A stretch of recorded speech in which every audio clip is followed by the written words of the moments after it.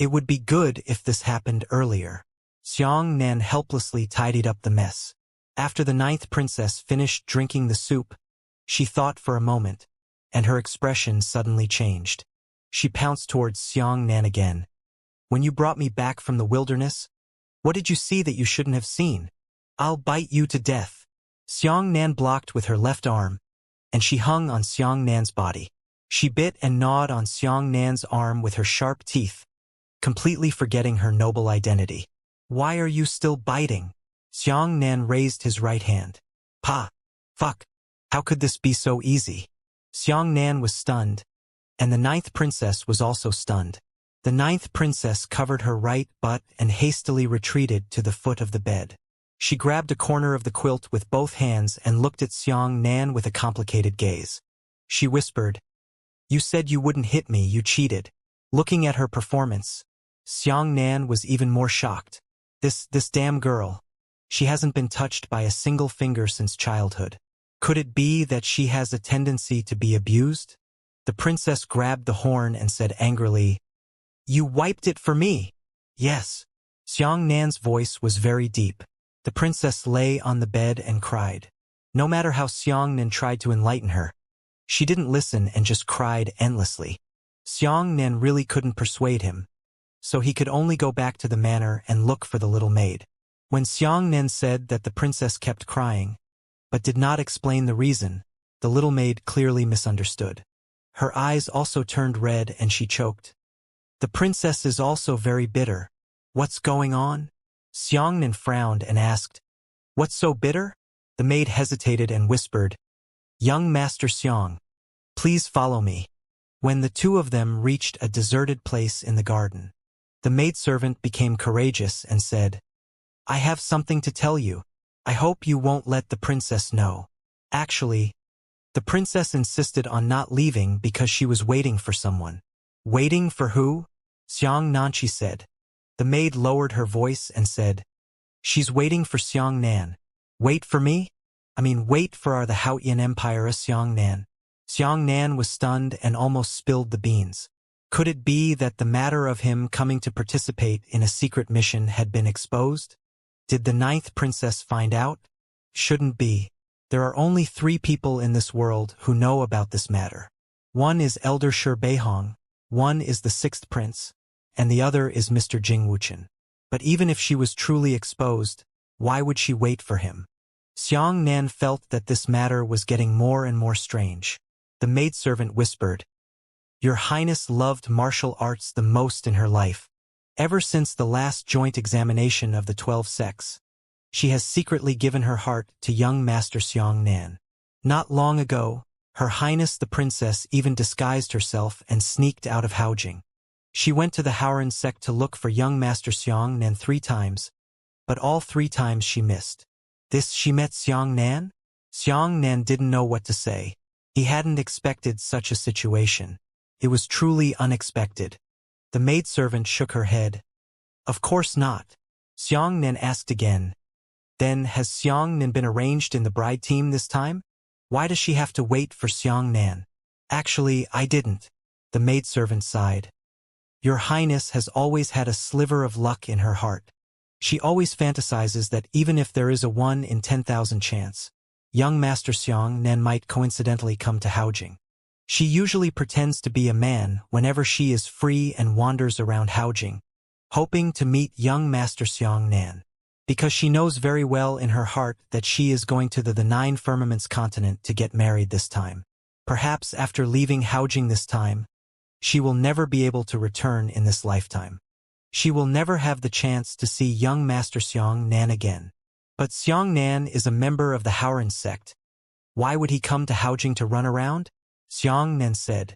The maidservant sighed. Either the princess is pitiful. Oh, look at my mouth.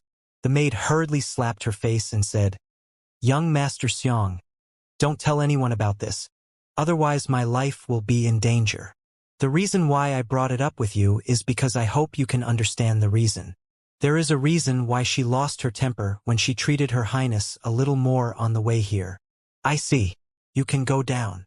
Xianxia waved his hand. Yes. The maidservant bowed. Young Fuan Hao. This servant has left. Xianxia stood in the garden with conflicted thoughts. She refused to leave because of herself.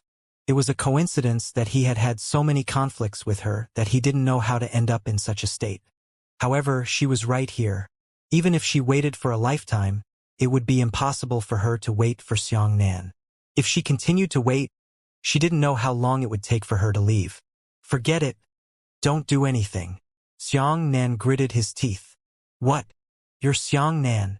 The ninth princess widened her eyes and looked at Xianxia. That's right, it's me. Xianxia nodded and said, Princess, let's hurry up and set off. I really can't afford to delay. Seeing that the sect battle will start in 5 months, I wonder how long it will take for us to return from this trip to the 9 heavens. Chi, the ninth princess, curled her lips in disdain. If you were Xianxia, I would be Su Kaiyue. Who are you lying to? I'm really Xianxia. Xianxia frowned. The ninth princess said, Although I have never seen Xianxia before, I know that he is only 1.7 meters tall. You 2 meters tall and want to impersonate Xianxia.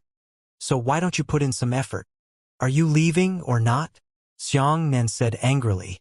If you don't leave, then you won't leave. The ninth princess raised her chin and said, I won't leave until I reach Xianxia. Xianxia waved his hand and said, Say one more thing. The ninth princess was so frightened that she retreated to the corner of the bed. Let's go tomorrow. Don't hit me. Girls can't be spanked casually.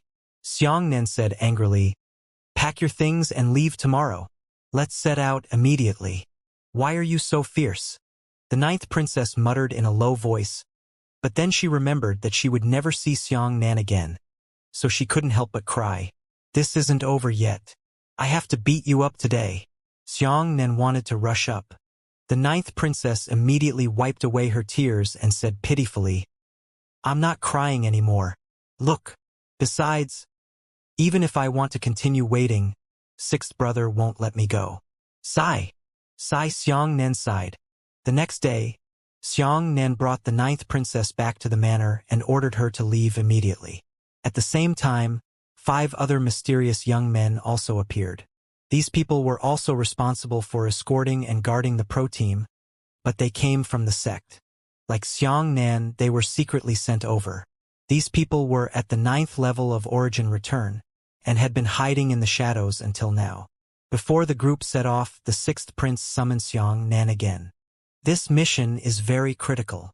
The 6th prince looked deeply at Xianxia and said, The first 2 trips failed, but if we fail this time, it will really be too late.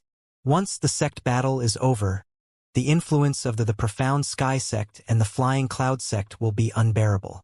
Xianxia, do you understand the importance of this? Understood. Xianxia nodded. 6th prince, please rest assured. Even if I am shattered, I will send the 9th princess to the 9 firmaments empire. You don't need to shatter your body. The 6th prince patted Xianxia's shoulder and said, I want to live. 9th sister, if the mission really fails, you must bring her back to me unharmed. No matter what price you pay. Xianxia, in addition to the personal mission, I have an independent mission for you. The 6th prince took out 2 items. One was a sheepskin map and the other was a book. And this book was the Golden Body Unbreakable manuscript that Xianxia brought back. The 6th prince spread out the map and said, There are tens of millions of miles between the Blue Tide continent and the 9 firmaments continent. Originally, the fastest way would be to use the official teleportation array to arrive directly. But now, the profound sky sect and the flying cloud sect have already controlled half of the 9 firmaments continent, and their power has already vaguely surpassed that of the 9 firmaments empire. If we go directly to the 9 firmaments official teleportation array, it would be equivalent to a sheep entering a tiger's mouth. Yes, disciple understands. Xianxia nodded. There was only one empire in the 9 firmaments continent, the 9 firmaments empire. In the past, the Sky Profound sect and the Flying Cloud sect had assisted the 9 firmaments empire in unifying the entire 9 firmaments, but now, the situation was very different from before. The ambitions of these 2 first-rate sects were too great, and Zhouxiao Empire was about to become a puppet regime. So this time you have to hurry on your own. The sixth prince pointed at the map and said, "Look, you have to use the Heavenly Burial Continent, the Red Moon Continent, and the Red Earth Continent as the springboards for 3 consecutive jumps through the official teleportation portal. You have to change the way caravans fly on the Red Earth Continent and enter the 9 Firmaments Continent on your own. At present, the forces of the 8 great sects are distributed as follows. The strongest Heavenly Profound sect and the second strongest Flying Cloud sect are united by an iron rod and are in a hostile state against us. At the same time, my 8th strongest Haoran sect has confirmed its friends as the Azure Underworld sect of the Red Earth Continent and the Starsea sect of the Ocean Continent. The other 3 sects, the Profound Nether sect of the 6th Heavenly Burial Continent, the Divine Feathers sect of the 7th Red Moon Continent, and the Primordial Chaos sect of the 4th Glacier Continent, are still neutral. These 3 first-rate sects are currently observing the situation, and they have already shown some intention. They are very likely to join the Profound Sky sect." Xianxia muttered to himself, "The 6th prince wants me to send the golden body unbreakable to these 3 sects and rope them in?" The 6th prince nodded in admiration and said, "That's what I meant. Even if we can't make these 3 sects friends, we must at least let them remain neutral. We must not let them take the lead in submitting to the Profound Sky sect. If they submit to the Profound Sky sect in advance, then even if we obtain good results in the upcoming sect battle, we will no longer be able to recover from our defeat. You know, the half-demon body has changed the structure of the martial world, pushing the martial world of our time to the peak of history. A martial artist with the body of a half-demon can be considered the strongest martial artist in the history of more than 300,000 years." Xianxia said, "Therefore, there are only 2 choices for the martial artists of our martial origin calendar right now. Either they submit to the Profound Sky sect and accept demonic transformation, or they will be eliminated from the tide of history. This is a very simple multiple-choice question. Do you want to demonize?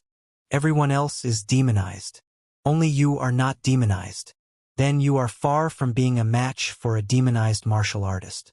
Even if a dozen of you join forces, you will not be able to defeat a martial artist at the same level as a demonized martial artist. In that case, if the 3 neutral sects did not accept demonization, their status as first-rate sects would become empty talk." The 6th prince said, "Elder Shi Beihong's intention is to let you obtain the first place in the sect battle before announcing that your golden body is indestructible. But from our empire's point of view, it's not wise to do so. If we wait until then, it will really be too late." "What do you mean?" Xianxia asked. The 6th prince smiled. He tore the book into 2 halves and said, "You will pass by the Azure Underworld sect and the Divine Feathers sect and teach them the incantation of the first 4 levels of the golden body unbreakable. As long as we let them taste the sweetness, they will naturally know what to do. At the very least, we have given them a 3rd option. After you have achieved good results in the sect battle, they will have to ask us for the last 3 levels of the incantation. After all, not everyone wants to become something that is neither human nor demonic. If they have a choice, everyone is willing to be human. The prince is holy." Xianxia praised sincerely. The prince said, "This mission cannot be leaked out. Just in case, the princess cannot even know about it." That same sentence. You are the best candidate for the mission of recruiting the sect. At the same time, you are also the worst candidate. Do you understand what I mean? Disciple understands. Xianxia cupped his fists and said, "Disciple will never put the princess in danger because of her status." The 6th prince happily patted Xianxia's shoulder and said, "Unbreakable golden body will give you an unparalleled merit. Escort and personal team will also give you a 2nd merit. Xianxia, let me ask you, what kind of reward do you want?" Originally, Xianxia wanted to say that he didn't want any rewards for his contributions to his country. But after thinking for a while, why would he? Since the Haoyan imperial clan could afford it, why didn't he want it? Disciple wants divine lightning. Xianxia thought for a moment, but still bravely said such a request. Divine lightning? Are you talking about world-devastating divine lightning? The sixth prince asked in surprise. Unfortunately, the Haotian Empire does not have such a thing. However, there is a treasure map of the world exterminating divine lightning hidden in our Royal Academy. If you complete 2 missions, I can give you this treasure map. Thank you so much. Xianxia was overjoyed. He did not have much hope. Divine lightning wasn't something that could be obtained with power and influence. It was all due to luck. But he hadn't expected the royal family to actually have a treasure map of divine lightning. If he could obtain that treasure map, he would be able to obtain the thunder source of the third divine thunder in his life. Xianxia, you're a talent. I have to admit that. The sixth prince placed his hand on Xianxia's shoulder. This action meant that there was a very ambiguous signal that the sixth prince was signaling Xianxia again. The sixth prince said, "When you return to Haotian after completing all the missions, come to Haojing. I hope to have a talent like you. I hope that you can be someone I can trust. I hope even more that you can be my right-hand man." This sentence was undoubtedly a signal for anyone to ascend to the heavens in one step. However, Xianxia hesitated. He thought for a moment and said, "Prince, let this disciple consider this matter. All right, I've already told you everything you need to tell me. You can go." The sixth prince smiled and nodded. After Xianxia left, the smile on the sixth prince's face gradually dissipated. He kicked over the tables and chairs and said angrily, "He still refuses to submit to me. Kaiwe. Kaiwe, you two are really hard to deal with. However, I believe that there is no talent in this world that I cannot recruit. Xianxia, you are mine. You must be mine. You only belong to me. Someone." Yes. A silhouette quietly appeared beside the sixth prince. It was none other than Mr. Wuxia. The sixth prince said, "You should personally make a trip to Bluestone City and give orders to the governments at all levels to cooperate fully with the development of the Xiang clan and give them the most generous official support." The sixth prince clenched his fists and said, "I want Xianxia to know how good I am to him.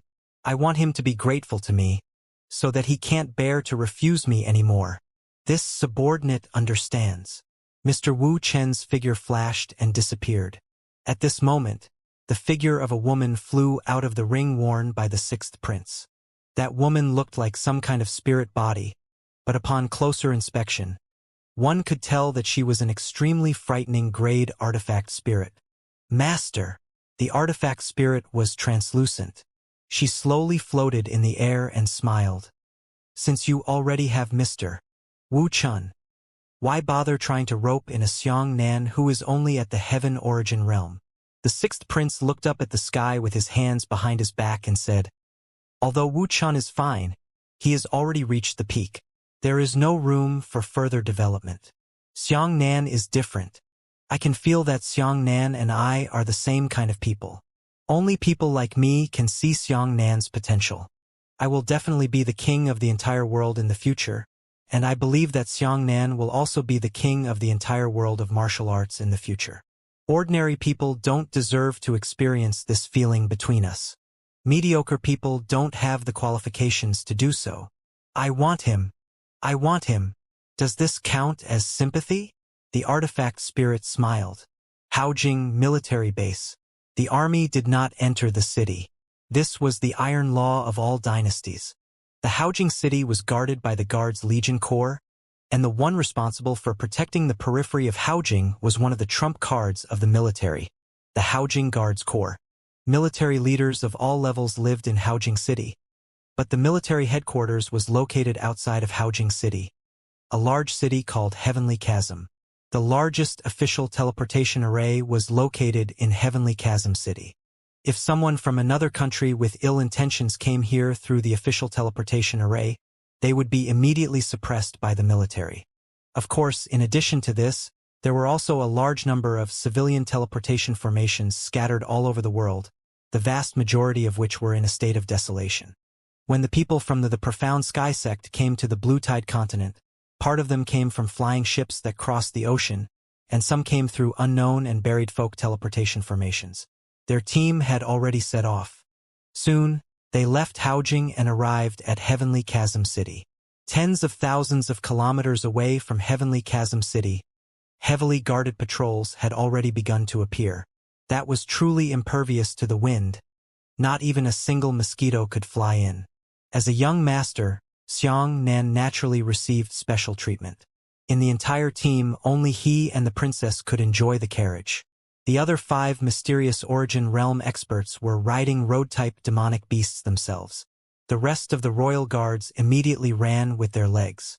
Inside the carriage, Xianxia was quietly flipping through the books he wanted to collect, but in his heart, he was thinking about something else.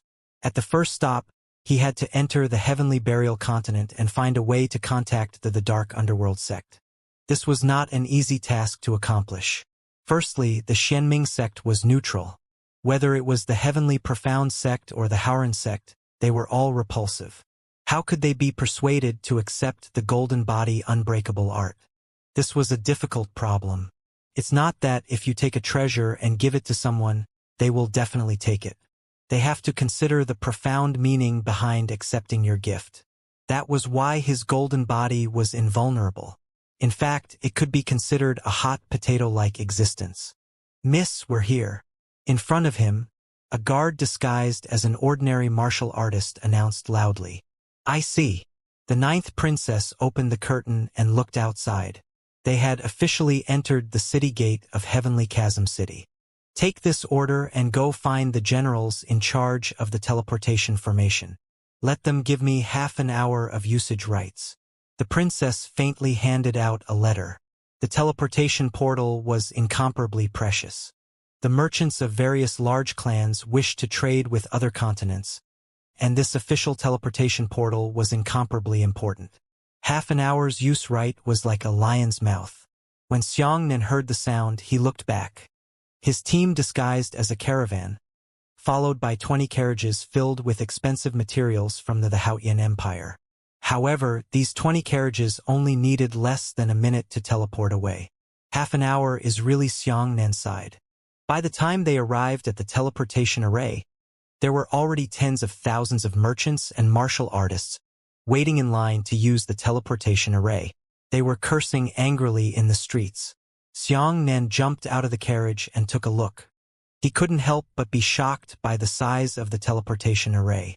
There were 16 main teleportation arrays in Heavenly Chasm City, each leading to different continental plates. Occasionally, there would be hundreds of small teleportation arrays that could be used for more detailed teleportation. As for the main teleportation formations, each of them had a diameter of nearly 1,000 meters. To set up such a magnificent formation, even Xianxia couldn't ask himself, "Who are you? Why aren't you queuing up? Let's make way for you." One of the clan generals couldn't help but shout when Xianxia and the others were about to set foot on the Heavenly Burial Continent's teleportation portal. The 9th princess glanced at the shouting general and said, "Open your mouth." Just as he finished speaking, one of the 5 mysterious origin realm martial artists, who were in charge of escorting the group, suddenly flashed out. Immediately after, a loud slap came from the face, sending the generals of the commercial clans flying. Attack! The scene fell into chaos. First, the other generals of the clan rushed forward and surrounded the princess team. Immediately after, the other warriors of the clan, who were already very dissatisfied, also gathered around to ask for an explanation. Seeing this scene, Xianxia felt as if his lungs were going to explode with anger. You were supposed to jump in line, but in the end you still wanted to hit someone. What, you want to rebel? The 9th princess's expression turned cold. As long as she waved her hand, the soldiers of Heavenly Chasm City would be able to capture all the troublemakers at once. At this moment, the princess had indeed raised her right hand. Xianxia walked to the princess' carriage with a cold face and whispered, "Miss, pay attention to your identity." "What happened to my identity?" The 9th princess glared coldly at Xianxia. "This bunch of unruly people actually dared to speak disrespectfully to me. If I don't teach them a lesson today, I won't be able to swallow this breath." Xianxia whispered, "Official business is of utmost importance." The 9th princess shouted, "I am on official business." Xianxia took a deep breath and said, "Is your butt itchy?" The ninth princess's expression changed slightly, and she hurriedly said, "I can't stop making trouble. Why do you want to hit people so easily?" All right. You go apologize to them. We need to hurry." The hitting, mysterious martial artist was stunned. He could only bow and apologize to the beaten general angrily. At this time, the military also stepped forward to make adjustments, so this small disturbance could be considered over. "Let's go." The princess waved her hand and the entire convoy stepped onto the teleportation array. Following a bright light from the teleportation array, the convoy disappeared. When it appeared again, the sky was already raining, and the convoy that was close to it had appeared in an unfamiliar military city.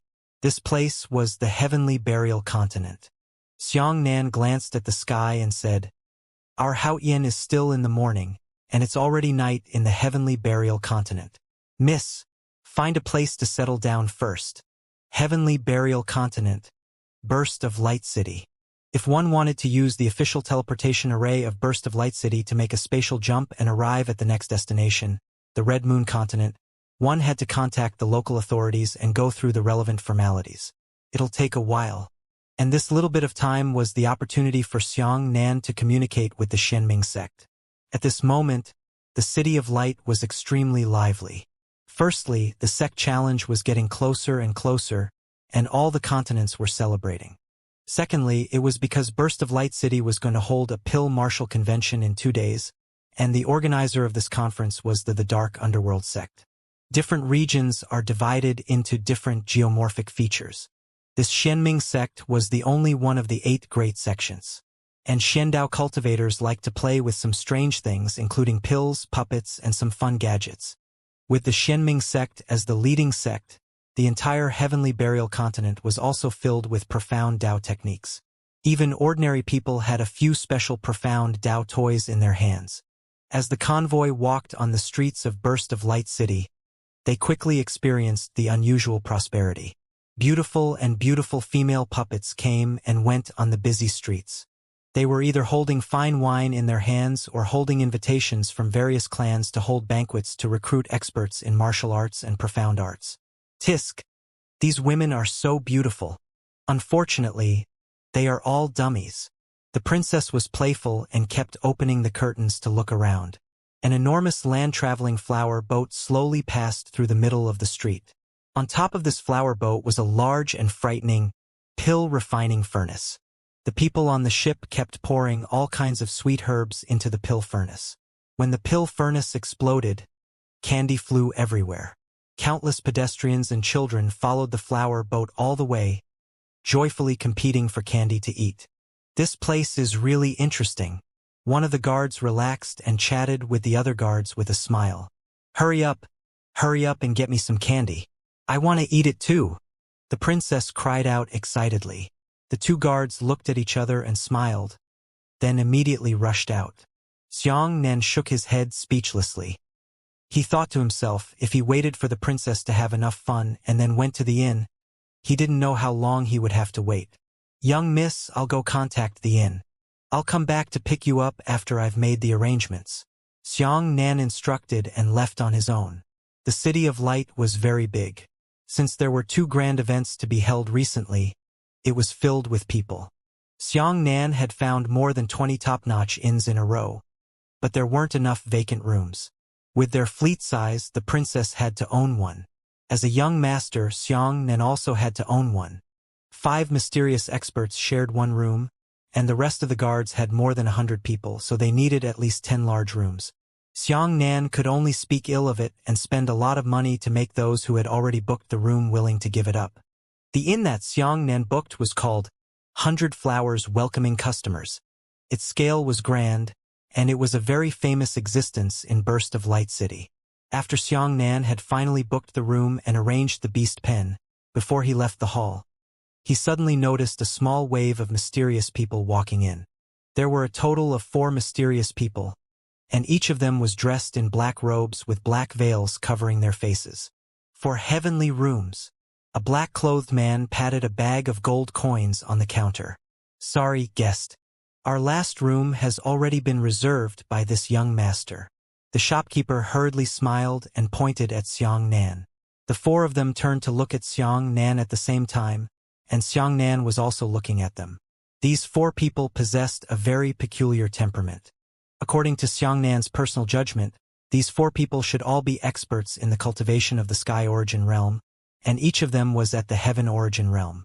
Just by looking at the profound Tao fluctuations on their bodies, their profound Tao paradox technique attainments were all above Mo Rushi's. "Young man, can you spare 4 rooms for us?" A black-robed man walked over and placed his hand on Xianxia's shoulder. In an instant, a bizarre and strange technique penetrated Xianxia's shoulder and rushed into his mind. Originally, this wasn't a big deal and could be discussed easily. However, the moment that person spoke, he attempted to control Xianxia's thoughts with a strange technique. This caused the smile on Xianxia's face to immediately disappear, and he sneered in his heart. "Sorry, the room I booked is also very tight. I can't let it out." Xianxia placed his left hand on the back of the black-robed man's hand. An incredibly powerful force of lightning instantly pierced through the man's body. The white lightning turned into a sharp sword and directly pressed against the man's heart. "What do you think?" Xianxia smiled faintly. The man's expression changed drastically. He hastily retracted his right hand and cupped his fists. "So he's a fellow cultivator. I'm sorry, let's go." After saying that, the black-robed man hurriedly left the inn. However, his 3 companions did not agree. A black-robed woman sneered as she walked over and said, "There's no hurry. I'll talk to my little brother." Xianxia put his arms around his shoulders and smiled. "Enough is enough. Don't force me to make a move. Tisk, you're young, but you're so angry." The black-robed woman smiled faintly. She tilted her head slightly, and a pair of eyes as beautiful as stars met Xianxia's. In an instant, Xianxia felt that everything around him was rapidly moving away from him. Not long after, Xianxia suddenly appeared in an empty white world. The sky here was white and the ground was white as well. Other than the heavens and the earth, there was nothing else, only that beautiful woman. This Xianxia was shocked. This was the first time he had encountered such a powerful trick. The woman smiled and waved her hand at Xianxia. She made a goodbye gesture and disappeared. In the bustling inn, Xianxia stood quietly beside the counter. His pupils dilated and he didn't move at all, just like a stone sculpture. The black-robed woman smiled and said, "It's done, white ghost." The first black-robed man to probe Xianxia lowered his voice and said, "This person's martial arts is extraordinary. How can you be so careless and offend a strong enemy?" The woman nicknamed White Ghost smiled and said, "What are you afraid of? I trapped him in a prison and guaranteed that he would spend his life in a fool. How would he know who we are? Forget it, this place isn't suitable for you to stay for long. It's better to leave now." The black-robed man shook his head and left with his 3 companions. "Guest, guest." The shopkeeper kept waving his hand in front of Xianxia, but he couldn't wake Xianxia up. At this moment, the shopkeeper had probably guessed what had happened. He was born in Burst of Light City and had a shallow understanding of the mysterious Tao. He was afraid that Xianxia had been struck by some powerful strange technique and would not be able to wake up. The white world. Xianxia wasn't panicking, nor was he stupid enough to bombard the world. He knew that in this situation, his soul had been sealed in a special domain. The shopkeeper was also very helpless. He couldn't allow Xianxia, a living person, to stay here for the rest of his life. "Second son, prepare a carriage and send this young master to the Dark Underworld sect to see if the people of the Dark Underworld sect are willing to save him. If we save him, then we've done a good deed. If the Dark Underworld sect doesn't want to interfere, then leave this person in the wilderness and die on his own. Sigh. This young master is really reckless. He can't offend anyone. He must offend the cultivators of the profound Tao." The shopkeeper shook his head and continued to lower his head to settle the accounts. The waiter prepared the carriage and pulled Xianxia off into the distance. The Azure Underworld sect was located at the peak of Burst of Light City. It was a mountain peak that had been forcefully lifted up into the sky with powerful profound Tao power. Regardless of whether it was daytime or night, this mountain peak was always floating above Burst of Light City, emitting a faint radiance. The white world. Xianxia had already used his lightning photoelectric eyes to see where the array eyes of this white world were. It was not difficult to break through this strange technique. However, after using the lightning photoelectric eye, he could also feel what was happening in the real world. This waiter wants to send me to the dark underworld sect. Saves me a lot of trouble. Why don't you just continue to maintain this state? After sending Xianxia to the bottom of the dark underworld sect, the waiter passed through a light staircase and carried Xianxia all the way up the mountain. Who is it? At the foot of the Azure Underworld sect's mountain, 2 disciples blocked their way. The waiter hurriedly smiled apologetically. A guest was struck by the mysterious Dao technique and was unable to wake up. Our shopkeeper asked if he could ask your sect for help.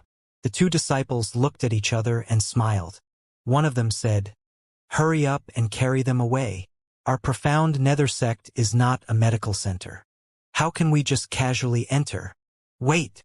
Another disciple suddenly realized that Xianxia's condition was very unusual.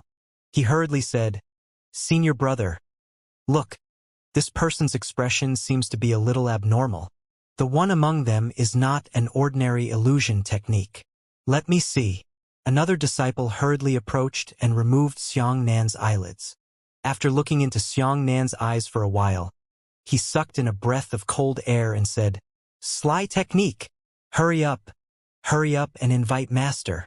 This brat's trick is most likely set up by our enemies." Later, a dazzling light came from the top of the mountain. The dazzling light landed on Xianxia and directly lured Xianxia away. Within a magnificent palace in the Azure Underworld sect, a white-haired old man waved his hand and said, "Bring it up." The 2 disciples placed Xianxia in the middle of the palace. The old man walked down and observed Xianxia's condition. He frowned and said, "Sure enough, this child's trick is one of the classic methods of drawing the ground into prison. It is one of our enemy's classic methods. Wait for me to wake him up." As he spoke, the old man removed the seal with both his hands and extended his fingers, wanting to point between Xianxia's eyebrows. "No need." Xianxia's pupils suddenly shrank back. He smiled and said, "Thank you, senior, for your kind help. This junior has already come out." Ah! Above the hall, the disciples were all stunned. The old man was also slightly shocked as he said, "Who exactly are you?" A disciple shouted, "Trick! Our enemy must have done this on purpose. This brat must be a disciple of the ghost sect." Many Xianming sect disciples immediately surrounded Xianxia.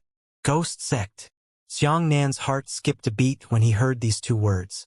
The ghost sect was a side branch of the Flying Cloud sect, and its members were all profound Dao experts. In his previous life, Xianxia had a good relationship with the Flying Cloud sect, so he knew that this mysterious ghost sect existed. However, the Xiandao cultivators of the ghost sect generally had strange temperaments and did not like to associate with outsiders. Therefore, Xianxia was not particularly familiar with them. He only knew that ghost sect disciples' profound Dao attainments were among the best in the entire world of martial arts. "Senior, there's been a misunderstanding." Xianxia cupped his fists at the old man and said, "In terms of seniority, perhaps I should call you martial uncle. You are." The old man did not suspect that Xianxia was a member of the ghost sect, because he could tell that Xianxia had a majestic and righteous temperament. Xianxia lowered his voice and said to the old man alone, "Junior Tsonglan continent, Haoran sect, Xianxia." "Oh!" The old man's expression suddenly softened and he whispered, "Are you Xianxia? All right, all of you leave." The old man waved his hand and chased the disciples out of the hall, leaving only himself and Xianxia behind. The old man sat back down and said, "The disciples of the Haoran sect are not cultivating in the Blue Tide continent. They are preparing to participate in the sect challenge. What are they doing in our heavenly burial continent?" Xianxia reported his intentions and presented the first 4 layers of the Golden Body Unbreakable formula. The old man pondered for a while and said, "The Nature sect and the Haotian Empire have good intentions. Our Xianming sect is grateful. You can go back. We can't take this martial skill." Xianxia frowned and said, "Senior, The Profound Sky sect is clearly going to attack the Xianming sect. Why should you fight independently? The old man replied, You're only doing this because you want our Xianming sect to submit to the Haotian Empire. But for us, what's the difference between submitting to the Heavenly Profound sect and submitting to the Haotian Empire? Xianxia said, The Profound Sky sect has to do more than make you submit. They want to annex them. Xianxia raised his head and said, At the very least, if you cooperate with us, we will not control the will of the Dark Underworld sect, nor will we override you. The old man shook his head. That's just your own wild guess. Furthermore, what ability do you have to convince us that after cooperating with you, we will not be swallowed up by the Profound Sky sect? Your Haoran sect is only the 8th strongest sect. As he spoke, the old man weighed the book and said, This book can indeed deal with demonic bodies, but it is not helpful to martial artists above the Heaven Scryer stage. I want to see more than sincerity. More importantly, your potential. Then how can you be sure of our potential? Xianxia asked. The old man smiled and said, It's very simple. If you can represent our Xianming sect and defeat the disciples of the Ghost sect in the Pill Marshal meeting in 2 days, then I will consider your suggestion. If you don't have this kind of ability, there's no reason for me to believe you. Disciple understands. Xianxia nodded and said, In 2 days, I will come again to ask for an audience. After leaving the Dark Underworld sect, Xiangxia's heart was heavy. Who would have thought that the Flying Cloud sect would reach out to the Xianming sect so quickly? They wanted to knock on the Xianming sect in advance to make the Xianming sect retreat in the face of difficulties. Fortunately, he caught up with this matter and drove the Ghost sect back with his hand. The Pill Marshal meeting was actually a competition between profound Dao techniques. Usually, this kind of contest would be divided into 3 directions: pill refining, artifact refining, and magical confrontation. Of these 3, the first 2 were Xianxia's best. As for the magical confrontation, Xianxia was also very confident. With lightning photoelectric eyes, it shouldn't be a problem for him. By the time Xianxia found the princess team, the princess had already started to fight. On the streets, the pedestrians formed a large circle, while the princess and a young martial artist were fighting in the middle of the crowd. Many of the guards were terrified, afraid that the princess would encounter any misfortune. Xianxia was so angry that his hair was almost standing up when he saw this scene. This 9th princess was too outrageous. She is a member of the royal family, yet she actually fights with commoners in the streets. If this gets out, where is my Haotian's face? The princess's opponent was a young man. He was at the 7th level of origin return, 1 level lower than the princess. As the 2 of them fought, the spectators cheered endlessly. Why don't you stop me?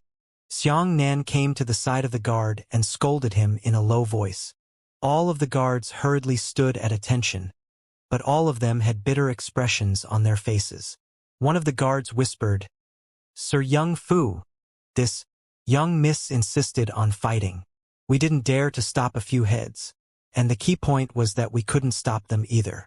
Xianxia sighed. He knew the duties of these guards and could not disobey the princess' orders.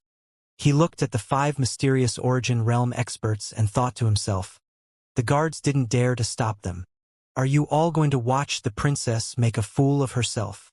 As a result, the 5 so-called origin realm experts all crossed their shoulders with arrogant expressions. They glanced at Xianxia indifferently and looked at Xianxia with disdain. Hey, this move is beautiful, but it's not the right time. The 9th princess jumped up and grabbed the man's shoulder with her left hand, throwing him away. The man landed on the ground and pointed at the 9th princess. 2 strands of yuan qi quickly shot towards the princess. The princess slashed her hands and drew a small whirling shield. The shield kept spinning the yuan qi and sending the man's yuan qi finger flying. The man's expression changed slightly and he laughed loudly.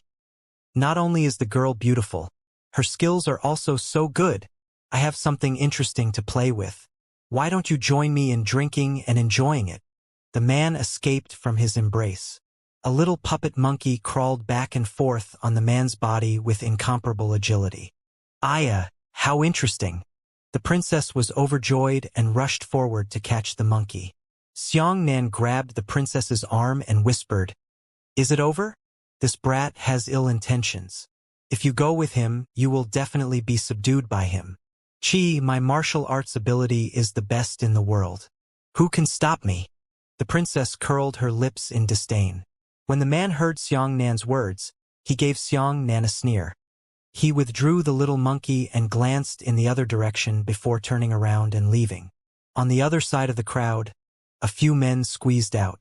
As they pushed the crowd, they approached the ninth princess. These people were all holding something in their hands. They didn't know what it was, but all of it quietly approached the princess. The 5 mysterious origin realm experts finally exchanged glances. The 5 of them quietly circled around and quickly attacked together, knocking those malicious fellows to the ground. The princess clapped her hands happily and pointed at Xiangnan. "Look at him, then look at you. Ah, you are a 2-meter-tall man, yet you don't even have any martial arts attainments. What use do I want you for?" Xiangnan was too lazy to argue with her and said, "Let's go. I've arranged the inn." At the same time, he thought to himself. It seemed that the 5 of them had some strength in their hands. With them around, he would feel much more at ease. After returning to the inn, the shopkeeper greeted Xiangnan happily. "Young master, are you all right?" "It's fine now. Thank you, shopkeeper, for your kindness." Xiangnan took out 10 gold coins and put them on the counter. "This is my little token of appreciation." "Ah, young master, you're too polite." The shopkeeper happily accepted the gold coins with a smile on his face. "What's okay?" The princess' face suddenly came over from behind Xiangnan. Xiangnan said, "Nothing much. I encountered a little trouble earlier. Thanks to the shopkeeper's rescue." The princess immediately laughed mockingly. "Trash, what a trash!" When the princess was eating in the hall, the more she thought about it, the angrier she became. She suddenly stood up and pointed at Xiangnan. "Xiangru, come to my room." Xiangnan shook his head helplessly and could only follow. The remaining guards looked at Xiangnan with sympathetic expressions. The 5 mysterious experts exchanged glances, and one of them said, "I don't understand why we should arrange for a useless trash to protect Miss Jiang." "Don't say that," another person said in a strange tone. "I have a 3rd-level origin returning realm." "Ah, ha ha ha ha." Everyone burst into laughter. The guards were a little unhappy.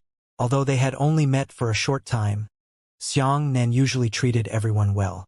Although he was a noble young master, he was willing to be together with the guards and be called brothers. However, these 5 so-called origin returning experts had their eyes above their heads. They were never disdainful of talking to anyone. They were just talking to each other. He clearly didn't take everyone seriously. Heavenly room. As soon as Xiangnan entered the room, the princess whistled over. She twisted Xiangnan to the ground and slapped Xiangnan's butt. "I want you to hit me. I want you to hit me. You can take advantage of me when I'm completely powerless from laxatives. Look, I won't teach you a lesson. Let go." Xiangnan did not dare to reveal his strength, so he could only pretend that he could not defeat the princess. He said anxiously, "Don't forget your identity. What are you doing now? Let go." "What is my identity?" The princess slapped Xiangnan's butt a second time and said happily, "When you hit me, you didn't care about my identity. Now that I hit you, you want me to worry about my identity. How could there be such a reason in the world? See if I don't bloom your butt." Pa, pa, pa, pa. After a fight, Xiangnan sat on the chair and glared at the princess angrily. The princess rubbed half of her butt and glared at Xiangnan resentfully. "Why? Didn't you attack lightly or heavily?" Xiangnan said earnestly, "Young miss, you have to learn to take in your temper. Soon you will become the emperor consort of the 9 Firmaments Empire. If this continues..." "Shut up." The princess was so angry that she shouted, "I am like this. I have always been like this since I was young. I forbid you to mention any imperial concubine." As she spoke, the princess lay on the bed and cried loudly. Xiangnan had never seen a princess like this before. He could only go over and comfort her.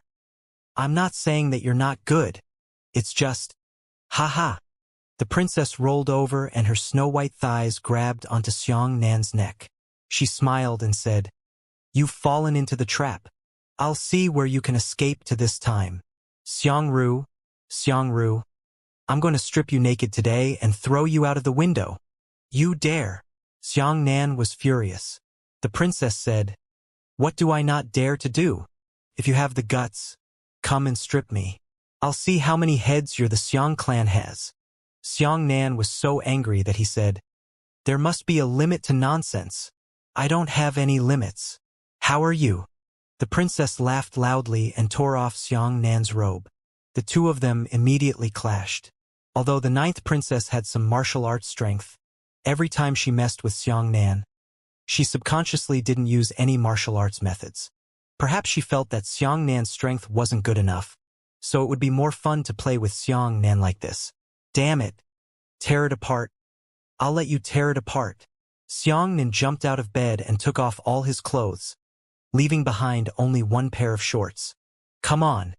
If you have the ability, tear this one up for me." Xiangnan had met everyone, but he had never met a princess like her. His former enemies were either vicious, sinister, or tyrannical, but Xiangnan ignored all of these enemies. However, Xiangnan really didn't know how to deal with such an annoying type of princess. The princess did not expect Xiangnan to suddenly do this. She stared at Xiangnan blankly. Her face suddenly flushed red and said, "Why are you so shameless?" Xiangnan said angrily, "You rascal, I am shameless, just in time." The princess said angrily, "Who told you to be so incompetent? You say you are a big man, tall and strong, but you have no future. You insist on teaching people to read. Do you still want to lose face? My Haoyan men are all strong. Which one of them doesn't take martial arts as their first target? But look at you." Xiangnan simply hugged his shoulders and said, "I'm like this. I just don't have the backbone. I only teach people to read all my life. If you like to read, you can read. If you don't like to read, you can ignore me. All right, you stinking brat. You're cheating on me, aren't you?" The princess tore off her clothes, leaving behind only her personal underwear. "You're crazy." Xiangnan's eyes widened. "You're so noble. You actually dare to do this." The princess grabbed Xiangnan and walked out. "Let's go out like this. I want to see if those 5 experts will kill you." Bang! Bang! The knock on the door suddenly occurred to him. The princess hurriedly pulled Xiangnan against the door and made a silent gesture to Xiangnan. "Miss, the documents we submitted have been returned. Let's go through the formalities tomorrow." "Look!" Xiangnan struggled gently. He only wore a pair of shorts, and the princess had almost taken them off. It was truly indecent for the two of them to be entangled together. But the princess thought that Xiangnan was going to act rashly. She was so frightened that she hurriedly wrapped her thigh around Xiangnan's waist and whispered, "If you dare to ruin my reputation, I'll let you join the 9 races. Pa!" Xiangnan slapped the princess on the butt and said coldly, "If you threaten my family again, I will kill you, you stinking girl."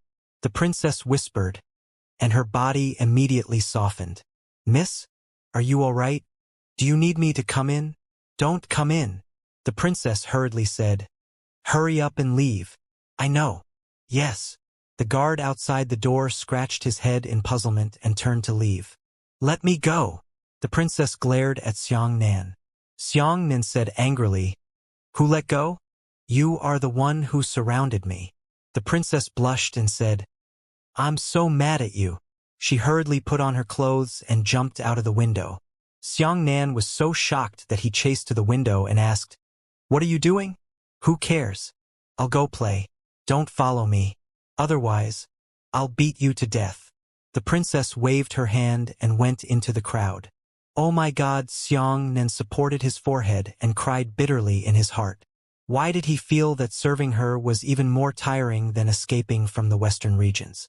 Xiangnan was helpless and could only quickly put on his clothes and quietly follow him out. In order to prevent the princess from playing tricks on him, Xiangnan could only follow her from afar and not let her find out. The next day at dusk, Xianxia went to the dark underworld sect alone. At this moment, the entire Xianming sect was nervous. The disciples from the ghost sect had high profound Tao attainments and were very difficult to deal with. Tomorrow is the Pill Martial meeting. If the disciples of the Xianming sect fail, they will lose face in the entire heavenly burial continent. The profound nether sect elder knew of Xianxia's identity, so he was lucky enough to arrange a fake identity for a profound nether sect disciple to participate in the Pill Martial meeting together. Xianxia. When there was no one around, the old man said to Xianxia, "It will be up to you tomorrow. If all the disciples of our sect fail, you will also fail. Take back this golden, unbreakable incantation obediently. Don't bring it up again. Don't worry, I will do my best." Xianxia nodded. The next day, the entire city was shaken. Countless people came to the divine arena to watch the Pill Martial convention. The sacrificial platform was a huge platform for sacrificing gods.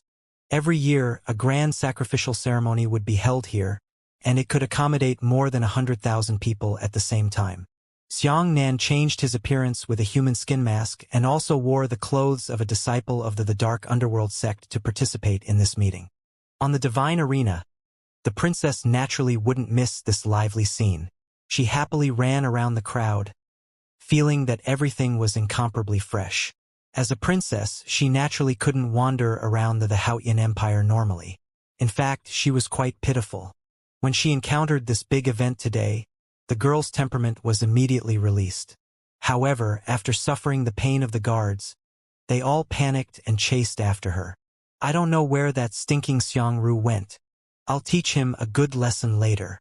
The princess pursed her lips and said discontentedly.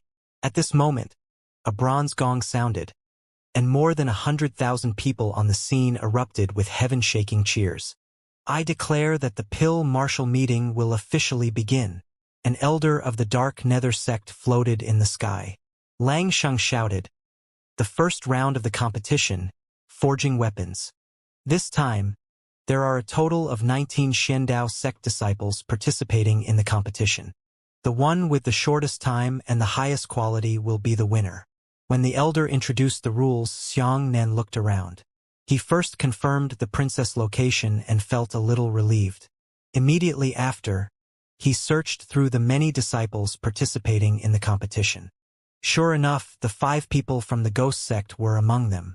It was unknown if it was a coincidence, or if they really sensed something. The black-robed woman who had locked onto Xianxia's divine soul with painting the earth as prison also looked towards Xianxia, just in time to meet Xianxia's gaze. A puzzled expression suddenly appeared on the woman's face. "All right, cut the crap." The woman frowned and shouted, "Don't say so many polite words. This time, our ghost sect came here to smash the Xianming sect's signboard. If anyone is unconvinced, just let them come. Why are you talking so much nonsense?" Her loud shout immediately attracted the attention of countless spectators. "Ghost sect? This is bad. They are here to provoke us. If our Xianming sect fails, wouldn't it be embarrassing?" The Xianming sect elder coldly looked at the woman and said, "The rules of the first round are as follows. All participating disciples need to refine a beginner earth weapon within 3 hours. Whoever consumes the shortest amount of time and has the best quality will win." 3 hours. The entire arena let out a cold breath. Wasn't this too difficult? Even the disciples of the Xianming sect twitched their mouths at this time limit, but they had no choice but to force it. "Haha, 3 hours? Is that all you can do?" The black-robed woman smiled disdainfully. "I will refine it for you in 2 hours. Tisk, boast." The princess curled her lips. "All right, the forging materials are already in your hands. I declare that the first round of the forging competition will officially begin." As the elder gave the order, the entire arena became boiling with excitement. Xianxia flipped through the list in his hand. The refining materials he had obtained required refining a beginner earth weapon. That was a sword. While the other participating disciples were hurriedly preparing, Xianxia had already flipped through the list and put all the refining materials into the furnace. When everyone started to look through the list, Xianxia was already on fire, and the furnace started to burn. The Cosmos fire-controlling technique was a world-famous, half-gourd technique. When everyone started to throw the materials into the furnace and prepare to start forging, Xianxia slapped the furnace and a sharp sword soared into the sky. The sharp sword was burned to a fiery red, emitting rainbow-colored light. At this moment, the entire arena was completely silent. Sigh, my martial arts level has increased by so much. I didn't expect that my forging speed would also increase.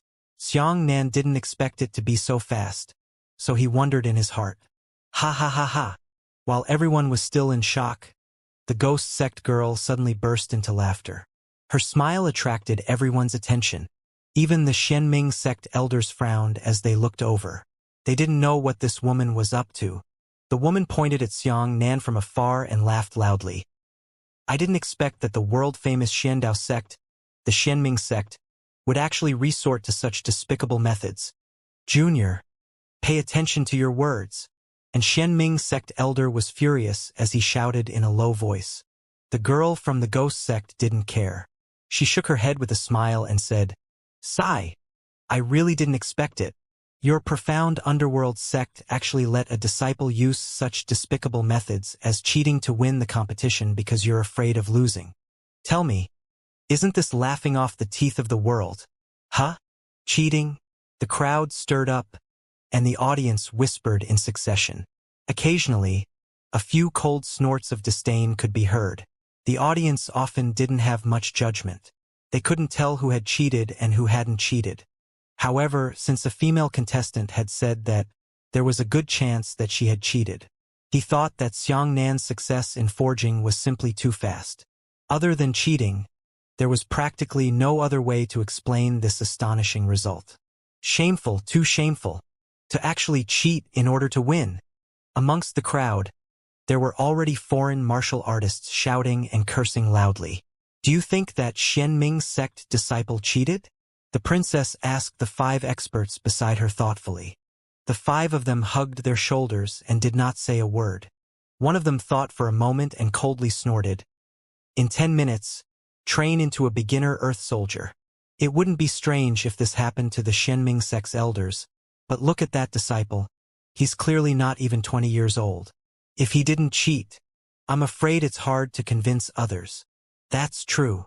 The princess nodded in agreement. At this time, an elder from the dark underworld sect stood out.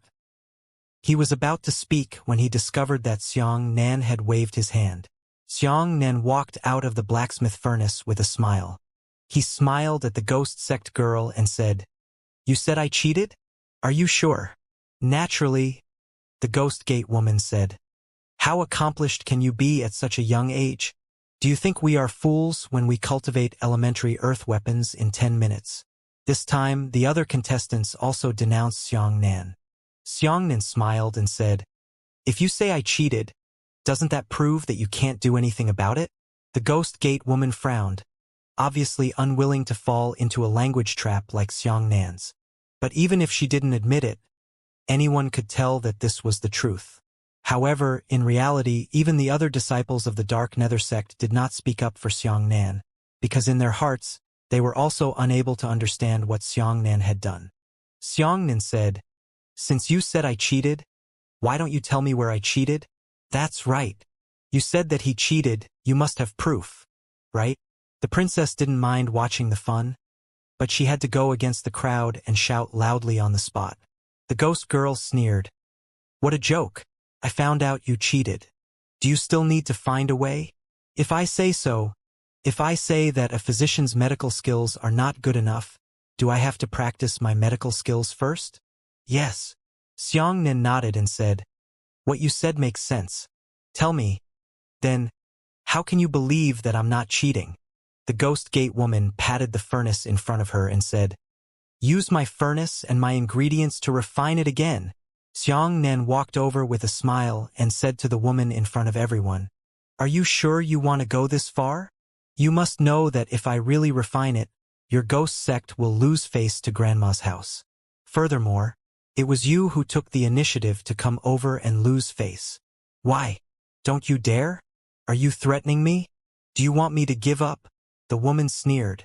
Are you sure you want me to do it again? Xianxia smiled and asked again. The woman frowned. Hurry up and start. Cut the crap. Refining. Quickly refine. The profound nether sect is the backbone of our heavenly burial continent. Quickly prove it to outsiders. That's right. Our Xianming sect can't afford to lose this person. Hurry up and refine. The audience also shouted. All right, you asked for this. Xianxia looked deeply at the woman. Afterwards, he slapped his palm on the smelting furnace. The powerful Yuan Qi transformed into Yuan Qi flames through the cosmos fire controlling technique, filling the smelting furnace with Yuan Qi in an instant. At this moment, countless pairs of eyes were gathered on Xianxia's body. This was the first time that the Xianming sect's elders had begun to seriously observe Xianxia's actions. When an elder saw Xianxia's technique, his heart skipped a beat. He whispered to the elder beside him, Senior brother, do you think this kid's technique is Senior brother Half-Gourd's universe fire-controlling technique? The elder beside him had a solemn expression, but his tone was slightly trembling with excitement. That's right, it must be. I really didn't expect that this kid would actually grasp such an unfathomable fire control technique. Looks like the dark underworld sect will be saved this time. Let's look at the scene again.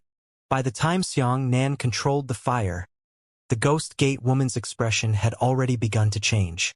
She was stunned, and her heart skipped a beat as she looked at Xianxia's divine ability to control fire. Holy shit, what kind of fire control technique is this kid? How could he be so profound and exquisite? What was the identity of Half-Gourd? Naturally, many juniors had never seen him refine pills personally, and not many had seen the Cosmos fire-controlling technique with their own eyes. The Ghost Gate woman only saw Xianxia's incomparably heaven-defying skill in forging weapons, but she could not see the path of the sect. This isn't right. 2 to 3 minutes later, an elder from the Dark Nether sect exclaimed. Although this child uses the Cosmos fire-controlling technique, his refining method is filled with an ancient charm. This refining method is completely different from Senior Brother Half-Gourd's. Another Xianming sect elder's face was filled with shock. This kind of artifact forging technique is truly unheard of. I have never seen it before. Xianxia's forging methods were inherited from 90,000 years ago.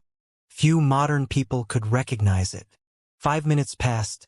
7 minutes passed. 9 minutes passed. Xianxia's eyes flashed with a bright light. He jumped up and slapped the smelting furnace. The top cover of the smelting furnace was lifted, and a sharp sword soared into the sky. 9 minutes. Xianxia broke the previous record. He actually managed to refine the beginner Earth soldier in a minute. The Ghost Gate woman's face was as pale as paper. Her entire body seemed to have been struck by lightning. She took 3 or 4 steps back in a row and looked at Xianxia with the gaze of a monster. In an instant, the audience applauded loudly. After the biggest doubt, the applause was even louder. Do you still have something to say now? Xianxia stretched out his hand and grabbed the burning sword in his hand. He then asked the Ghost Gate woman faintly. The Ghost Gate girl was speechless after being asked by Xianxia, and she wished she could find a crack in the ground. This was really a slap in the face when he lifted a rock and smashed himself in the foot. Good, good, good. The princess mixed in with the crowd, shouting loudly and even whistling twice. Ha ha! So powerful.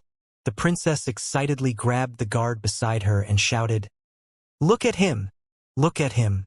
Why hasn't our empire produced such a talented person? However, the applause was too loud, and the princess' words were quickly drowned in the sound waves. Show your face. This was too much of a show. The local people of Burst of Light City felt extremely proud. At this pill martial meeting, the dark underworld sect had proved to the world that they were unshakable. However, only the Xianming sect elders knew what was going on. Their faces were filled with envy. An elder sighed with emotion. Senior Brother Half-Gourd is truly lucky to have such a miraculous disciple. Yeah, it's really enviable. Another elder shook his head, feeling bitter in his heart. Hey, that woman, what else do you have to say now? That's right. Didn't you say that he cheated? Now that people use your forging furnace and materials to forge weapons, what are you going to do? The crowd immediately followed suit. The girl from the ghost sect gnashed her teeth angrily. After a while, she sneered. My profound Dao technique is unpredictable. You only know how to forge weapons, and you're complacent. It must be known that this artifact forging is only a method within the profound Dao. Congratulations! Xianxia pointed at his nose and laughed loudly. It's like I insisted on acting. Didn't you ask me to do this on your own initiative? All right. The girl from the ghost sect was so angry that she couldn't say a word, and she didn't know how to retaliate. Half an hour has passed. Please hurry up. At this time, an elder reminded the contestants of the time before everyone reacted and hurriedly started forging. 3 hours later, the entire Pill Marshal meeting eliminated a total of 500 participating disciples, leaving only 200 or so. They barely managed to pass the exam. The 5 people from the ghost sect were indeed formidable. They finished forging in 2 hours, ranked closely behind Xianxia, and obtained terrifying results from 2nd to 6th place.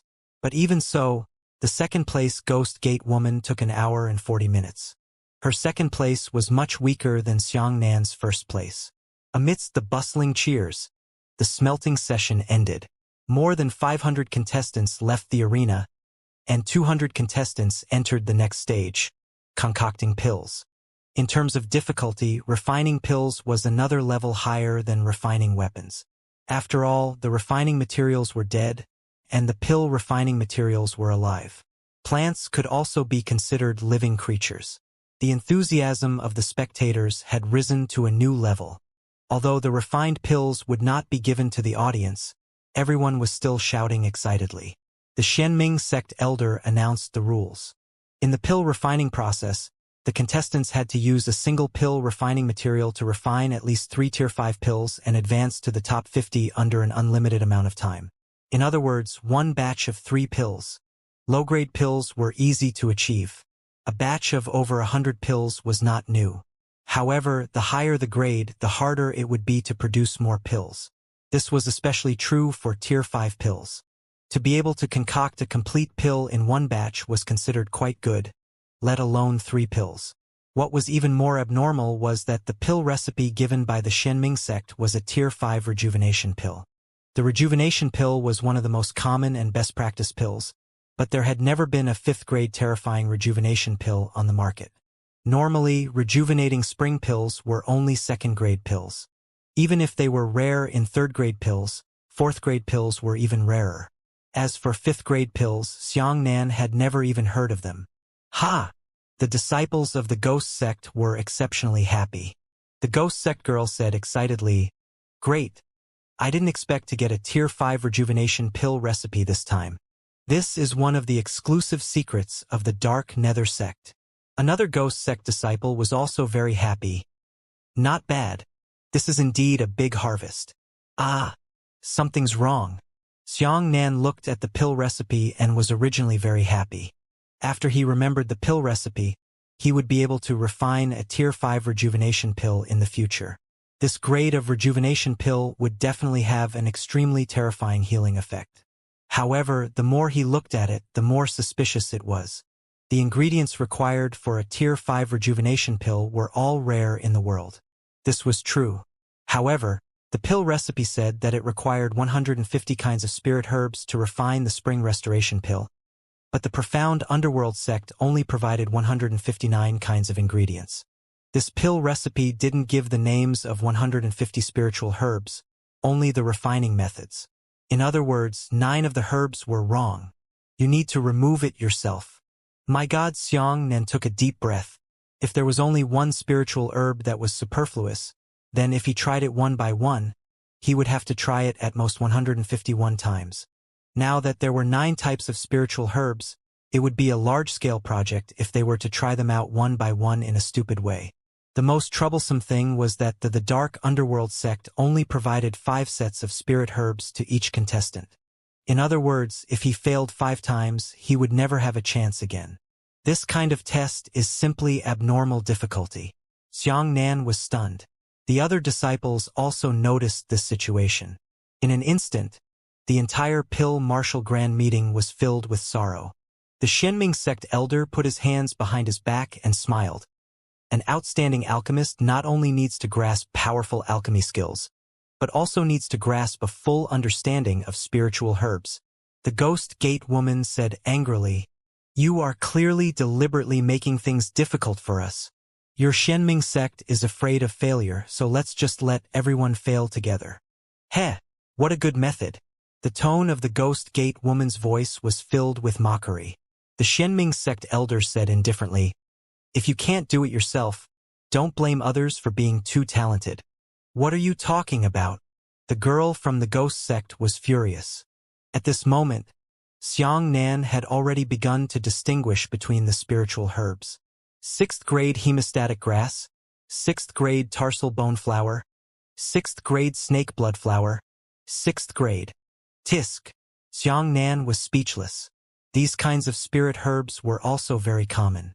They were sold on the market, but most of them were 1st or 2nd grade. If a 3rd grade spirit herb appeared, it would be very precious. But now, all of the spirit herbs he had obtained were of the 6th grade. In other words, these spirit herbs were at least 100,000 years old. The key is, how do we distinguish which spiritual herbs are right and which are wrong? Xianxia lowered his head and quietly displayed his lightning photoelectric eyes. Under his scrutiny, 159 types of spiritual herbs, all of them emanating spiritual energy. It turned out that all the spirit herbs were real, which increased the difficulty. Which of the 9 wrong herbs were they? Xianxia fell into deep thought.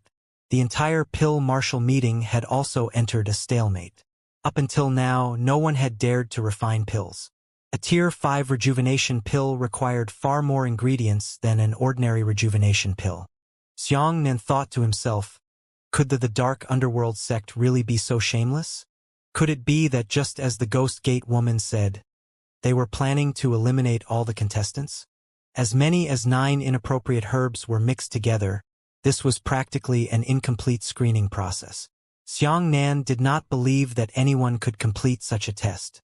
The crux of the matter was that these 159 types of spirit herbs were all beneficial to the human body, making it even more difficult for people to distinguish between them. Xianxia frowned and remained motionless.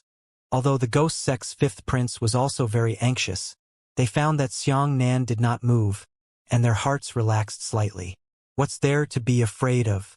At worst, if we fail together, as long as no one can complete the pill refinement, it can be considered acceptable.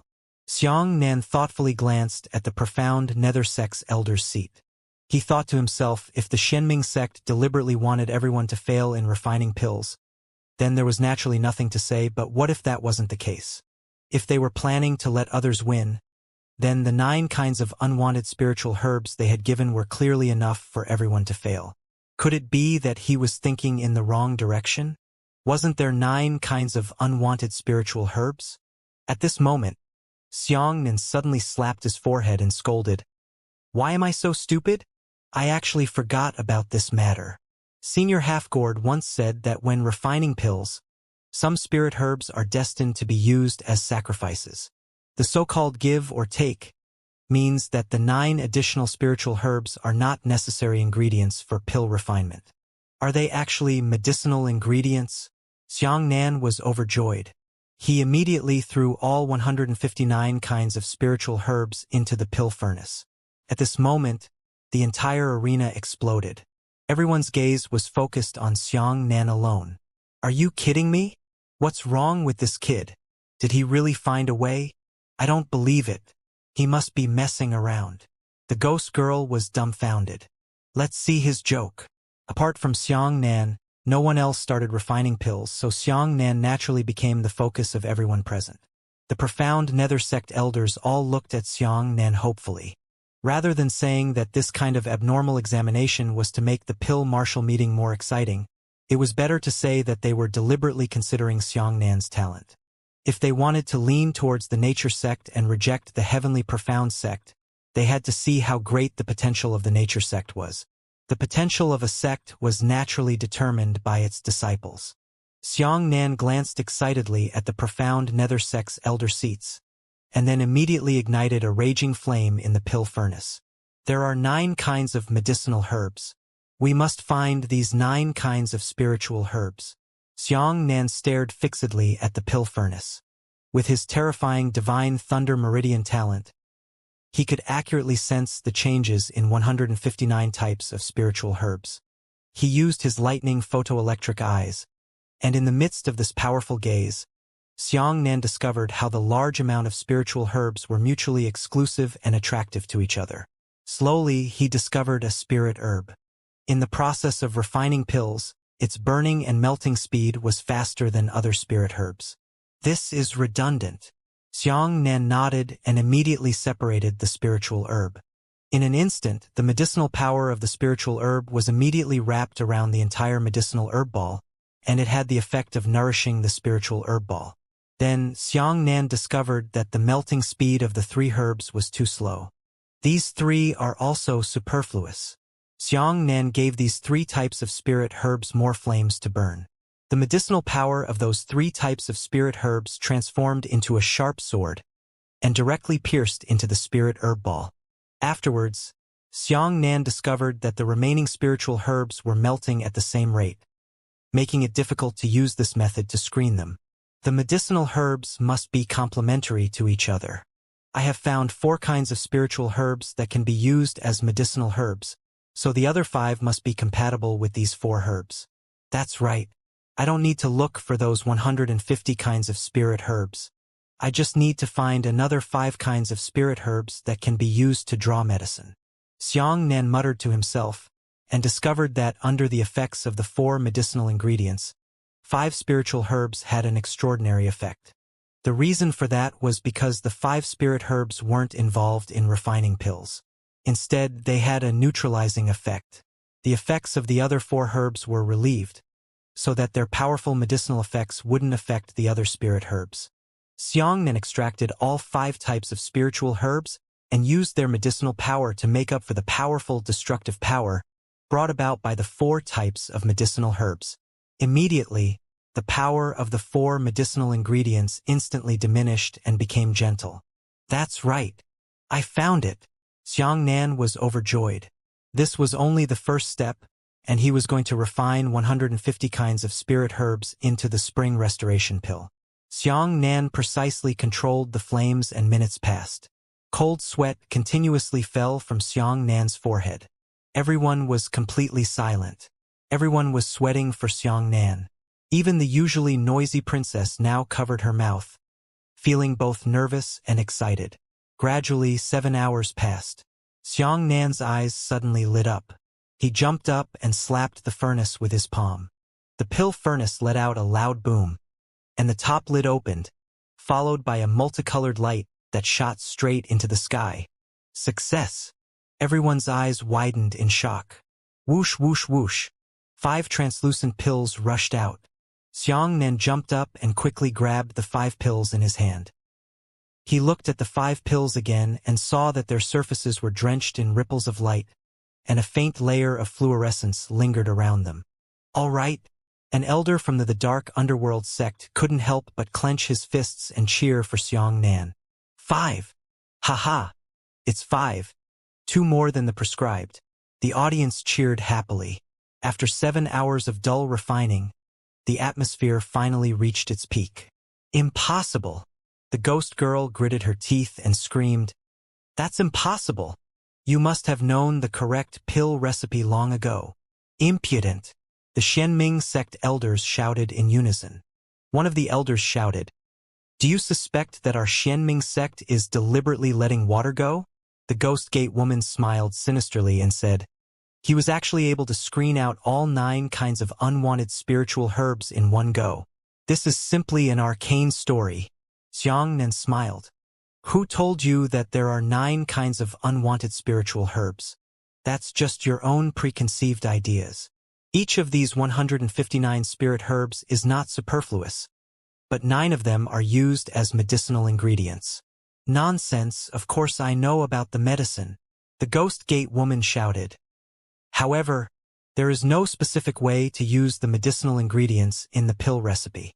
Xianxia smiled and said, because the medicinal introduction of the rejuvenation pill is directly used as part of pill refinement. Otherwise, how can you cultivate into a Tier 5 pill? I don't believe it. You must know which ones are medicinal ingredients. The ghost sect girl was unyielding. Xianxia said, "Do you want me to tell you how I distinguished the medicinal ingredients?"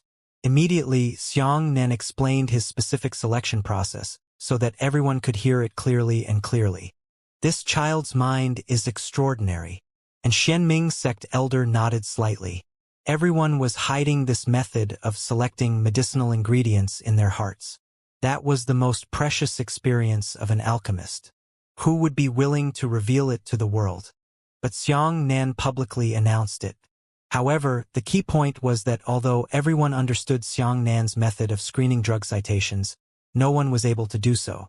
It's like a Tian Yuan martial artist telling a Gue Yuan martial artist how I fly, but a Gue Yuan martial artist still can't do it. Brilliant, truly brilliant. The princess clapped her hands excitedly. Although I don't know much about pill refining, I heard him say it in a good manner. It seems very reasonable. Do you have anything else to say? Xianxia smiled as he looked at the ghost gate woman. The ghost gate woman's face was red and she could not say a word. Anyone else want to try? The Xianming sect elder asked. The contestants immediately began to refine the pills. They followed the method Xianxia had mentioned and went to select the medicinal ingredients. However, the result was clearly unsatisfactory. Another 3 hours passed, and the 5 ghost sect disciples also gave up. If they continued to do so, they would only be even more embarrassed. On the spot, people began to give up incessantly. In the end, only Xianxia himself was the one who had truly completed the pill concoction. I declare that the winner of this round is our Xianming sect's Zhang Dong. The Xianming sect elder pointed at Xianxia. However, since Zhang Dong is the only one who wins this round of the exam, we can continue to hold the 3rd round as an exception in order to take care of our foreign friends from the profound Tao. When the audience heard this, they were all excited. Originally, he thought that there would be no need for the 3rd round of the exam, but he didn't expect that the Dark Underworld sect would give everyone another chance. The Xianming sect elder said, "However, the rules need to be changed. Only Zhang Dong wins, so he will accept the challenge as the arena master. All 200 participants in the 2nd round can challenge Zhang Dong, but Zhang Dong can only accept 5 challenges.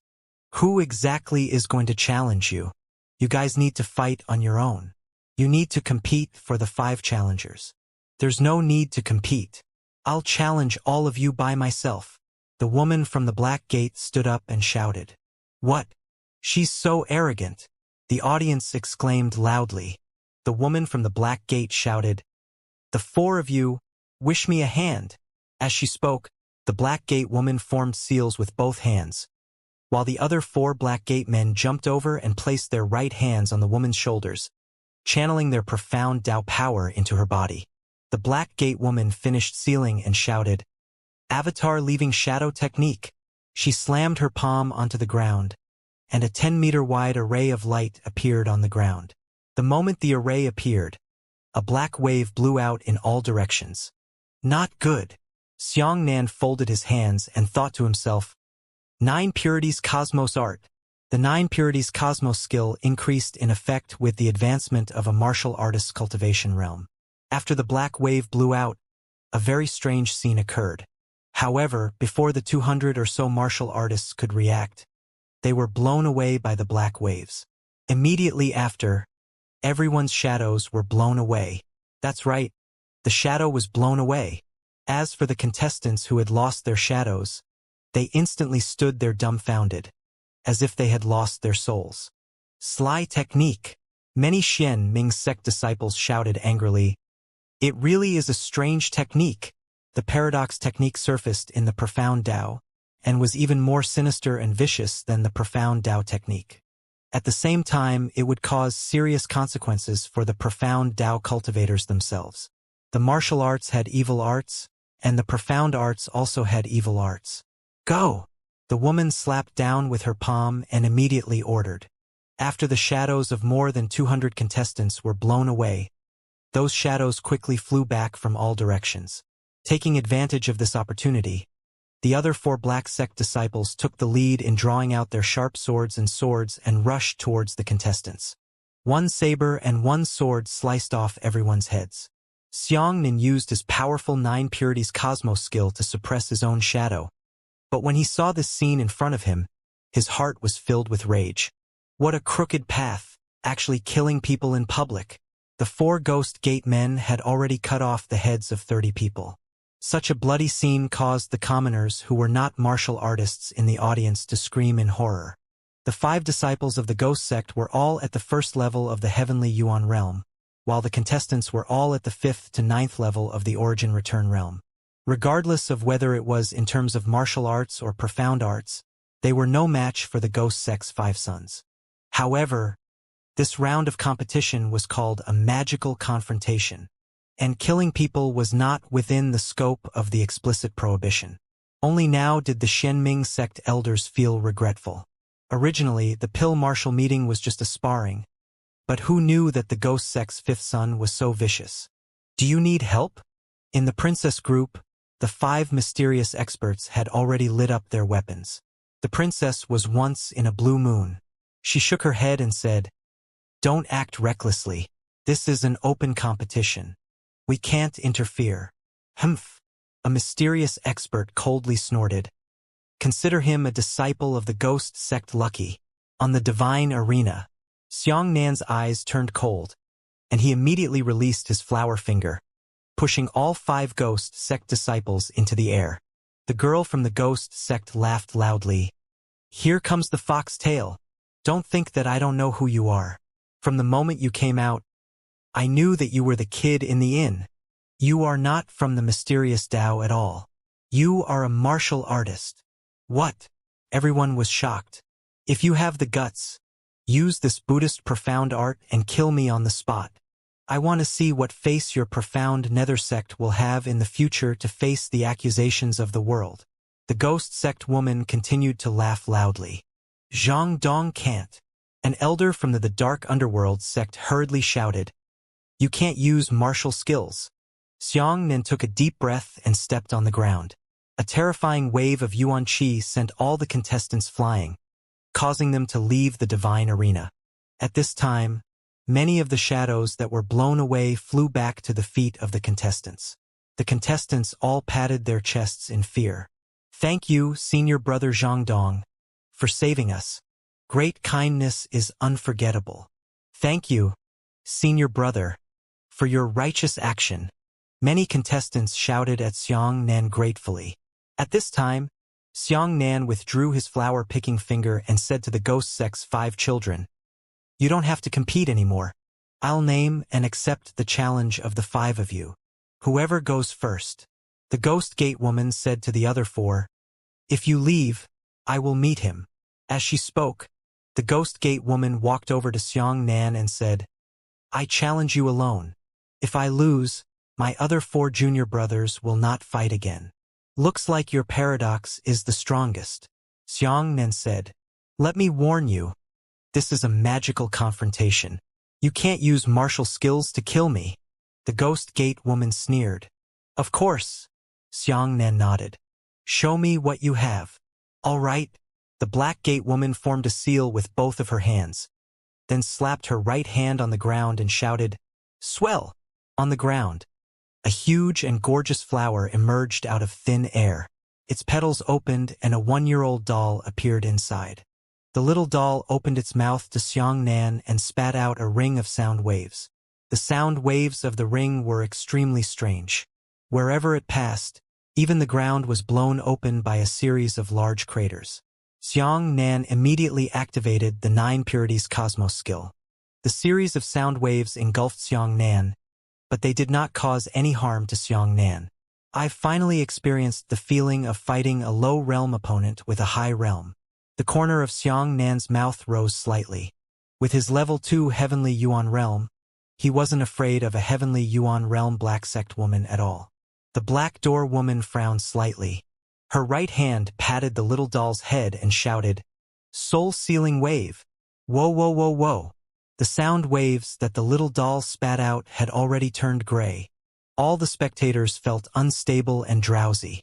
Before they could withstand the impact of the ring sound waves, they felt this way, not to mention Xiang Nan, who was enveloped by the sound waves. Xiang Nan continued to circulate the 9 purities cosmos skill, and his mind was still clear. What? The woman from the Black Gate was shocked. You actually managed to withstand my soul-sealing wave? Then let's try this move. The woman unsealed the seal with both hands and then slapped her palm on the ground. On the ground, a plant immediately grew, and on that plant bloomed birds. These birds were the fruits of plants. They broke free from the plants and flew towards Xiang Nan with their wings flapped. What the hell? The princess widened her eyes in surprise. She felt that today was a big eye-opener. The birds all had seeds in their mouths. When they flew above Xiang Nan, they released their mouths and threw the seeds towards Xiang Nan. Boom! When a seed landed on the ground, it immediately produced an astonishing explosion. The explosion pushed Xiang Nan back half a step, and countless seeds fell from the sky. Xiang Nan unsealed his hand and shouted, "How lightning!" Pooh! A mouthful of yuan qi sprayed out. A huge ball of lightning surged into the sky. The ball of lightning grew larger and larger, including all the seeds. It also smashed these seeds and numerous birds into the sky. You have 2 skills. The Black Gate woman unsealed the seal with both hands, and a ghost rose from her palm. The evil spirit suddenly turned into a 5-meter-tall figure and flew towards Xiang Nan.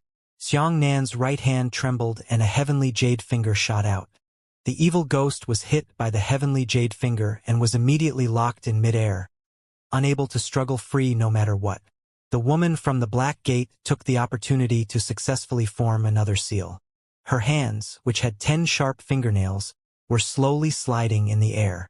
At the scene, an entire circle of exotic women appeared. These women's bodies emitted a faint light, dancing in an enchanting manner. At this moment, the entire audience revealed a dumbfounded expression, and they all danced along. Seal, an elder of the dark underworld sect, pointed at the divine consecration stage and quickly constructed a spirit formation. The barrier sealed off the sacred arena, allowing the surrounding audience to wake up. On the divine arena, Xiang Nan's 9 purities cosmos skill continued to circulate, and he was completely unbewitched by those women. Damn it! The Black Gate woman was furious. She quickly rushed forward and placed her right hand on Xiang Nan's shoulder. Xiang Nan knew this move, and it was precisely the painting the earth as a prison stance. Xiang Nan pushed the woman's arm away with his left hand and kicked her in the stomach, sending her flying. You use martial arts. The woman spat out a mouthful of blood and shouted angrily. What? Xiang Nan crossed his arms and said, If you put your hand on my shoulder, it won't be considered martial arts. If I kick you, it will be considered martial arts. The woman shouted angrily, Good! Good job! Today, I will let you die. The woman leapt into the air and used her right hand to condense the power of her divine soul. She quickly drew a huge formation diagram. The diagram floated in midair and slowly opened, turning into a pitch-black teleportation channel. Following that, hundreds of evil spirits emerged from the same path. Not good. She actually understands such a strange technique. The expressions of the Xianming sect elders changed drastically. Corrupt path, Xiang Nan shouted. He also jumped into the air and used his right hand to swiftly tap the jade scale finger on the ground. 36 heavenly spirit stars. Return to your positions. A complete heavenly dipper demon subduing array was formed. The hundreds of evil ghosts had just emerged from the ground and were crawling about in the air when they were suppressed by the heavenly dipper demon subduing array. These evil spirits were all severely weakened. Xiang Nan unsealed both his hands and spat out a bolt of lightning. All the evil spirits were instantly destroyed. The girl from the ghost sect was shocked. She had never even heard of the formation Xiang Nan had used before. The Xianming sect elders also sucked in a breath of cold air. What kind of formation is that? It's actually So Yang Lai. The heavenly dipper demon subduing array appeared on the 6th floor of the Demon Sea 180,000 years ago. Are you done? Xiang Nan glanced at the dumbstruck Black Gate woman and said, It's my turn. As he spoke, Xianxia quickly formed a seal and shouted, "Fallen thunder!" With a stroke of his hand, a bolt of lightning descended from the sky. Boom!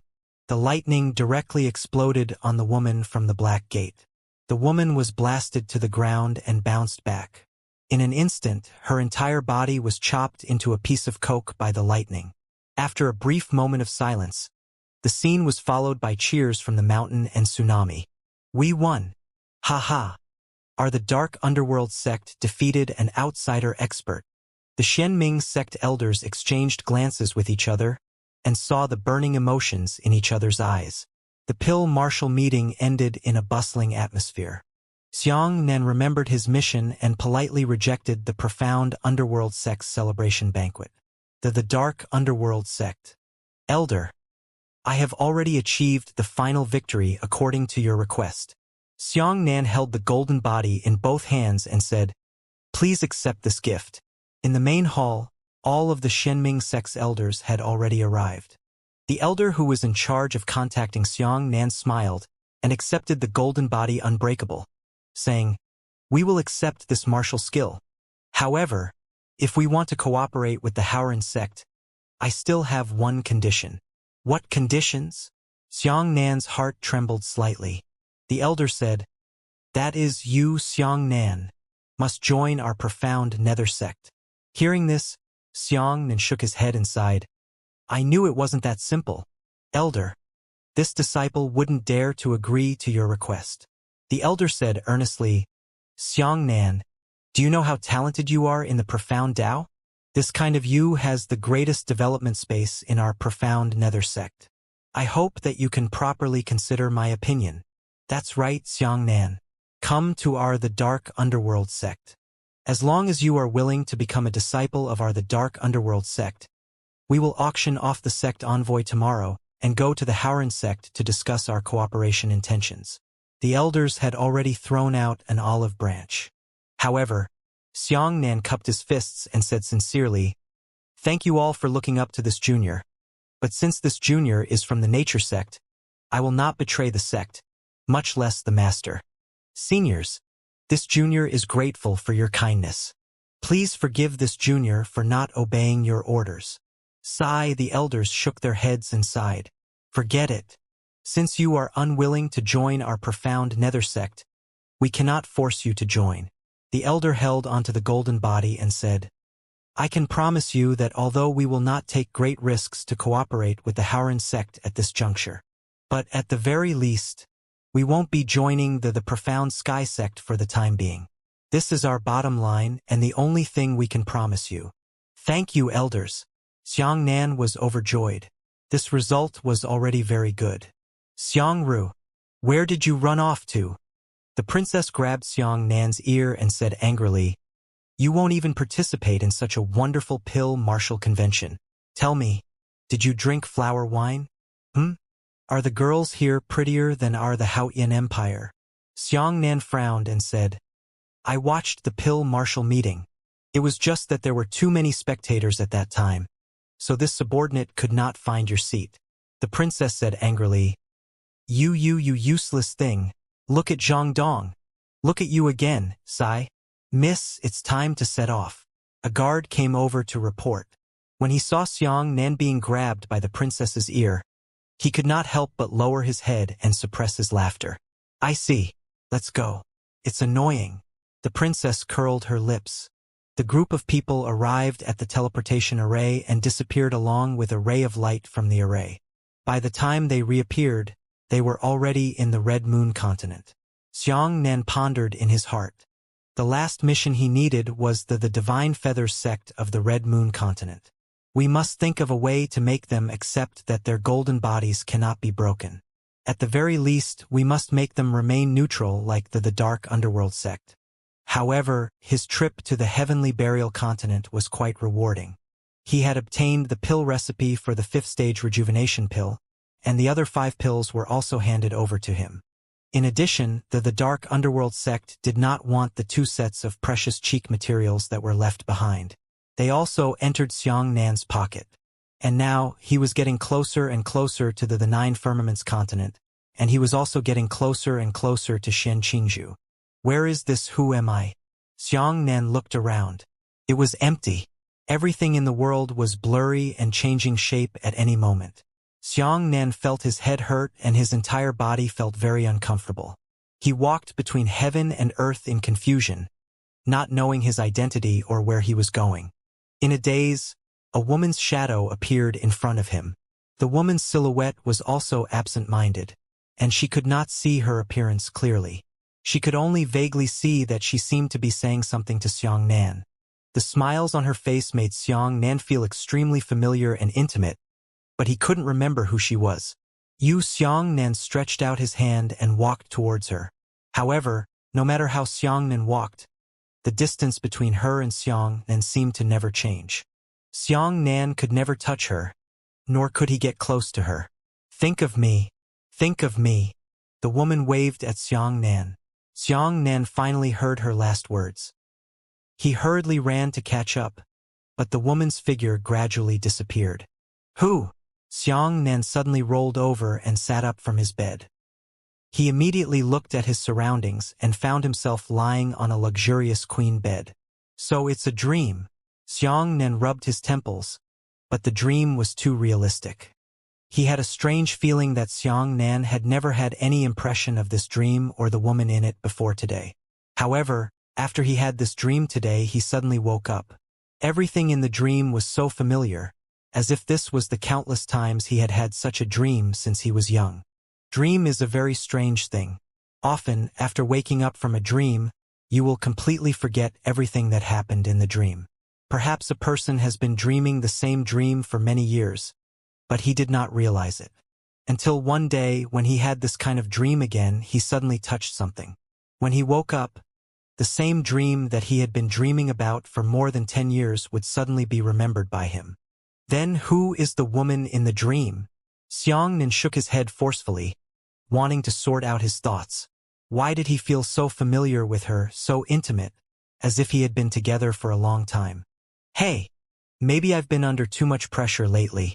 Why would I argue with a dream? Xiangnan shook his head with a bitter smile. He picked up a cup of cold tea and drank it all in one breath. However, that woman's shadow lingered in Xiangnan's mind. Xiangnan Chao glanced at the empty railing beside the bed and sighed. It seems that it has only been 2 months since we separated from the little bird. Why does it feel like so many years? I wonder how this little bastard is doing now. In a certain continent, a certain mountain, a certain palace. This palace was magnificent. Apart from a few golden pillars that supported the palace, it was also a small golden mountain. This small golden mountain occupied almost 2/3 of the palace's area. The entire palace was piled up with countless gold coins. There were countless colored gemstones on it, as well as various exquisitely crafted golden swords for viewing. Above the treasures lay a bird. The bird wore a small and exquisite robe. The robe was made of golden threads drawn from gold smelting. On the robe, there were many small gemstones that flashed like stars in the sky. The little bird lazily flapped its wings and drew a few gemstones to its chest.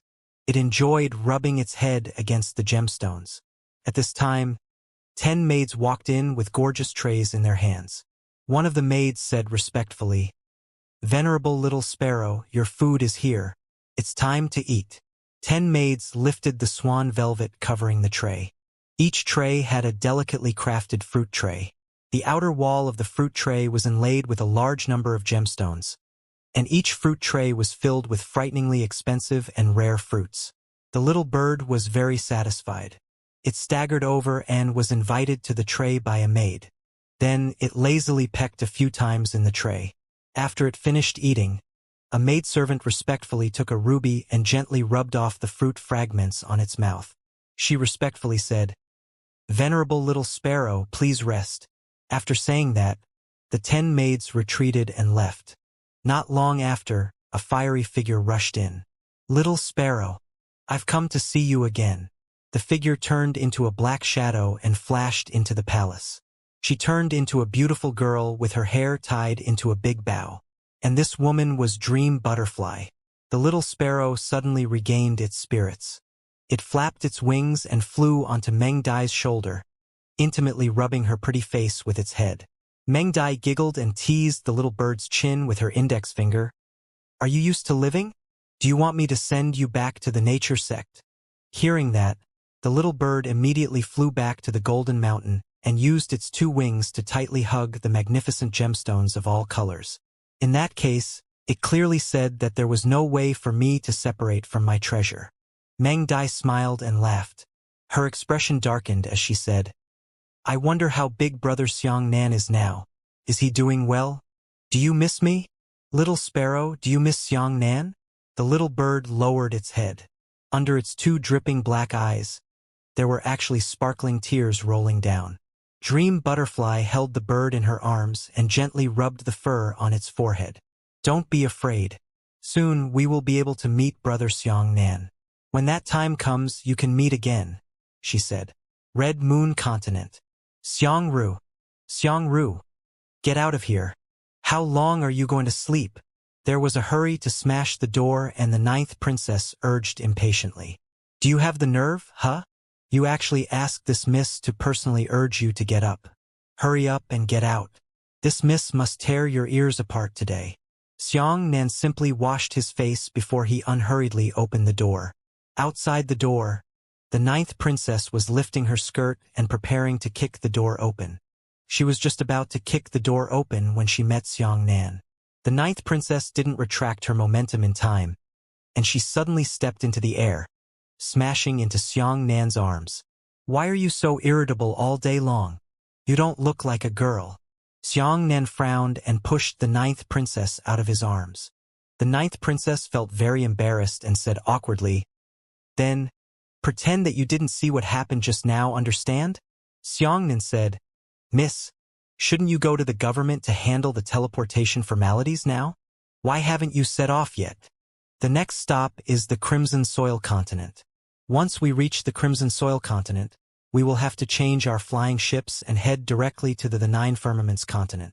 The 9th princess waved her hand impatiently. I know. What are you urging? I'm not in a hurry. Why are you in such a hurry? Let me ask you, have you heard of the Divine Feathers sect? Xiangnan's heart skipped a beat and he said, I've heard of it. The princess said excitedly, I heard that the Divine Feathers sect, one of the 8 great sects, is full of female disciples. Aren't you curious? Xiangnan thought to himself, Not good. Today, I'm going to the Divine Feathers sect to deliver the Golden Body Unbreakable Art. Could it be that the 9th princess was planning to go as well? Indeed, the 9th princess happily clapped her hands and said, I have never seen a sect composed entirely of women. Do you want to go and take a look? I have already decided to leave for the Divine Feathers sect today. Xiangnan hurriedly said, Miss, the schedule is urgent. You have nothing to do in the Divine Feathers sect. The 9th princess grabbed Xiangnan's ear and said, You are living so seriously and interesting, huh? Don't you know that there are many things that can be done besides office work? Then you guys go. I won't follow you. Xiangnan shook his head. He planned to find a way to sneak into the Divine Feathers sect and make contact with the Divine Feathers sect privately. Otherwise, he would not be able to reveal his identity to the Divine Feathers sect if the 9th princess followed him. No, everyone wants to go. Don't you dare to be lazy. The princess grabbed Xiangnan's ear and dragged him into the hall regardless of his opinion. Quickly let go. Pulling and pulling, what kind of manners? Xiangnan slapped off the princess' hand. The princess was so frightened that she hastily retracted her right hand and said angrily, You won't die if you pull it. Why are you angry? In the lobby of the inn, all the members of the team gathered together. After eating a simple meal, they headed towards the direction of the Divine Feathers sect. The Divine Feathers sect was one of the 8 great sects in the world.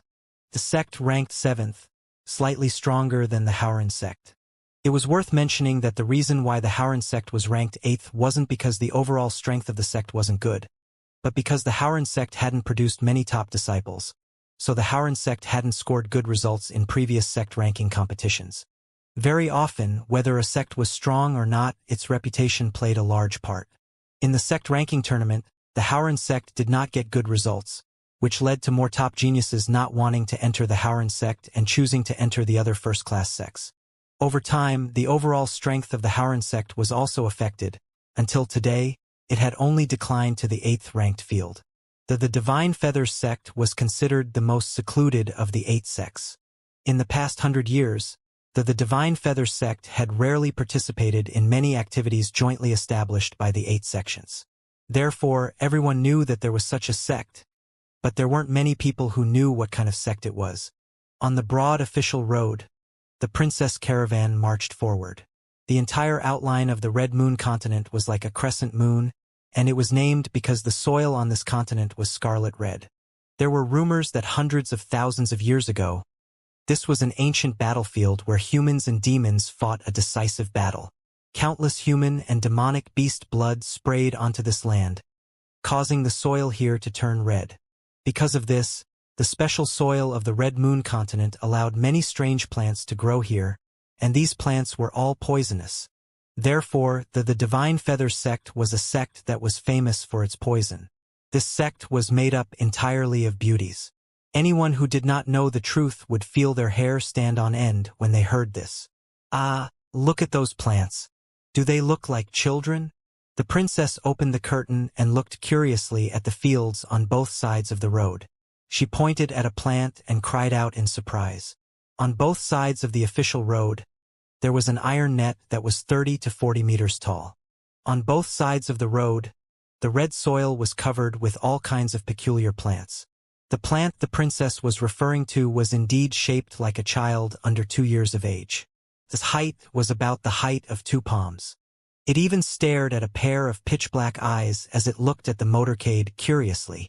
"Aya, stop! Stop!" the princess shouted.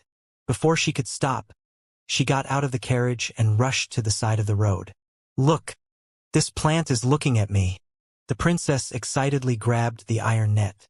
The child plant outside the iron net actually moved its fibrous roots and approached the princess.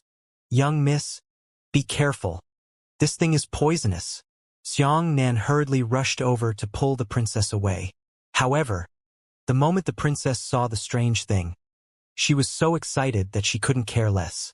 She actually condensed her yuan qi on her finger and made a big cut in the iron net. The child plant grinned at first, then sprayed a mouthful of green mucus on the princess' face. "Shit, Team Doctor. Where's Team Doctor?" Xianxia kicked the child to pieces and hurriedly pulled the princess over. The 5 doctors who followed the convoy hurriedly ran over to diagnose the poison for the princess. The princess randomly wiped her face and shouted, "What's the rush? I'm fine." After examining the princess, the 5 doctors all had doubts on their faces. One of the team doctors said, "It really doesn't seem to be poisoned." "Young Master Xiang, you're mistaken." A mysterious expert hugged his shoulders and smiled faintly. At this moment, a few light shadows suddenly flew over from the sky. Most of these light shadows were at the 7th level of origin return. The light figure flying at the front was at the 6th level of origin return. Judging from its yuan qi characteristics, that person was actually cultivating Buddhist profound arts. As for the 7 light shadows that were chasing after him, they emitted a strange pink yuan qi. Boom! The 8 light shadows immediately clashed and landed 100 meters away from the convoy. The 7 light shadows transformed into 7 young women with pink veils on their faces, while the light shadows at the front transformed into a young monk. This little monk was dressed in tattered clothes. He was almost uncovered. He was extremely thin and weak.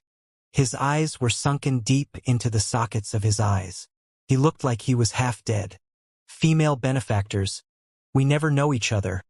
Why bother to force each other?" the little monk said with a worried expression. "Impudent! You bald monk deserve to talk to us.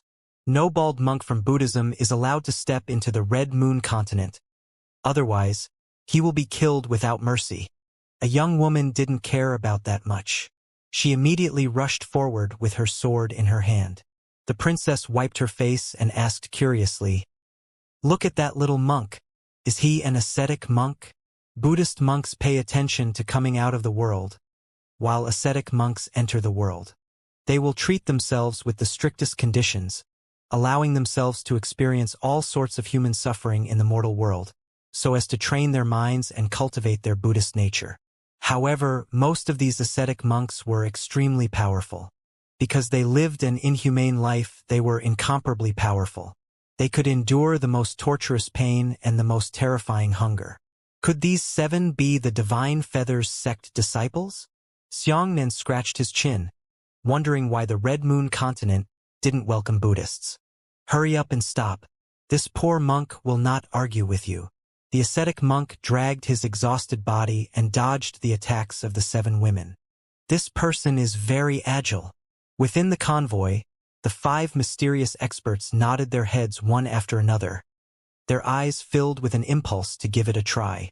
This ascetic monk was indeed formidable. With his 6th-level origin returning realm, he was able to fight against 7 7th-level origin returning female disciples without losing out. Furthermore, he never fought back. The movements of the 7 women were incomparably agile. Their bodies swiftly moved, as if their toes were floating against the ground. One could only see pink shadows constantly fighting around the ascetic monk, and sharp sword shadows occasionally attacking the ascetic monk. The ascetic monk wanted to run, but he couldn't.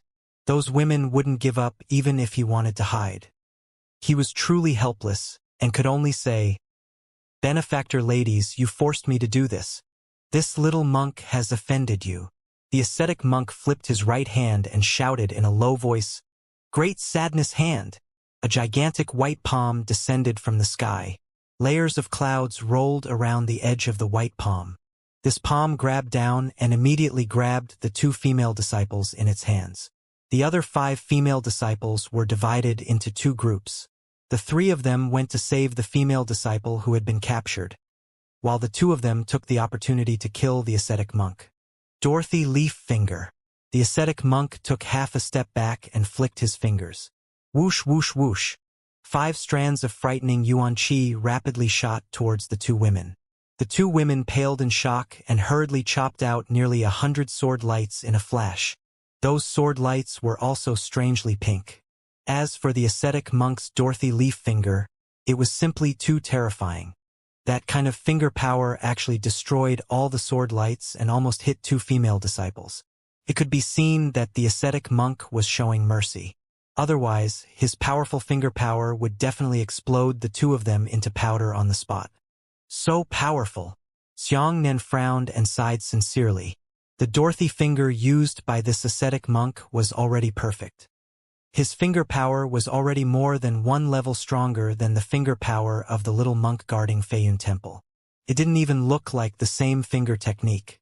As expected, the more one cultivated the Buddhist profound art, the more powerful it became. It was an endless martial art skill. On the other side, the 2 female disciples caught by the Great Sorrow Hands also took the opportunity to escape. The 7 women once again forced themselves towards the ascetic monk. Dead bald donkey die. The 7 women raised their swords high at the same time, and a huge crescent moon phantom suddenly appeared in the sky. The crescent moon was like blood, hanging in the air, reflecting the entire world to a bloody red color. Wow! The 9th princess shouted excitedly. East Radiance Moon Wheel. The 7 women shouted at the same time. Their yuan qi frantically poured into the blood moon in the sky and took off an incomparably large half-moon yuan qi. The yuan qi half-moon was also blood red, echoing the blood moon in the sky. The enormous yuan qi half-moon began to spin rapidly and slash towards the ascetic monk. When the primordial qi blood moon swept across the ground, the entire ground began to tremble. The strong wind brought by the blood moon created a long gap. Just as the little monk was about to retaliate, his footsteps were suddenly messed up. His mind was in a trance, and he didn't have time to dodge and counterattack. Shit! This little monk has been hungry for months. Xianxia felt bad. He tied his right hand, which was hidden in his loose sleeve, into a flower-like finger and quietly pulled the little monk across the air. Seeing that the primordial qi blood moon was about to slash the little monk by the waist, the little monk was wrapped in a flower finger and suddenly pulled to the right, dodging it with extreme danger.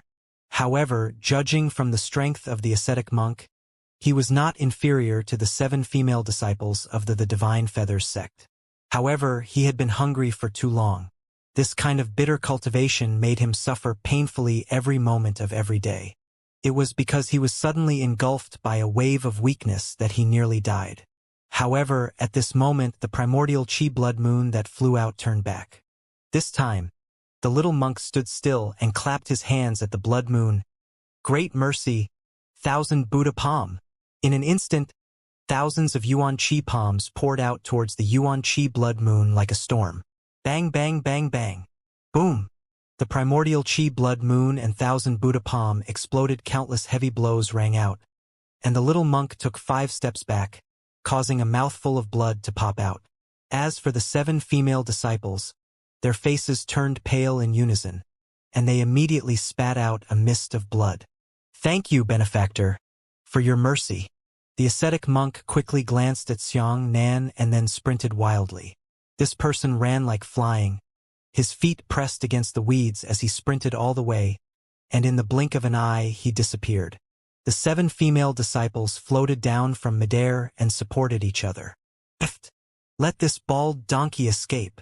A female disciple's pink veil was lifted by the explosion, revealing a beautiful face. Hey, why did you insist on killing that little monk? The princess asked with a smile. The 7 women looked over at the same time, their eyes so cold that they wanted to kill. Let's go. We shouldn't stay here for long. Don't interfere in matters that have nothing to do with us. Xianxia was so angry that he grabbed the princess' arm and was about to leave. Seeing that the princess group was a caravan carrying goods, the 7 women did not make things too difficult. However, the eyes of the 7 of them quickly swept across the 5 mysterious experts before leaving. Young miss, that's someone else's personal grudge. It's better if we don't interfere. Xianxia closed his eyes and suppressed his irritability. You can help me without anyone noticing, but how could you ask someone so openly? Ah, then why did the monk thank you just now? The princess looked at Xianxia curiously. How would I know? I'm afraid he's fainting from hunger. Xianxia shook his head and said unhappily. You. The princess followed Xianxia's butt and kicked. What attitude? The convoy continued forward. The princess took out a map and looked at it. This place is not far from the Divine Feathers sect. We will arrive in 2 days. Everyone, hurry up the road-type demonic beasts. Let's try to get to our destination as soon as possible. Large road-type demonic beasts pulled their carriages along the road as if they were flying. 2 days later, according to the map, they should have arrived at the location of the Divine Feathers sect. However, in reality, there was not a single trace of the Divine Feathers sect here, which made Xianxia feel somewhat puzzled. Could it be that the place marked on the map was fake? Or has the Divine Feathers sect moved away? Looking around, this was a mountain path surrounded by green mountains. Looking up at the sky, the weather was clear and there were no palaces flying in the sky. This is strange. Xianxia groped his chin and thought to himself, if he could not find the Divine Feathers sect, his independent mission would be impossible to complete. Aya, why can't I find it? The 9th princess was confused and said, Forget it. There was a city on the way just now. Let's go take a rest and inquire about the whereabouts of the Divine Feathers sect. Red Moon City was a city under the protection of the Divine Feathers sect. This city was not big and could only be considered medium. However, Red Moon City was famous for its the Divine Feathers sect. It was like a magnificent gem in the desert. In terms of prosperity, it was not inferior to Haotian City, which was protected by the Nature sect. When the convoy entered Red Moon City, the princess looked around excitedly. This Red Moon City was incomparably prosperous. Almost 70% of the people on the streets traveling from south to north were outsiders. Here, there were all sorts of things to sell. On both sides of the road, there were many strange gadgets that Xianxia and the others had never even seen before.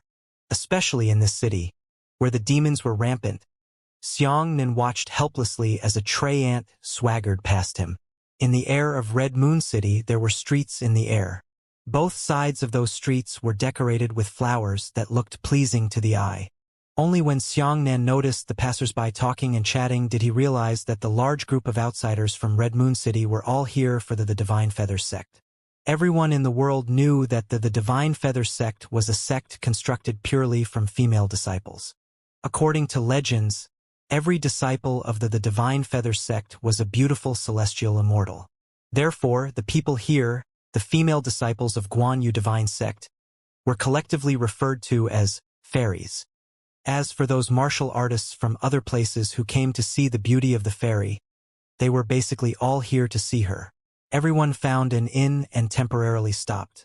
Someone was in charge of ordering rooms on the cabinet, while Xianxia and the others were eating in the hall. Ah, Xiangru, do you think the fairy of the Divine Feathers sect is beautiful, or am I beautiful? The ninth princess wanted to cause trouble for Xianxia if she had anything to do. But now she threw a question like this at Xianxia. Naturally, Mrs. Pretty. Xianxia thought for a moment. That was correct. The ninth princess had exquisite facial features. Although she did not have the beauty of a mature woman, she was extremely cute. Of course, this cute only referred to her appearance. Hypocrisy. The ninth princess curled her lips. That's the beauty of a fairy, Xianxia said. How dare you? The ninth princess threw a teacup at Xianxia's face. You actually said that I'm not as beautiful as the fairy of the Divine Feathers sect. Xianxia dodged and ignored her. At this moment, applause suddenly rang out outside the inn, followed by cheers and applause that almost toppled the entire inn. What's the matter? Xianxia and the others looked out of the door curiously. Amidst the crowd, the four of them walked into the inn, chatting and laughing. Walking in front was a man and a woman. The man had a graceful demeanor and was as beautiful as a woman. On the other hand, the woman was beautiful and beautiful. Her facial features were not as exquisite as the princess's. They were extremely exquisite to the point of making people feel as if they were floating immortals. A single glance at them reminded them of a pure white snow lotus flower. The two of them spoke and behaved very well. Wow! Look! It's Fairy Wuxia. Yes, my God. Fairy Wuxia is so beautiful. Every time I see her, it's always as stunning as the first time I see her. The crowd outside was bustling with noise. They were all crowded with each other as they stuck their heads out and looked inside. Haha. Thank you, Fairy Wuxia, for personally receiving me. I am extremely honored. The beautiful woman-like man laughed and said. As for Fairy Wuxia, her expression was calm as she shook her head slightly. Young Master Qingyun, you're too polite. I have to thank young Master Qingyun on behalf of the sect for helping us repair the viewing platform. As they spoke, the two of them arrived at the front desk. The shopkeeper behind the counter was so excited that he was at a loss. Shopkeeper, I'll take care of the second floor of you lie in. I want to treat young Master Qingyun well and make him quiet, said Fairy Wuxia. Yes, the little one will definitely remember the teachings of the fairy. The shopkeeper was so excited that he didn't know what to say. He even took out words like teaching. However, at this time, the shopkeeper had clearly grabbed a key and sent it to the guards. But now, he put it back and handed it to Fairy Wuxia. Ah! The guard was slightly stunned and said, How did this happen? I clearly reserved a room first. Fairy Wuxia smiled at the guard and said, My friend, the Divine Feathers sect is going to treat young Master Qingyun. This is a small apology. Please accept it. As he spoke, Fairy Wuxia took out a black pearl the size of a walnut and handed it to the guard. The guard frowned. That's not what you said. There has to be a first come first served, right? Besides, there are only 3 of you, young Master Qingyun. It's a bit unreasonable to have to hire a full floor of this inn, with a total of 33 rooms. Xianxia looked at the room not far away and laughed. He couldn't help but glance at the princess. He thought to himself, I thought that only I was always robbed of my room. I didn't expect that you would be treated like this. The 9th princess couldn't watch any longer. She grabbed her sword and strode to the counter. She smiled at Fairy Wuxia and said, Sister Fairy, we booked the room first, and we even paid the deposit. If you want a room, I can spare 3 for you. Fairy Wuxia smiled faintly. This sister, 3 rooms isn't enough. Why isn't it enough? The 9th princess's expression had already turned cold. He looked at young Master Qingyun and the others and said, "What are these 3 doing in the room? They need so many rooms. They need to be quiet." The smile on Fairy Luoxia's face gradually disappeared. "I still need peace." The princess slapped the counter and shouted, "I won't give up the 3 rooms. The entire 2nd floor, no. I'll take care of the first 2, 3, 4, 5, 6 floors." Young Master Qingyun looked at Fairy Luoxia and then at the princess. He smiled and said, "Forget it, we don't need that many rooms. 3 rooms are enough. I don't need to trouble Fairy Luoxia to worry too much. Tomorrow we will enter the Divine Feathers sect. It doesn't matter if we feel wronged for one night. Young Master is magnanimous. Sunset Cloud admires you very much," said Fairy Luo with a complimentary smile. "I have a bad temper." The princess raised her eyebrows and smashed the counter on the spot with a slap. She said angrily, "You were clearly the ones who were unreasonable first, but now you are the ones who are magnanimous? Does that mean that I'm a petty little person?" Fairy Luoxia had an angry expression on her face. "This girl, you have to know how to stop. I can stop being a fluffy ball," the 9th princess said angrily. "From the very beginning, you were very cynical and sarcastic towards me. What exactly do you mean? You are not allowed to leave until you can explain it clearly today." Io. As soon as she finished speaking, the 9th princess let out a soft cry of pain. She felt that someone had pinched her waist fiercely. She turned her head away and glared at Xiangnan. "What are you doing?" Xiangnan didn't look at the princess and cupped his fists at Fairy Luoxia. "Sorry. Let's let the 3 rooms come out." The 9th princess still wanted to speak, but Xiangnan pressed his finger against her stomach. The 9th princess's expression changed, and she hurriedly lowered her head in fear. She didn't know why she was so afraid of Xiangru. With her strength, she could completely abuse Xiangru. Yes. Fairy Luoxia no longer had a smile on his face. With a faint hum, he said to young Master Qingyun, "Tomorrow evening, I will come and receive young Master into the sect. Goodbye." After saying that, Fairy Luoxia left under the crowd's gathering. "Why are you so bold?" After everyone left, the princess kicked Xiangnan fiercely and said angrily, "You are a grown man. What are you afraid of? You only know how to bully me. Facing outsiders, you will become a coward. Originally, it wasn't a big deal. There's no need." Xiangnan walked back. The 9th princess caught up and grabbed Xiangnan's ear. "Why is there no need? They're clearly unreasonable," she said. Xiangnan frowned. "I'm not saying that there's no need for you to snatch the room from them, but that you won't let them leave. There's no need for that. Besides, do you still want to enter the Divine Feathers sect? If you fight that fairy here, how can you enter?" "Ah, I almost forgot if you didn't remind me." The 9th princess hurriedly patted her chest and said, "So close, so close." Xiangnan felt helpless in his heart. He thought to himself, if it weren't for your royal family, if it weren't for the 8 great sects, I wouldn't have suffered this kind of anger. If he hadn't contacted the Divine Feathers sect, he would have offended the Divine Feathers sect first. How could he send this golden body out without breaking it? The next evening, the princess came downstairs early and waited for Fairy Luoxia. As for young Master Qingyun and the other 3, they also walked down the stairs. He raised his head and saw the 9th princess sitting in the hall. He smiled and welcomed them. "Miss, please." "What the hell are you asking?" The 9th princess was in a bad mood. She interrupted young Master Qingyun and said, "What are you pretending to be? When I quarreled with the fairy yesterday, I didn't see you stop me. You just stood by the side and watched the show laughing. Now, pretend to be a gentleman. Isn't that disgusting? Get lost. It's annoying to see you."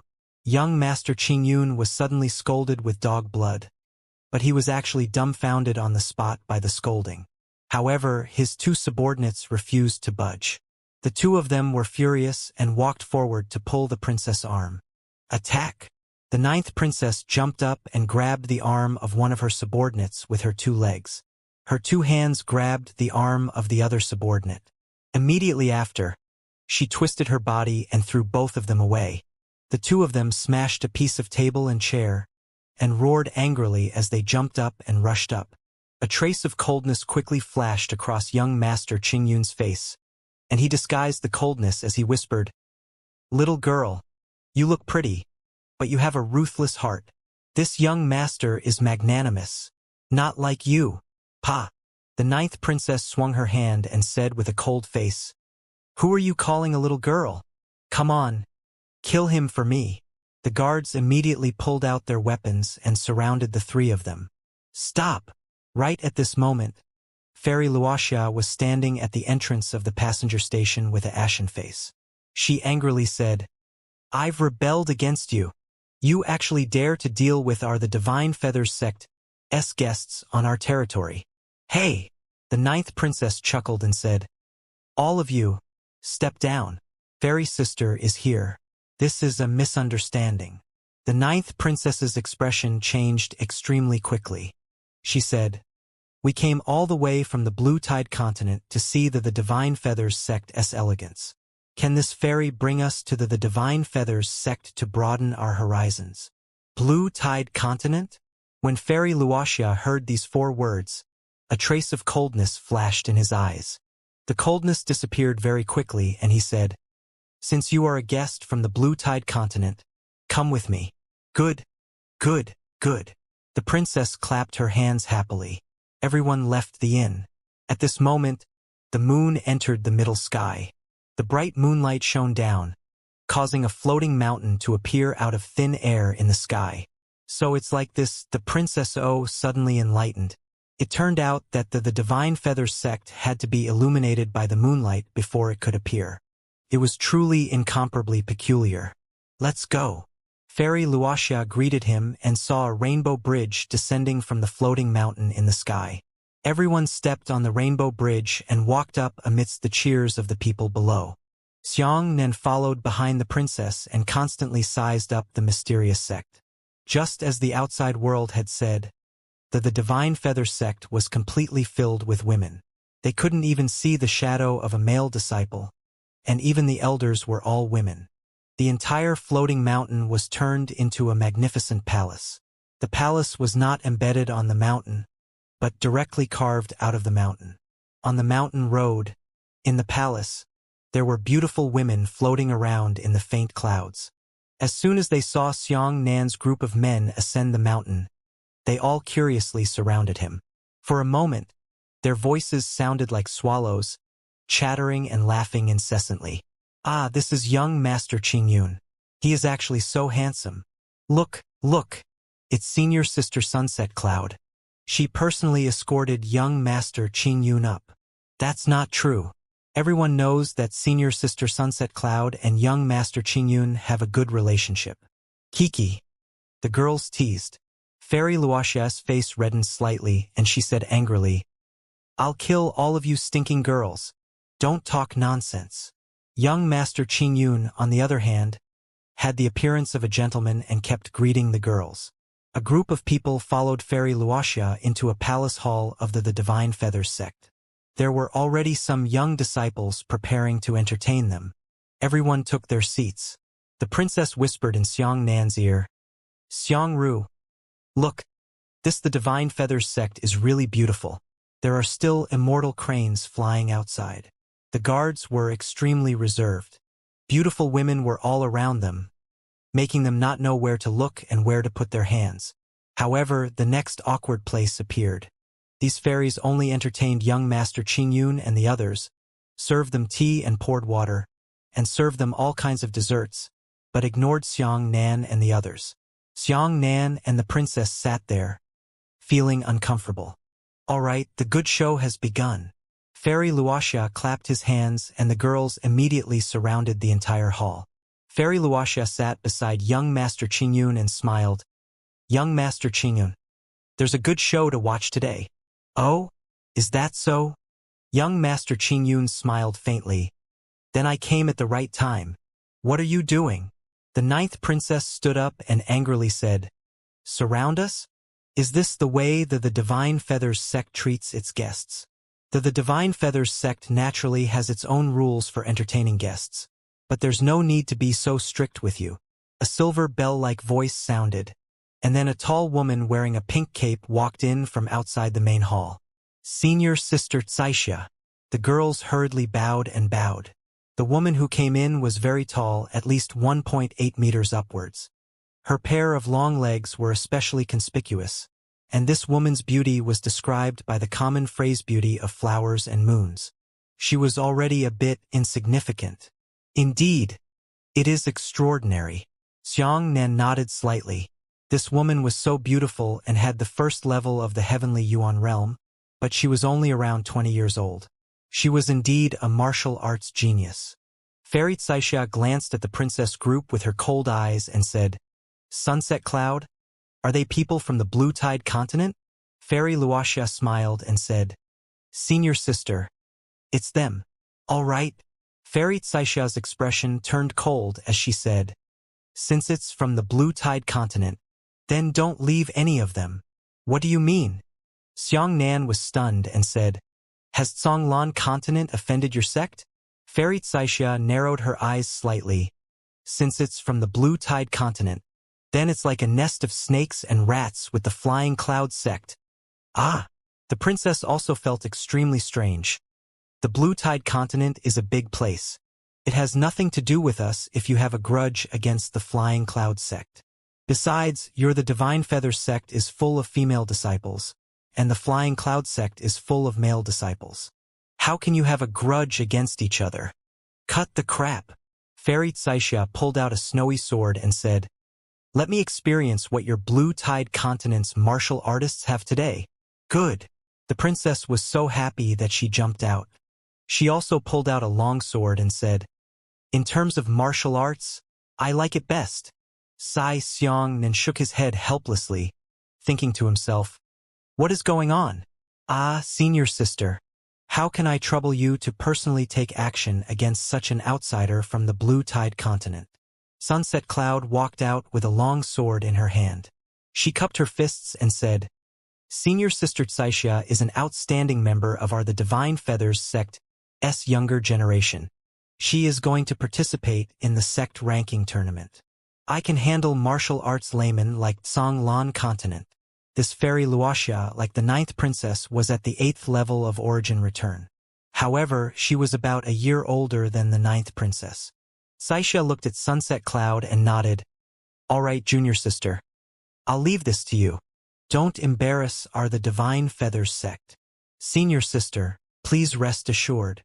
The 9th princess raised her chin and said, "How shameless of you to call us laymen. You must know. The first to shatter the heavenly profound sex plan was the Haotian Empire's Howran sect." "Ha ha." Sunset Cloud shook her head and smiled. "That could be considered the invasion of shattering the Profound Sky sect? As far as I know, the disciples sent by the Profound Sky sect to the Nature Ran sect for the 12 consecutive examinations are all trash disciples. Is it worth being proud of defeating such a person? Looks like your Blue Tide continent really did not make any achievements in martial arts, so you would be complacent about such a small matter. How formidable is that Xianxia of your true Tao? To tell you the truth, he can't even be ranked among the 7 tigers of the southern domain. This is the consensus view of all martial artists in the world. You dare to say that Xianxia is not powerful? I want your life." The 9th princess was furious and immediately rushed forward with her sword in her hand. Fairy Wuxia inherited the martial arts style of the Divine Feathers sect. Her fighting style was as ethereal as an Immortal's, and she was focused on needs, spirituality, and speed. The 9th princess inherited the Iron Blood style of the Haotian Imperial clan, and her fighting style was ruthless, steady, and accurate. Just like the soldiers on the battlefield fighting, they had to use the simplest way to exchange for the enemy's greatest wounds. Every sword strike of the 9th princess was aimed at Sunset Cloud's vital points, and her swordsmanship was extremely accurate. Xianxia sat at the side and nodded. He had already seen the fighting style of the Haotian Imperial clan. The Haotian Imperial clan's martial skills were relatively simple. Compared to other martial skills, they didn't have such a fancy posture. However, the simpler and more refined the moves, the more miraculous the effects would be. However, the Haotian imperial clan's martial skill moves had to rely on a very solid foundation of martial arts to be able to play a stronger role. The Divine Feathers sect, on the other hand, was quite different. The Divine Feathers sect's martial techniques were very gorgeous. Each move was extremely skillful. Even if a martial artist's martial Dao foundation was not strong enough, they could still use a variety of combat techniques to make up for the deficiencies in their foundations. The moment the two women exchanged blows, the ninth princess quickly gained the upper hand. With her ruthless and accurate swordsmanship, she forced Fairy Wuxia into a mess, making Sunset Cloud unable to use many dazzling swordsmanship. That's right. Xianxia nodded slightly. This ninth princess was very skilled. Thinking about how young she was only 17 years old and had already reached the 8th level of Origin Return. This was already amazing, but when she was 17, she seemed to have only reached the 5th level of Origin Return. At this moment, seeing that Sunset Cloud was constantly being forced back by the ninth princess, Xianxia frowned and said, "Junior sister, don't be afraid of her. Her moves rely too heavily on the foundation of martial arts. However, it is obvious that she only blindly seeks to improve her cultivation realm and neglects the stability of her foundation. Go head on with her. She can't beat you." When Sunset Cloud heard this, a flash of light flashed in her eyes and she immediately clashed with the ninth princess' long sword. Previously, Sunset Cloud had always wanted to use exquisite moves to break the ninth princess' sword technique. But now, her style had changed drastically. She directly fought against the ninth princess' sword and clashed head-on.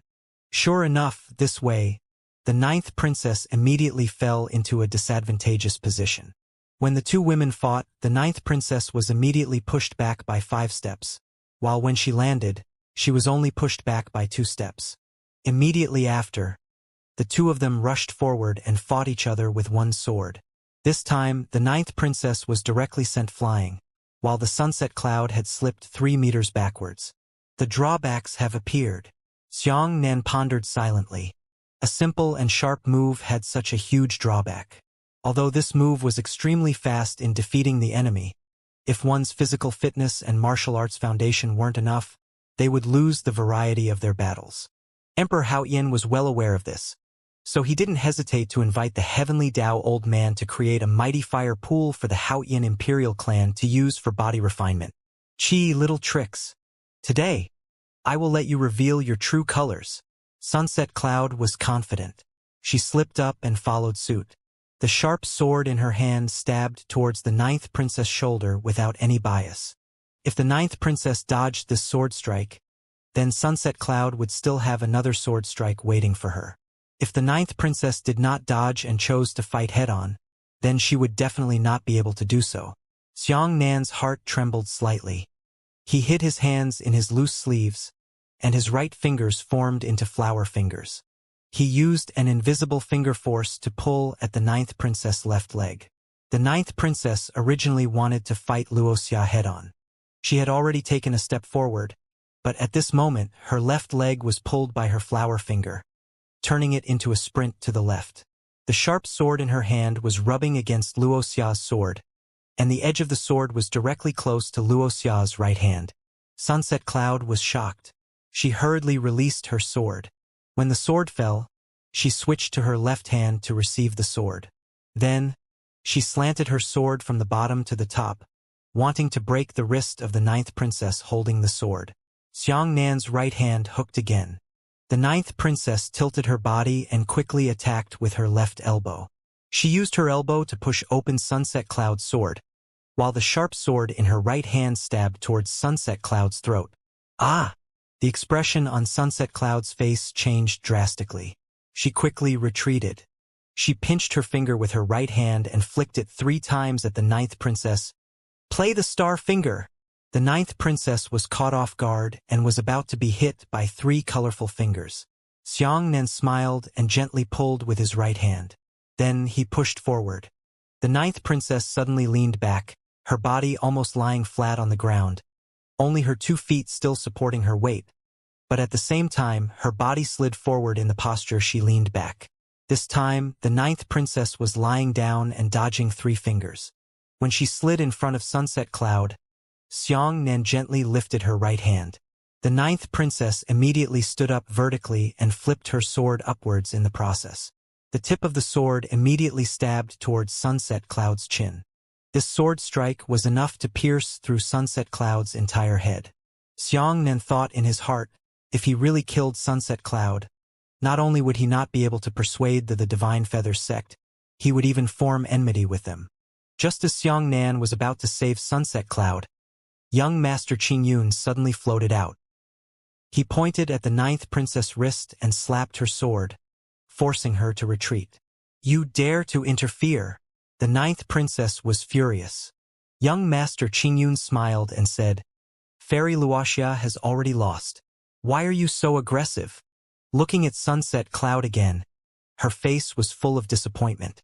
She said to Fairy Xianxia, "Senior sister, I've let you down." Fairy Xianxia shook her head and said, "It's not that you're not good at learning, but that this girl's sword moves suddenly became exquisite in an instant. It's not your fault." At this moment, Xianxia Fairy's address to the 9th princess had eased and she had become a girl. The 9th princess wasn't very angry. Instead, she was very happy. She thought to herself, "I knew that my martial arts attainments were the best in the world. No one can defeat me." Xianxia secretly smiled bitterly.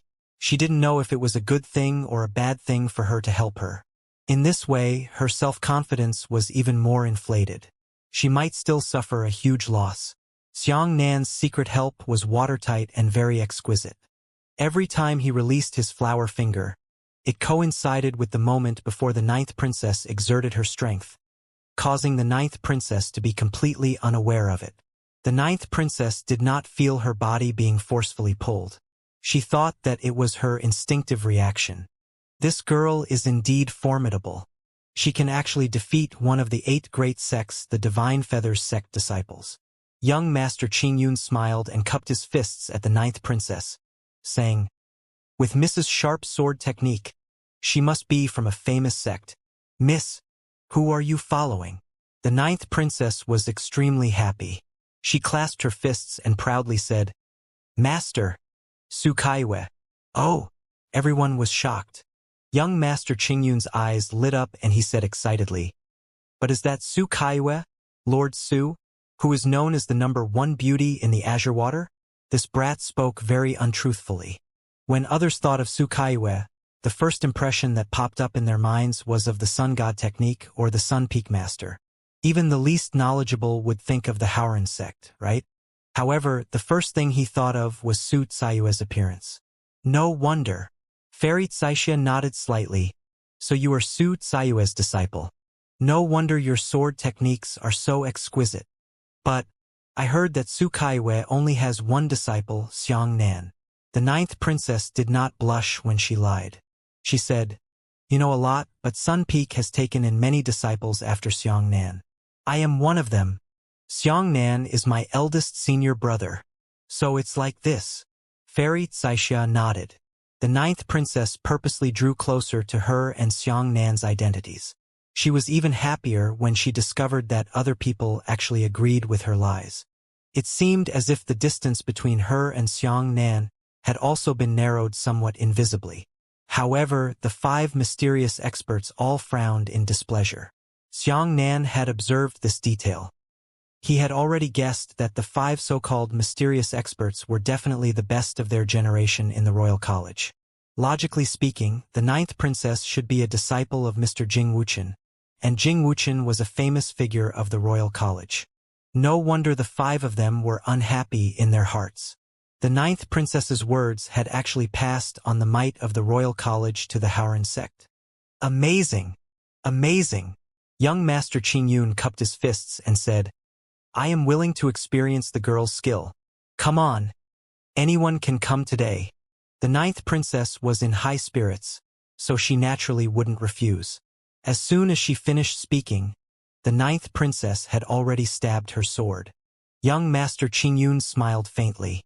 His body tilted away and his left hand transformed into a palm, suppressing the sword. His right hand lightly flicked its index finger on the sword. Zhang! The sword actually let out a rumbling sound and abruptly tilted to the side. The ninth princess's expression changed slightly. She gritted her teeth and jumped up, kicking towards young Master Qingyun's temple. Young Master Qingyun had a smile on his face. His left hand grabbed the ninth princess' ankle and placed it in front of his nose to sniff. He smiled and said, "It smells good. It smells good." Immediately after, he flicked his right hand on the tendons of the ninth princess' feet. "You lackeys! Io!" The ninth princess cursed loudly, but her ankle was numbed by the bullet, her body was unstable, and she immediately fell to the ground. Young Master Qingyun laughed as he bent down and hugged the ninth princess' slender waist. He said, "Young lady, be careful." Xianxia also couldn't help. Young Master Qingyun's combat skills were far above the ninth princess. If he still used his flower fingers to help, he would have already exceeded the ninth princess' body movement limit. He would definitely be discovered by the ninth princess. "How dare you!" Seeing the ninth princess being teased by young Master Qingyun, the five mysterious experts couldn't sit still any longer. One of them immediately held onto his sword and angrily said, "Flirtatious thief with dog courage, you actually dare to disrespect Miss." This person stabbed out with his sword, and a sharp sword light pierced out. Young Master Qingyun gently pushed the ninth princess away, while he dodged. As for the sword light that the mysterious expert stabbed out, he saw that once it flew out, it would hit the palace. However, his technique was extremely exquisite. When the sword light was only a meter away from the sword, his right hand trembled. The sword body hummed and the sword light was actually sucked back. So beautiful! Even the female disciples of the Divine Feather sect had forgotten about their personal enmity and couldn't help but applaud. Good skill. Young Master Qingyun's eyes lit up. There are actually so many experts in the Blue Tide continent. Today's trip is truly worthwhile. As he spoke, young Master Qingyun also took out a long sword and immediately fought with the mysterious expert. The two of them exchanged blows and exquisite swordsmanship emerged endlessly. In the crisscrossing of swords and swords, it was as if 20 to 30 people were fighting in a group. "You have two skills." Xianxia crossed his shoulders and leaned back in his chair. These 5 people were indeed formidable. No wonder the 6th prince personally called out for them to accompany him in escorting his personal team. Everyone was attracted by the wonderful battle between the two of them. However, the 9th princess did not watch the battle seriously. Instead, she asked Fairy Wuxia, "What did you say about the 7 tigers of the southern domain? You even said that my senior brother Xianxia did not enter the 7 tigers ranking? What exactly is that 7 tiger?" Fairy Wuxia was unhappy. She coldly glanced at the 9th princess and said, "The 7 tigers of the southern domain are the top 7 super experts over the age of 16 and under the age of 20. These 7 tigers are unanimously chosen by all martial artists in the world. They represent the peak combat strength of the martial arts world today. Hey, your senior brother Xianxia isn't ranked among the 7 tigers. He is only ranked 18th among the 18 stars. I'm afraid he was just lucky to be on the list." Below the southern domain's 7 tigers was the southern domain's 18 stars. At present, Xianxia was ranked 18th, and his ranking was very dangerous. Beneath the heavens, there were countless continental plates that were vast and boundless, and they were divided into 5 great domains. For example, the 9 firmaments continent, the red earth continent, the red moon continent, the azure water continent, and so on were all located in the southern domain. Apart from that, there were also the eastern region, the western region, the northern region, and the central plains. Because there was already a country on the Blue Tide continent called the Western Regions, of the 5 great plates of the world, the Western Plate was renamed the Western Region instead of the Western Regions. Xianxia had long known about this. Nonsense! My senior brother Xianxia is invincible under the heavens. Why are you only ranked among the 18 wolves? You must be mistaken. The 9th princess was indignant. Fairy Wuxia shook her head in disdain. This is the consensus of all martial artists in the world, and it's not my fault. If you're unhappy, go find a martial artist in the world to judge. Who is the leader of the 7 tigers? I want to see how capable he is. The 9th princess asked. Fairy Luoxia's eyes flashed with admiration. Her face reddened slightly as she said, the current leader of the 7 tigers is senior brother Yu Donghai of the Heavenly Profound Sect. He is Xian Qingzhu's personal disciple. Fairy Luoxia added, if Xiang Nan is ranked 18th, his name is not worthy. According to his martial arts attainments, he is not even ranked 100 stars. Of course, there was no such thing as 100 stars. At most, it was only 18 stars in the southern domain. Sunset Cloud said, the reason why he was able to enter the ranks of 18 stars is entirely because he has a rare talent called Lei Mai. It was because all martial artists in the world felt that this talent was very rare that he was forced to enter the rankings. Nonsense! What nonsense! The 9th princess was furious and said, it's all bullshit. I, senior brother Xiang Nan, should be the leader of the 7 tigers. You can say whatever you like. It's good that you're happy. Fairy Luoxia smiled, not as knowledgeable as the 9th princess. Pong! At this moment, the mysterious expert who was fighting young Master Qingyun was kicked back, and the other 4 hurriedly stopped him. The 2 of them had already fought for 300 to 400 moves, and in the end, young Master Qingyun was even better. Young Master Qingyun gasped for breath and wiped away his sweat. My friend's strength is astonishing. I admire him. I'm afraid that your strength is already the #1 expert in the Blue Tide continent amongst your peers. Right? Although I haven't seen Xiang Nan, I think your strength is at least comparable to 3 Xiang Nan. The mysterious expert was very unhappy when he lost the battle. He snorted coldly, don't compare to me with greenhouse flowers like Xiang Nan. He's not. A nearby expert kicked him on the foot, preventing him from saying the unworthy word. Everyone knew that the 9th princess admired Xiang Nan, so how could she casually say such words? I'm here to experience the moves of the Red Moon continent. Another mysterious person walked out. Senior brother, you want to personally take action? The previously defeated man was greatly shocked. There aren't many people who can make you take action. Haha, they already look down on us. Do we still need to hide our strength? The mysterious expert lightly jumped and his body flew out. Xiang Nan knew that this person had a crescent-shaped scar on his right cheek. Judging from his strength, he should be the strongest of the 5. As for this person, he was about 19 years old. He actually possessed the 1st level of the Heavenly Yuan realm, and he was extremely formidable. The Crescent Moon expert gestured to young Master Qingyun and said, if I can't win in 10 moves, then you win. Young Master Qingyun felt a great threat from the Crescent Moon expert and said with a serious expression, please. The princess whispered in Xiang Nan's ear, this person's nickname is Lone Moon. He is the #1 expert in the younger generation of the Royal College.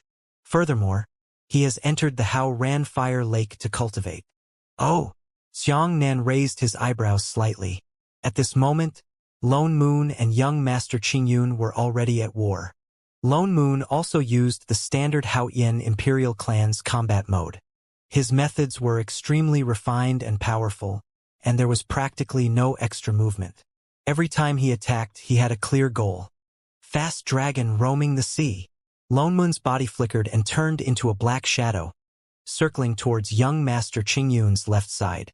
Young Master Qingyun hurriedly used his long sword to counterhook Lone Moon, wanting to force him out. However, Lone Moon raised his left leg and heavily smashed his left knee into young Master Qingyun's sword. The moment he knocked the sword away, his right fingers dug into young Master Qingyun's throat and said, you lost. 2 moves. Everyone was shocked. Lone Moon actually used only 2 moves to defeat young Master Qingyun. This young Master Qingyun's face was pale as he said, this Fairy Xianxia's expression was solemn. She took a deep breath and said, I admire. I take back what I said earlier. It turns out that the Blue Tide continent is not in vain. Friend, do you dare to fight me? Fairy Luoxia became excited. She said, you're finished. My senior sister Xianxia is an 18-star expert from the southern domain, ranked second. Please. Lone Moon's expression was gloomy as he made a gesture of invitation to Xianxia. Please. Fairy Xianxia walked forward. The two of them greeted each other first, and then they quickly clashed. Lone Moon charged forward, and his body seemed to disappear in an instant. He appeared 5 steps away, right in front of Xianxia. Immediately after, Lone Moon used the strength of his charge to slap Xianxia's stomach. The heavenly Miss Qin. The corner of Xianxia's mouth curled up slightly. She stretched out 5 fingers of her right hand. Her rootless fingers were slender and fair, looking a little too exaggerated. The white finger nimbly flicked on the back of Lone Moon's hand 3 times in a row. This action was incomparably pleasing to the eye, as if every time her finger jumped, it would bounce on a person's mind, causing one to feel an indescribable fascination. Zhang! Zhang! Zhang! The most shocking thing was that when the rainbow clouds were playing on Lone Moon's hands, they actually emitted 3 completely different zither sounds. Xiangnan's heart trembled slightly. His fingers flicked on his flesh and blood, and a rhythm appeared. Lone Moon's face suddenly turned pale. His entire body was bound by a strange power. The muscles in his body were extremely stiff, and his entire body began to spasm with the 3 zither sounds. Xianxia smiled faintly. She rolled over Lone Moon's head and flicked her slender fingers 3 times on Lone Moon's shoulder. Zhang! Zhang! Zhang! It was still a beautiful melody, and these 3 melodies could connect with the first 3 melodies, forming a short musical length. Lone Moon's face was as pale as paper, and he coughed out a mouthful of blood. Ah! Lone Moon was furious. He tore the black robe off his body and his muscles bulged. Such a muscular man made all the female disciples blush. They wanted to see it, but they didn't dare. They couldn't help but look. 6 Unity Pure Yang Technique. Lone Moon shouted loudly, and a layer of purple gold yuan qi suddenly appeared on his body. Xiangnan's hands clenched tightly. This purple gold yuan qi was clearly one of the unique techniques of the Haotian imperial clan. Moreover, it was a rare dual cultivation technique. Not only could it increase one's physical strength, it could also increase one's yuan qi by a large margin. Xianxia's expression quickly became serious. Lone Moon flipped his right hand and a streak of purple gold yuan qi quickly turned into a long spear. The spear hooked up and down, slapping horizontally from left to right, forming a fan-shaped purple gold light figure. The entire hall began to shake. Fairy Xianxia quickly took a few steps back. The strong wind caused by the spear shadow caused her to swing and stand unsteadily. Qing Feng Fai Chu. Xianxia stretched out her hands and played with 10 fingers in the air. The air seemed to have turned into strings. Beautiful melodies appeared one after another. Immediately after, Lone Moon was struck by the melodies, and his powerful body immediately weakened. Xianxia looked at Lone Moon and gently flicked out 3 fingers. Zhang! Zhang! Zhang!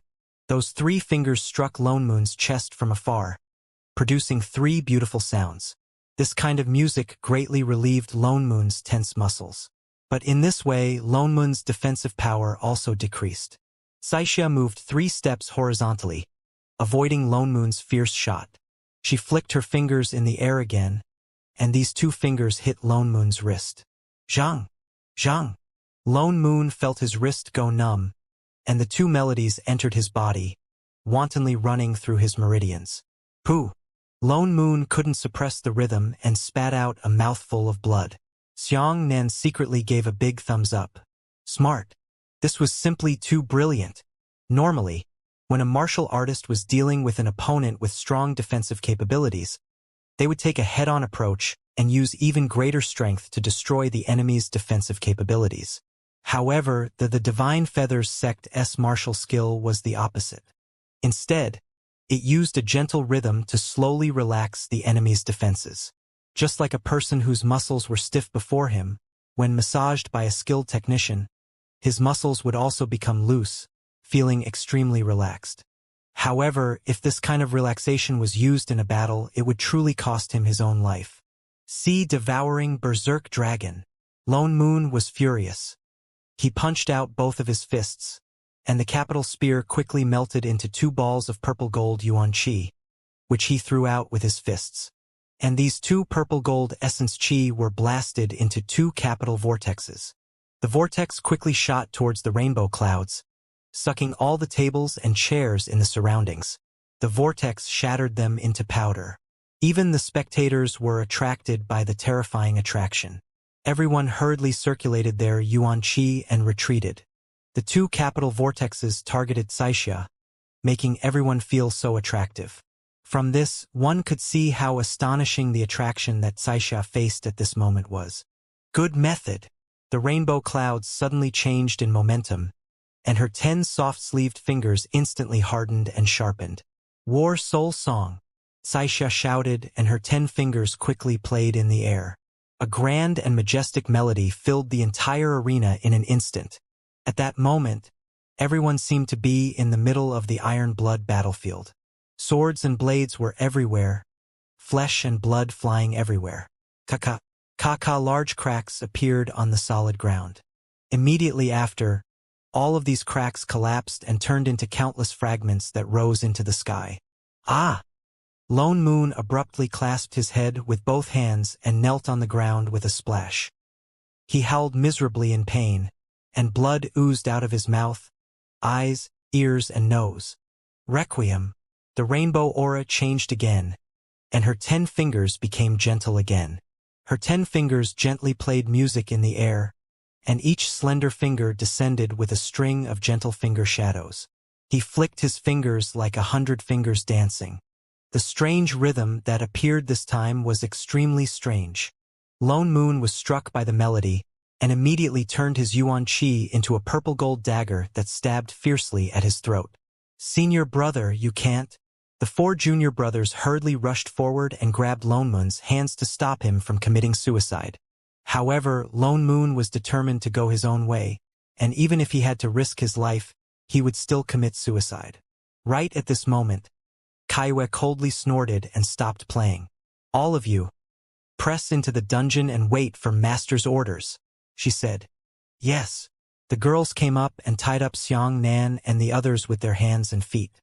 Only now did Lone Moon wake up as if he had just woken up from a dream, and his face was filled with shock. Xiang Nan and the others were tied up by the girls and escorted out. As Xiang Nan brushed past Xianxia, he whispered, "Good girl." However, although this melody is invisible, its yuan qi is tangible. The melody that you use yuan qi to activate is not without a method to break it. Residual Cloud's body trembled slightly. She looked at Xiang Nan in surprise. However, Xiang Nan had already been escorted outside the hall. I won't do it. I don't want to go to jail. In the Divine Feathers Sect S dungeon, the 9th princess kicked and kicked as she struggled desperately. A few female disciples had to put in a lot of effort to tie her legs. Xiang Ru, you stinking idiot, you're useless. You just stared at the play. Wait for me to leave. I'll strangle you to death. You piece of trash. Xiang Nan shook his head helplessly and ignored her. However, this dungeon made Xiang Nan feel somewhat familiar, but he forgot where he had seen it before. Late at night, from afar, the 9th princess could still be heard cursing. Young miss, I'm sorry. This subordinate is incompetent and has implicated you. The disciples of the 5 royal academies all felt extremely ashamed. Lone Moon, on the other hand, sat in the dungeon with a frustrated expression without saying a word. The blow he had received today was simply too severe. Each of them was in a separate cell, about a dozen meters away from each other. Xiang Nan saw that they were making fun of each other, and when he saw that it was already late, he used the Void Stone. His body was wrapped in black lightning, and he gently ascended, piercing through the dungeon. Outside, the night was beautiful. Within the Divine Feathers sect, many female disciples were cultivating diligently, and they could faintly hear voices coming from afar. Where can I find the elders of the Divine Feathers sect? Xiang Nan lowered his head and pondered. He had to find an elder to be able to speak. There was no way he could discuss big matters with those female disciples. At this moment, Xiang Nan suddenly saw a shadow flash across the mountain road ahead of him. The shadow was sneaky and didn't seem to have any good intentions. Xianxia frowned and thought to himself, why did outsiders barge into the Divine Feathers sect? He curiously relaxed his pace and continued to follow the shadow 20 meters behind him. The shadow moved gently along the mountain path, moving forward with a quick movement and heading towards the back mountain.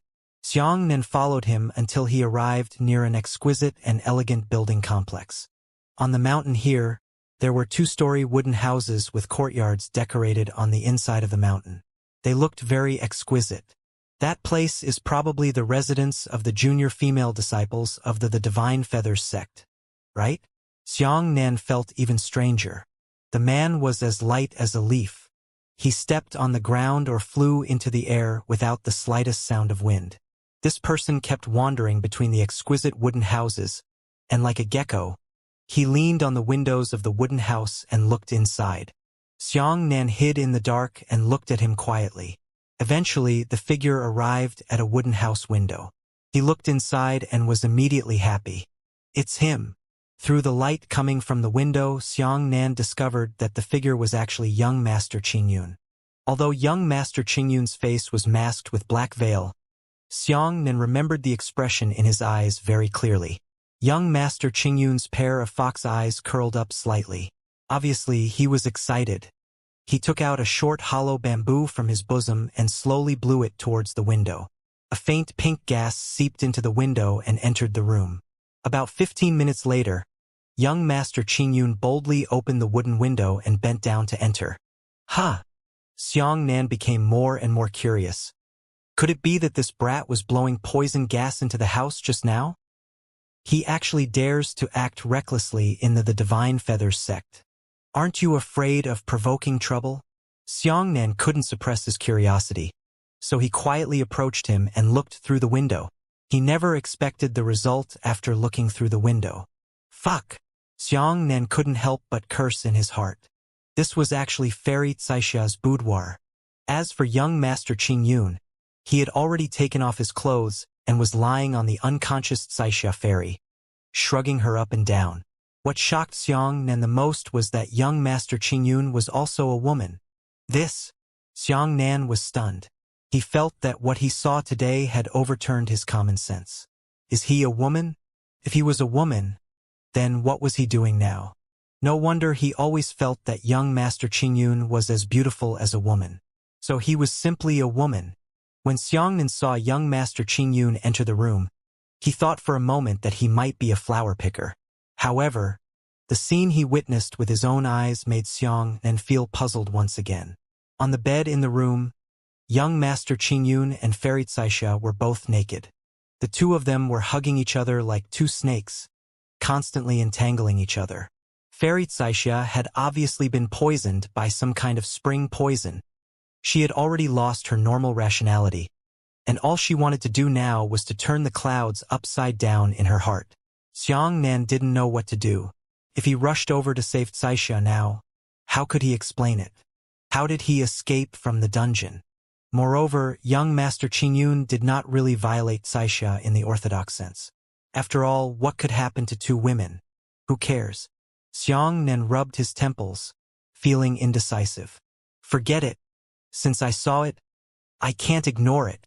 Xianxia forcefully opened the wooden window and went inside. Who is it? Right at this moment, a coquettish shout came from behind Xianxia. Xianxia was shocked, but at this moment he had already drilled into it. Inside the room, young Master Qingyun suddenly turned around and saw Xianxia. His face was filled with killing intent, and he immediately rushed towards Xianxia. Your clothes. Xianxia hurriedly covered his eyes. Young Master Qingyun was shocked. He realized that he was naked, so he hurriedly grabbed his clothes.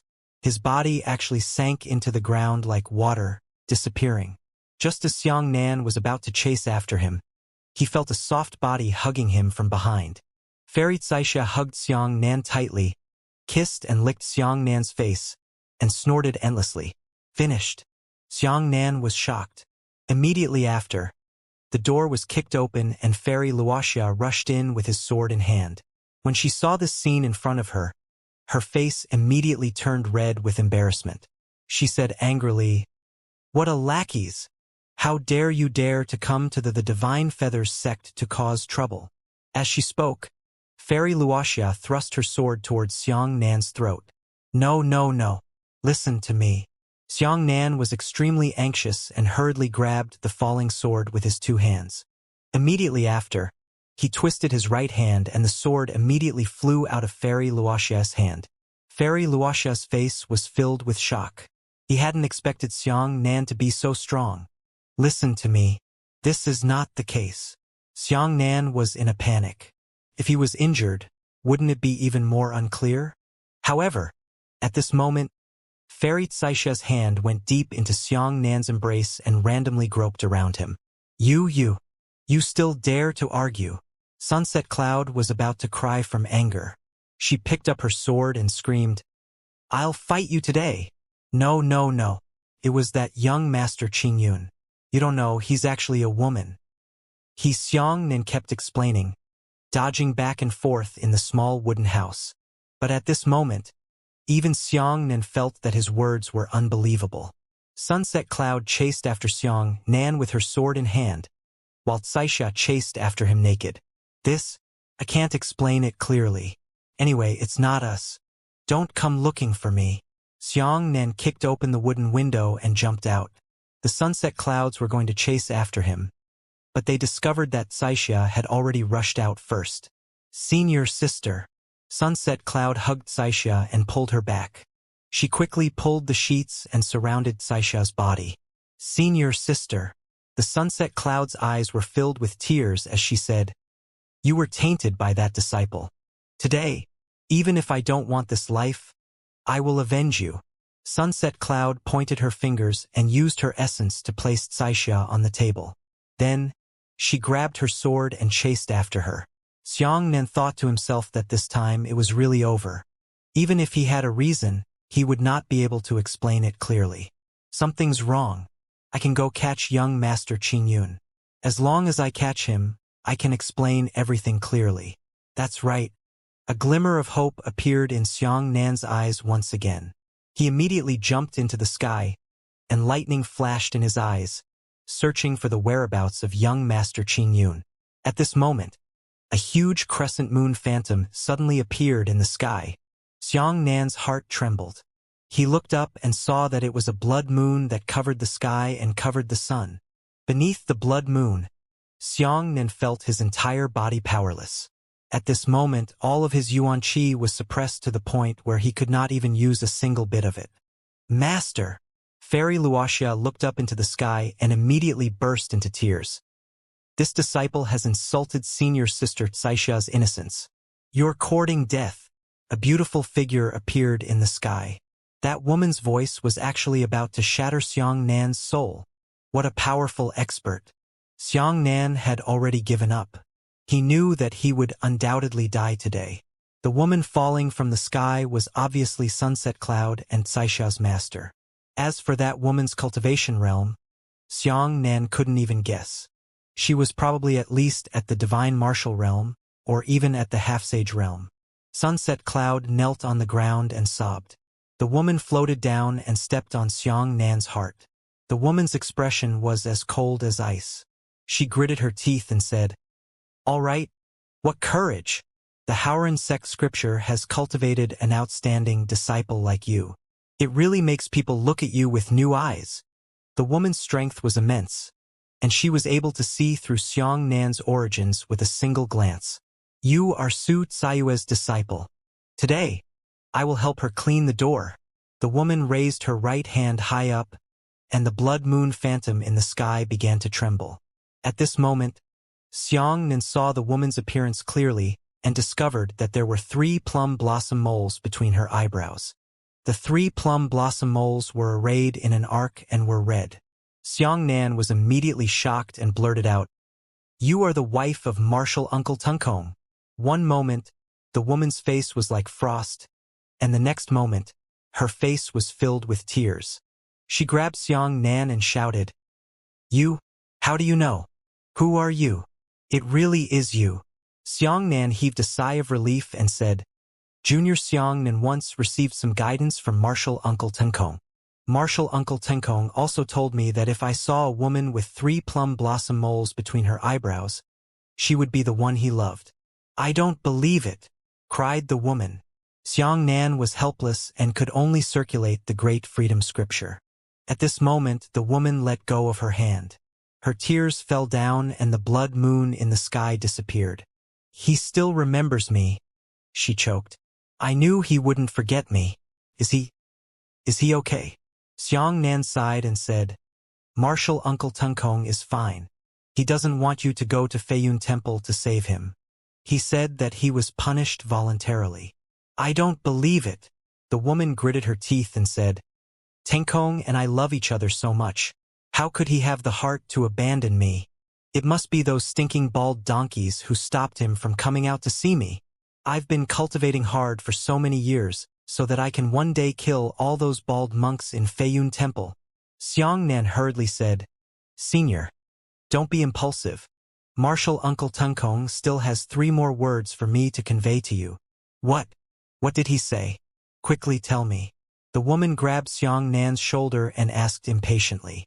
When Xianxia was caught by her, she felt a burst of pain in her heart, but she gritted her teeth and said, Martial Uncle Tenkong said, I don't regret knowing her in this life.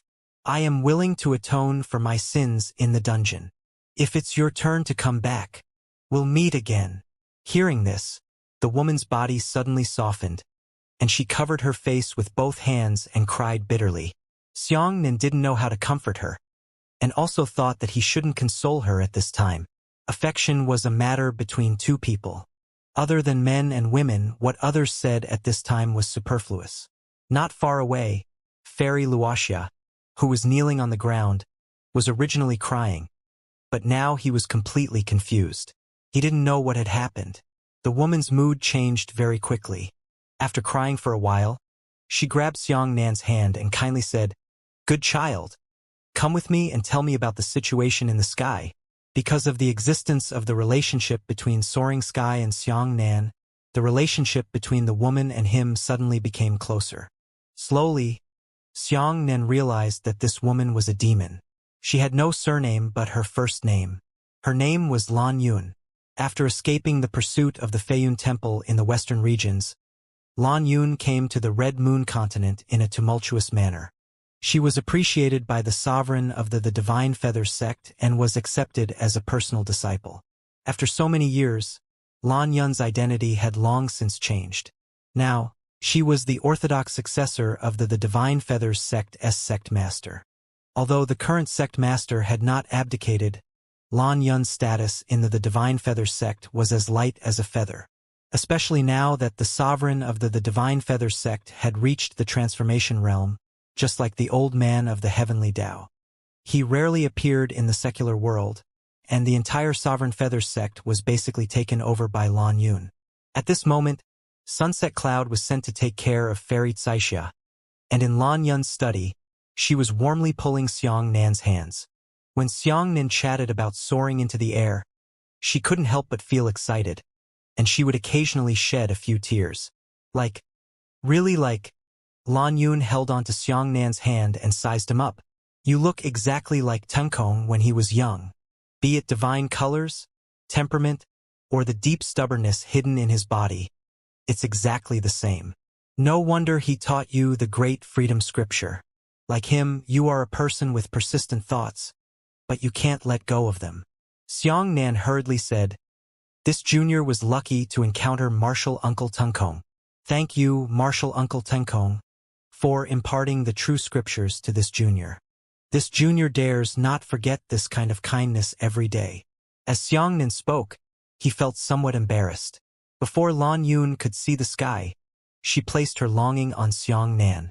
Her eyes did not leave Xianxia's face for a moment, and she always wanted to find a trace of the sky on Xianxia's face.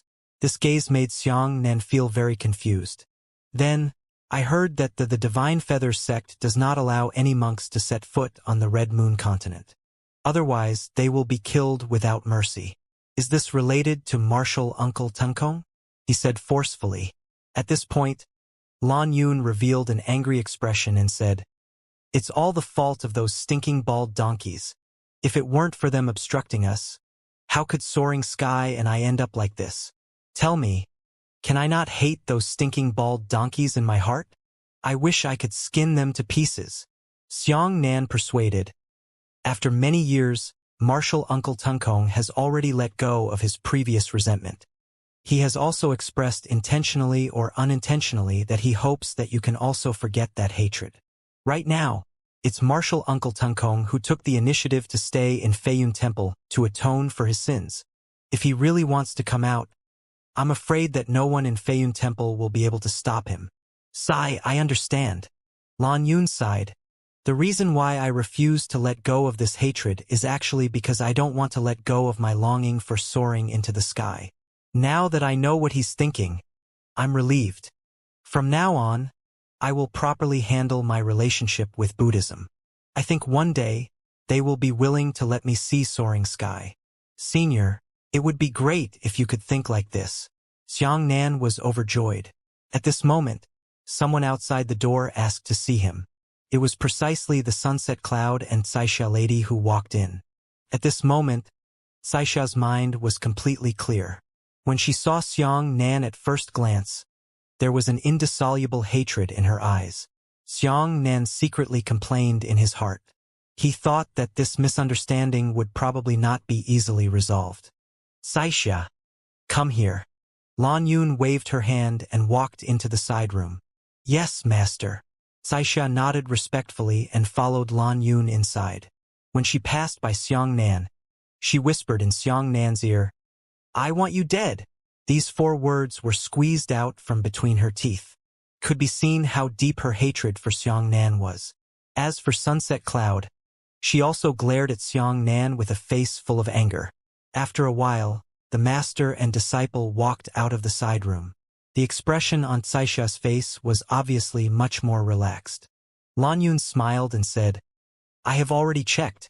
Xianxia did not lose her body. Ah, really? That's great, senior sister. Sunset Cloud was overjoyed, and the 2 sisters held hands and chatted softly. Xianxia heaved a sigh of relief as he said, Senior, the truth is, Lan Yun waved her hand and smiled. I understand. Young people are unavoidably enraged. Especially strong martial artists like you, your heart fire is much greater than that of ordinary people. Fortunately, you know your limits and didn't cause any big trouble. Ah? Senior, no. Xianxia hurriedly tried to defend himself. Lan Yun smiled and waved her hand. It doesn't matter. Even if something really goes wrong, so what? Male love is a natural law. What's there to be embarrassed about? Furthermore, I have already made up my mind that you are from the nature's vast sect, and you are a disciple of Su Kaiwe, and Xianxia is my direct disciple. In terms of terms, the 2 of you can be considered a match for each other. Today, I will betroth Xianxia to you. Senior, you can't. Master, you can't. Xianxia and Xianxia shouted at the same time. Neither of them expected that their words would be exactly the same as each other's. The 2 of them subconsciously looked at each other and quickly turned their heads. Lan Yun looked at him with interest and said, Why not? Xianxia hurriedly said, Senior, you mustn't be so arbitrary in your life. Besides, Xianxia still has his master and parents. How can you act so rashly? Lan Yun said, I can do as long as I say. Xianxia, I only want to ask you. You learned the great freedom scripture from Soaring Sky. Are you considered half of his disciple? Xianxia immediately stood up from his chair. He knelt down on one knee and cupped his fists. Since I am a master, this junior is naturally half of Martial Uncle Tenkong's disciple. All right, Lan Yun said with a complimentary expression. Since that's the case, shouldn't I be half of your master's wife? You are naturally my master's mother. Xianxia replied helplessly. Lan Yun's heart melted when she heard the word, master. She kindly grabbed Xianxia's hands and said, Good child. The more master sees you, the more pleasing she feels. You are like a little soaring into the air. I like you very much in my heart. I entrusted Xianxia to you today, but I feel a bit regretful in my heart. Xianxia was considered to be half a disciple in the air, and Lan Yun had a deep affection for Tengkong. The way Lan Yun looked at Xianxia over and over again was even more affectionate than the way she loved her own disciple. He almost treated Xianxia as half a son. "Master, this disciple refuses," Xianxia said hurriedly. "What are you not willing to do?" Lan Yun changed from her normal state. She stared at Xianxia with a sharp gaze and shouted, "Do you dare to disobey Master's orders?" Xianxia's eyes were filled with tears, so frightened that she didn't dare to say a word. Women are really ruthless towards women, Xianxia sighed in his heart. It seems that his junior mother usually treats her disciples harshly and is far from being good to him. Xianxia hurriedly made up his mind and said, "Mother, hey, good boy." Lan Yun immediately smiled like a spring breeze, grabbing Xianxia's hand in her own. No matter how hard she touched it, she couldn't touch it enough. Xianxia said, "Since this junior still has a righteous master, then this junior feels that no matter how you put it, this matter needs to be approved by the master. Moreover, the sect ranking tournament is about to be held. As a martial artist, you must do your best to stop the conspiracy of the profound sky sect. How dare this junior immerse yourself in the affair between your sons and daughters?" Lan Yun sighed. "Sigh, your tone is too similar to soaring into the sky. You always want to put your righteousness first. But if it weren't for that, I wouldn't have fallen in love with Tengkong, and I wouldn't have liked you so much. All right, after the sect exclusionary tournament, I will personally visit Su Kaiwe in Haoran sect and bring up this marriage with her." "All right." Xianxia heaved a sigh of relief. He thought to himself, Master is completely obedient to him. If he is unwilling, even if Master's mother puts the knife on Master's neck, Master will not agree. Master, Mother, why is it so awkward? Especially since Master and Mother are both women. They were all women. Young Master Qingyun. Mother, that young Master Qingyun is a woman. He was the one who used the incense to confuse Fairy Xianxia last night. Xianxia hurriedly said, "Nonsense, don't spout blood." Sunset Cloud said angrily, "You thief! Did you steal the stench yourself? Instead, you blamed someone else for the crime." Pa! A resounding slap was slapped across Sunset Cloud's face by Lan Yun. Lan Yun's face was cold as she coldly said, "Why are you talking to your junior brother Xianxia?" "Master, I..." Sunset Cloud covered her face and started crying. "Someone..." Lan Yun waved her hand and said, "Go and capture young Master Qingyun and interrogate him carefully. If Xianxia said that he did it, then he must have done it." Xianxia and Sunset Cloud exchanged glances. They both felt sorrow in their hearts and hated Xianxia even more. They really couldn't understand where this Xianxia was getting better. As soon as he came, he took away Master's favor. "Senior sister, don't below." Sunset Cloud was pulling Xianxia and whispering something. "What are you talking about? Speak loudly," Lan Yun shouted. Xianxia gritted her teeth and stood up, saying, "Master, regardless of whether you are happy or not, I will definitely not marry this Xianxia. Look at his entire body. He doesn't have the slightest bit of ability. He's already 18 years old, but he's only at the 3rd level of origin return. Even if you kill me, I will not follow such trash. Yes, senior sister is amazing. I'm ashamed of being inferior." Xianxia hurriedly said, "Mother, do I have a golden body here? So you look down on Xianxia?" Lan Yun did not even listen to Xianxia's words and said to Xianxia, "Since you think you are stronger than Xianxia, then let's compete here on the spot." Xianxia hurriedly said, "Mother, I'm actually here to give you the golden body immortal technique. I want to talk to the Divine Feathers sect." Lan Yun dotingly stroked Xianxia's hair. "Good child. If you are willing to put Master Mother in your eyes, teach Xianxia well today and let her know what it means to have a heaven beyond the heavens. There are people on earth. Lest she be too arrogant and suffer a huge loss when she goes outside." Marshal Nyang's words are too heavy. This junior will definitely fight with senior sister Xianxia seriously. Xianxia was terrified and hurriedly answered, "All right, as long as you can hold on to 20 moves in my hands, I'll marry you." said Xianxia, her eyes shining with a wisp of brilliance. Xianxia cupped his fists and said, "Senior sister, please withdraw your words. I am not at the third level of origin return, but at the second level of heavenly origin. Your judgment is wrong, so please withdraw your words. Also, the competition is a competition. Let's not talk about marriage." So honest. Lan Yun nodded in approval. In fact, she had seen through Xiangnan's realm at first glance. She did not expect that Xiangnan would be willing to admit it personally at this juncture. Xianxia frowned and said, "So what if you're at the second level of the heavenly Yuan realm? Even if you're at the third level of the heavenly Yuan realm, you're definitely not my opponent. Come on." As she spoke, Xianxia waved her hands and said, "Heavenly Misty Qin." However, when she saw her fingers flicking, a ball of pink sparkling Yuan Qi condensed on her fingertips, and she began to play in the air. Xiangnan's eyes narrowed as a streak of lightning flashed through his pupils. The Heavenly Mist Qin was a complete set of musical techniques that could be applied to martial skills. For example, Xianxia's War Spirit Song and Requiem could be released with the Heavenly Mist Qin. Xiangnan had already understood this point. At this moment, Xianxia flicked her fingers and quickly played 3 melodies in the air. The 3 melodies pierced through the air and accurately struck Xiangnan. Xiangnan wanted to experience the peculiarities of this martial skill, so he didn't dodge it. He felt that all the muscles and bones in his body were resonating with the rhythm. This resonance caused Xiangnan's muscles to relax.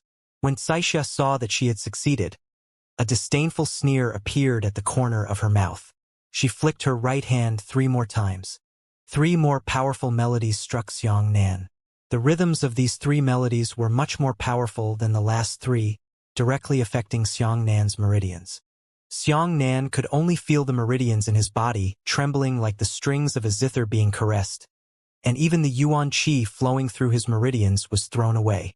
What an exquisite method! Xiangnan was very excited and said, "Mother, did you personally create this Heavenly Mist Qin? Good eyesight." Lan Yun laughed happily. This had nothing to do with eyesight. Although Xiangnan's understanding of the Divine Feathers sect in his previous life was not thorough, he knew that the Divine Feathers sect did not have such a rhythmic technique. Obviously, this was created by Lan Yun in the past 10 years. "Come on, senior sister. Teach him a lesson." Sunset Cloud clapped her hands excitedly.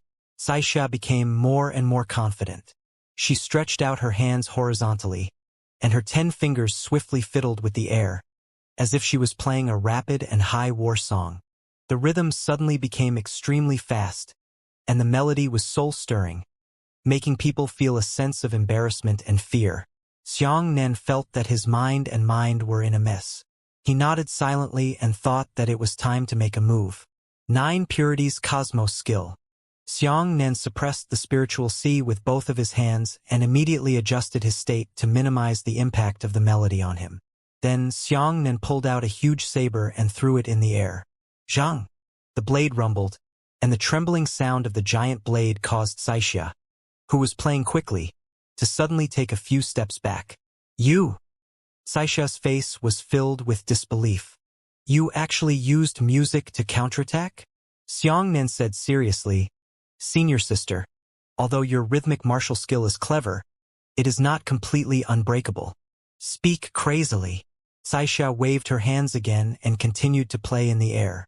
Xiangnan leaned his ears to listen. Listening to the rhythm of the melody, he swung the giant saber non-stop. Every time he swung the giant saber, a simple and heavy voice could be heard.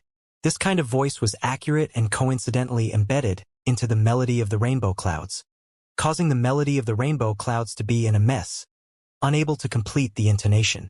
Xiangnan's swinging of his saber was not based on sound alone, but on injecting Yuan Qi into it. The power of the sound was materialized, and the sound could directly shatter rocks. When Xiangnan disturbed Xianxia, the rhythm of her playing became even more messy. In just 2 breaths, her face turned pale and she took a few steps back. It seemed that she had already suffered a backlash. "All right, hee. It seems that Xiangnan has found a way to crack it," Lan Yun said happily. "Master!" Sunset Cloud was very dissatisfied. But why did Master cheer for outsiders? War Soul Song. Xianxia was still unwilling to give up. She placed her hands and played the terrifying melody again. An excited and generous war spirit song resounded throughout the entire arena. Xianxia immediately felt as if he was in a chaotic battlefield, filled with tragic scenes of iron-blooded slaughter. He immediately used the 9 Purities Cosmos skill to stabilize his mind. Then, he listened carefully to the melody and swung the giant saber even faster. The two voices were mixed up and immediately produced an unexpected effect. Xianxia swung his saber not in rhythm at all, but in pure rhythm. Therefore, even if his rhythm was messed up, it wouldn't be a problem.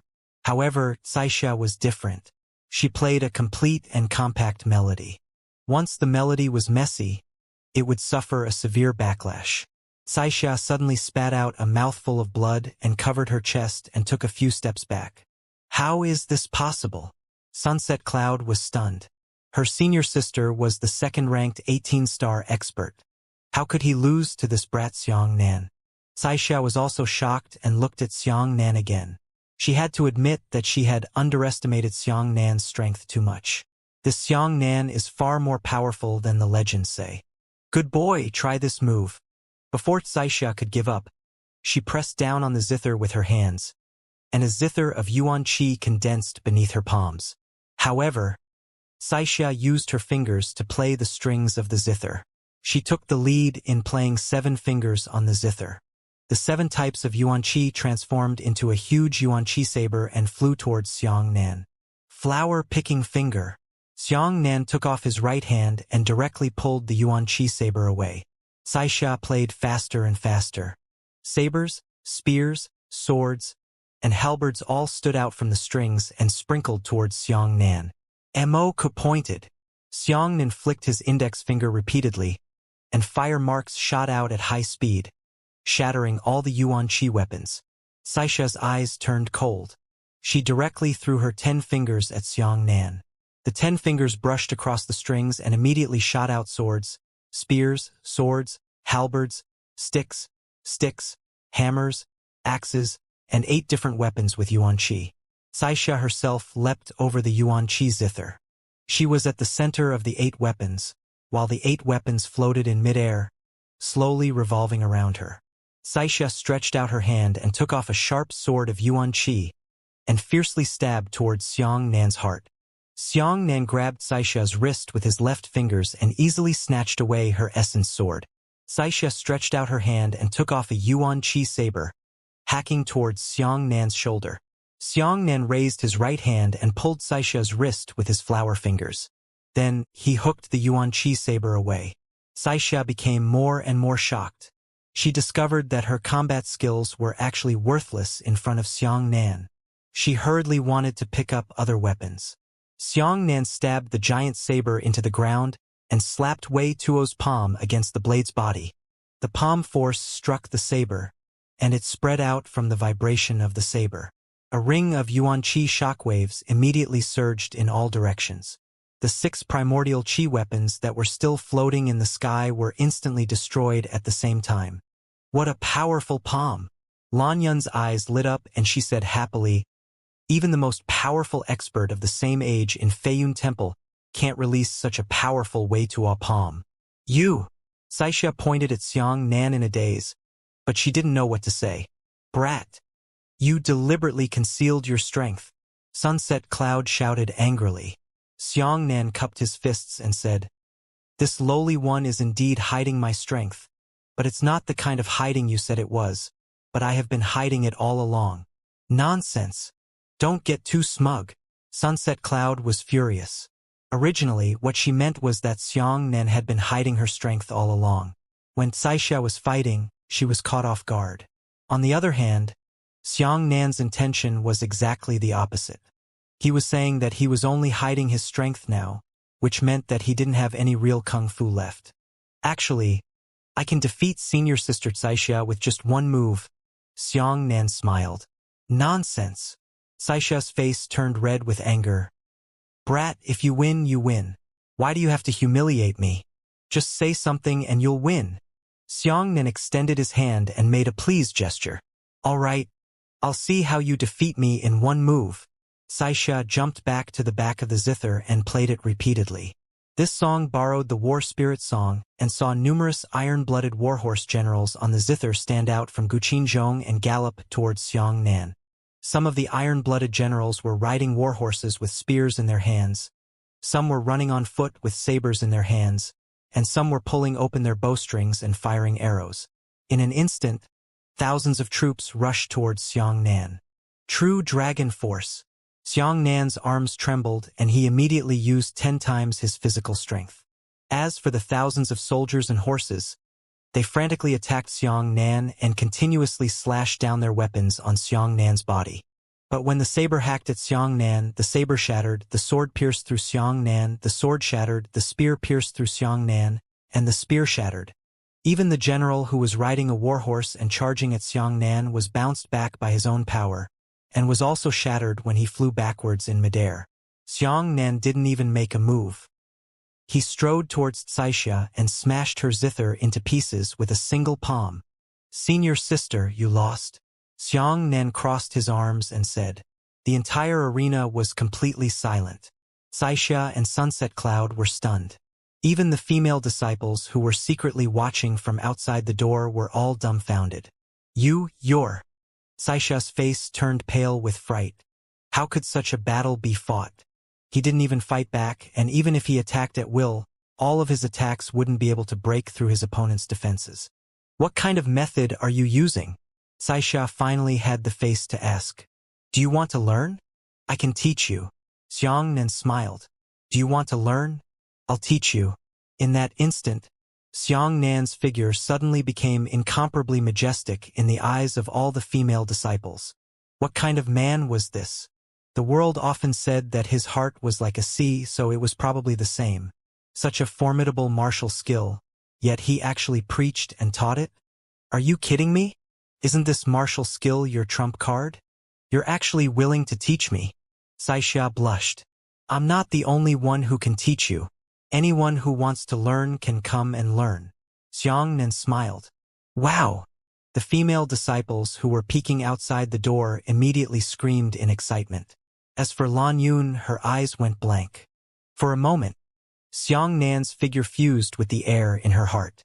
Once upon a time, Soaring Sky was also so broad-minded, and he never cared about the hatred of the door. He was willing to teach his special skill to the fated person. Actually, Xiangnan had sold it as a coincidence.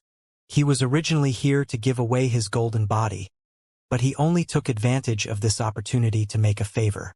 As he spoke, Xiangnan took out an unbreakable golden body instance dungeon and respectfully handed it over with both hands, saying, "Mother, this is an unbreakable golden body. What I used just now came from this martial skill. This is something I accidentally obtained from the Devil Sea." Lan Yun nodded her head in satisfaction. "Good child. Quickly come and let Master Nyang see if you are injured." Lan Yun didn't even need to take the book. So she grabbed Xiangnan and fondly stroked Xiangnan's hair. "Mother, I'm fine." Xiangnan revealed a big and brilliant smile. Xiangnan's left and right mouths melted Lan Yun's heart. Xianxia and Sunset Cloud looked at Lan Yun and Xiangnan with strange eyes. "Senior sister, look at how much Master dotes on him. If there is no one around, perhaps Master will feed him." Wuxia whispered. "Pa." Xianxia slapped off Sunset Cloud's hand and whispered, "You're courting death. How dare you say such nonsense?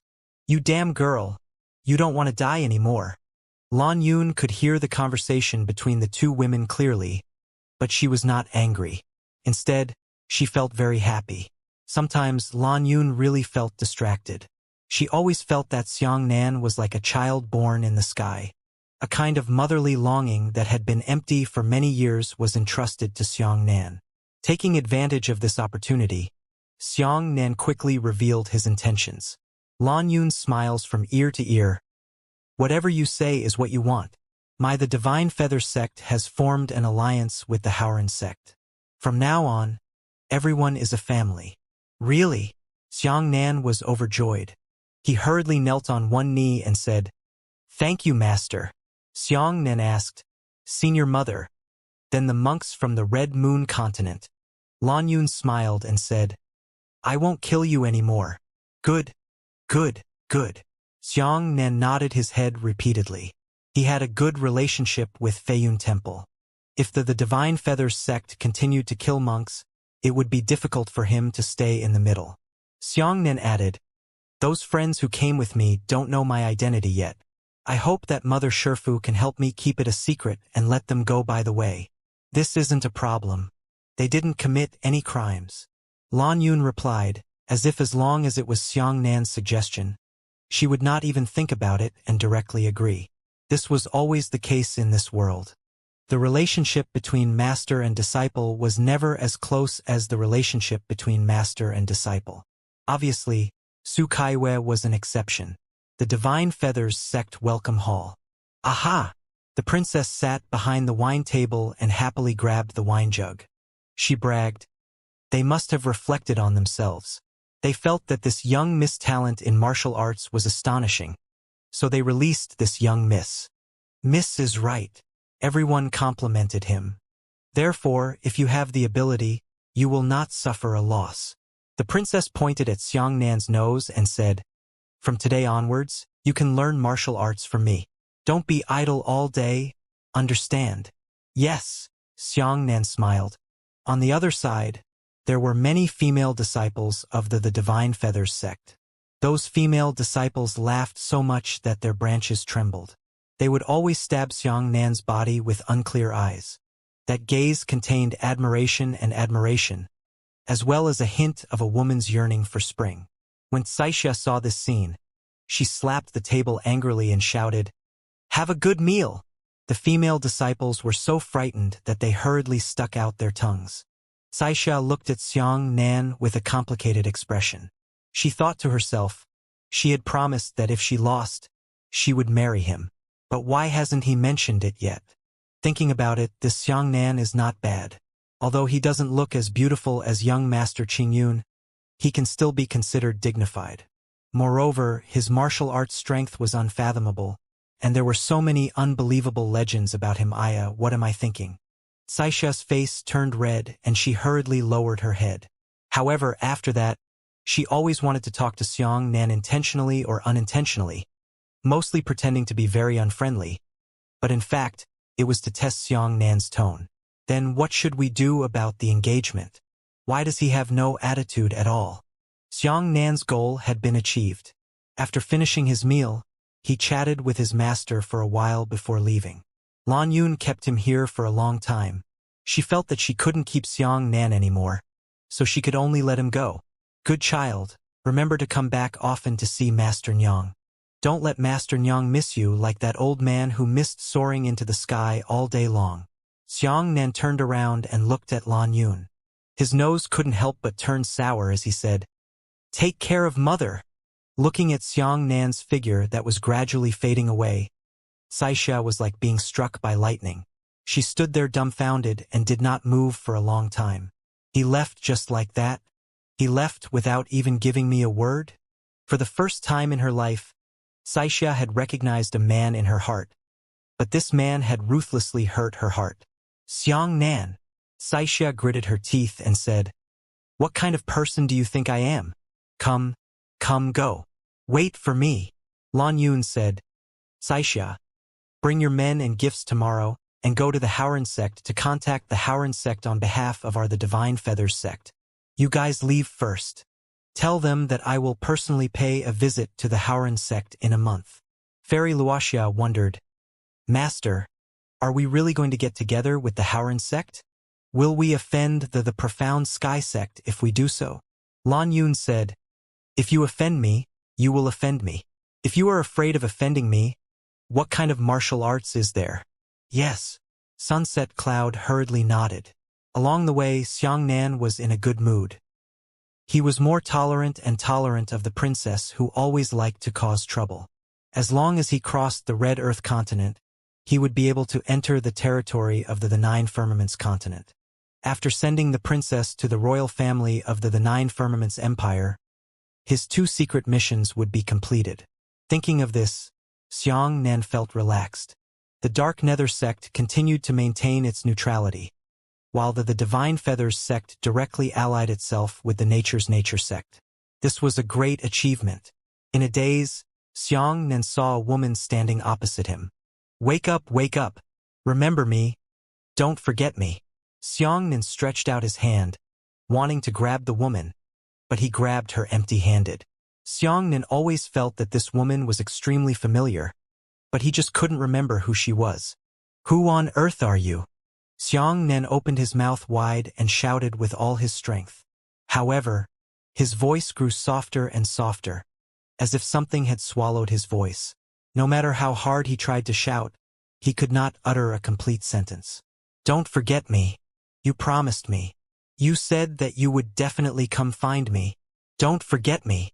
The woman's voice lingered in Xianxia's ears. Who? Xianxia suddenly sat up from his bed. He found that his entire body was soaked in sweat. Another dream, the same dream. Xianxia felt his mouth dry. He grabbed the teapot and poured a few mouthfuls into his mouth. It was also very deep. This was already the Red Earth continent. Xianxia walked to the window and looked at the quiet night outside.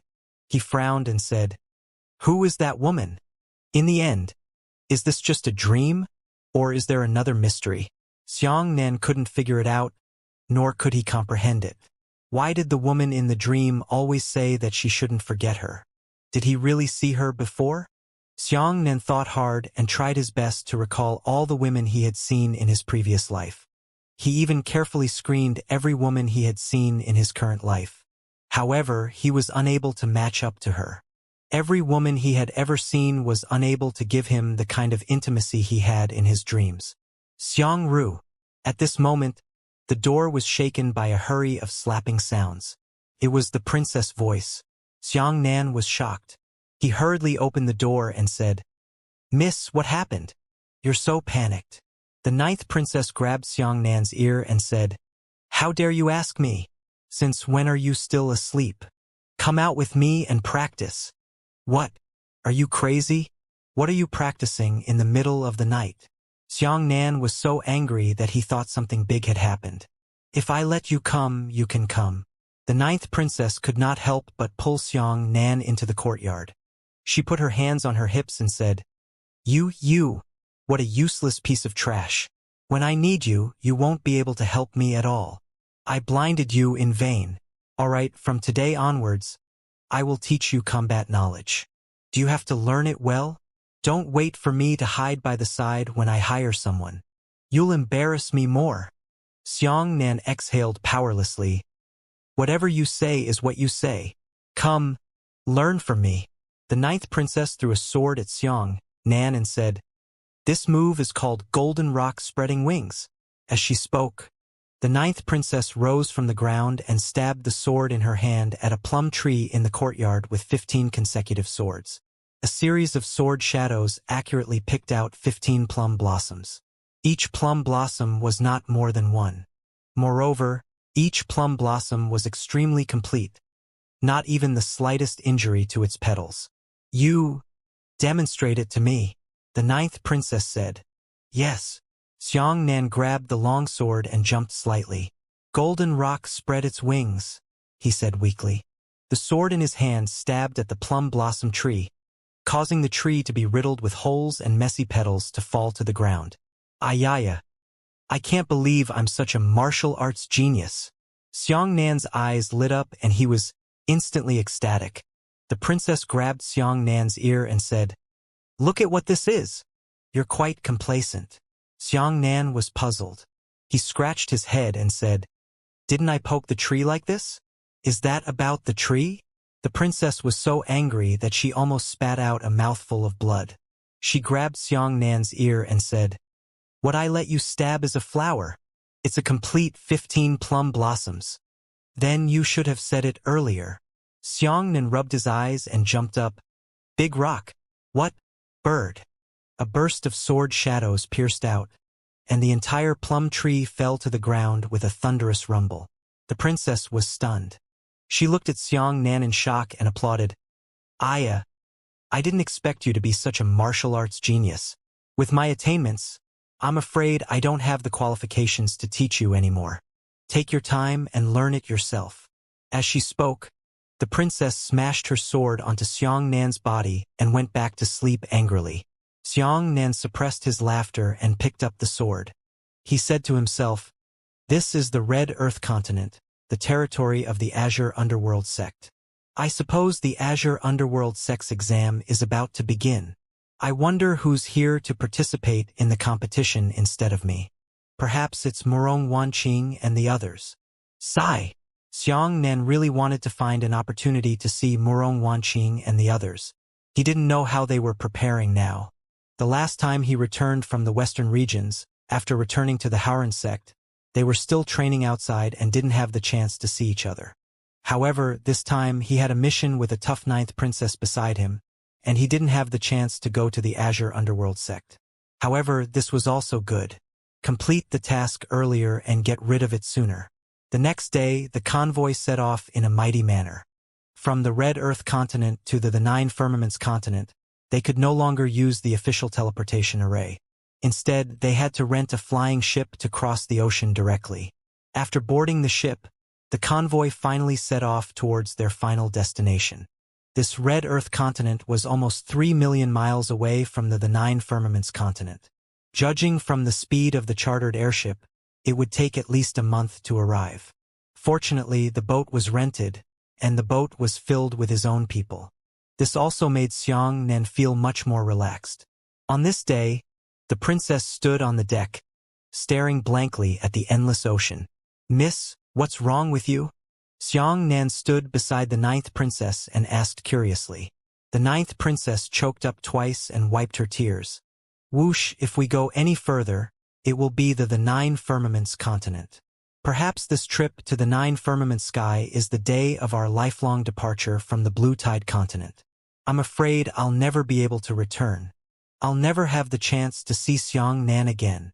Xiangnan's heart stirred slightly and he said, "We will meet if we have fate. I believe Miss has such fate." The ninth princess had matured once in a while. She shook her head with a bitter smile. "What else can I see? I have no way to turn back." "What?" Xiangnan's heart skipped a beat. Why did he feel that what the ninth princess said today was true? Even if she really married the prince of the Nine Firmaments imperial family, it wouldn't be impossible for her to return to the Haotian Empire for the rest of her life. What does it mean to be separated for life, and what does it mean to have no way back? Shit. Could it be that this girl?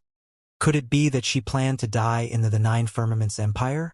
Could it be that she didn't want to marry the prince and wanted to find a chance to commit suicide? Miss Yu Xiangnan looked at the ninth princess in shock. The ninth princess wiped away her tears and smiled at Xiangnan. "Xiangru, don't blame me for making things difficult for you all day long. Look at yourself, you don't have the slightest ability. You are at the 3rd level of origin return. You are more than enough to mix with ordinary people, but you have to seek a way to survive in Haojing. You know that place in Haojing? It is impossible to survive without a bit of true ability. You know that people have ulterior motives. I'm afraid that you'll be harmed sooner or later. That's why I always call you trash. Actually, I'm worried about you." As she spoke, she grabbed Xiangnan's ear and said, "If I leave, who will protect you? What are you going to do?" Hearing this, Xiangnan turned his head slightly, his eyes slightly red. The sea was endless.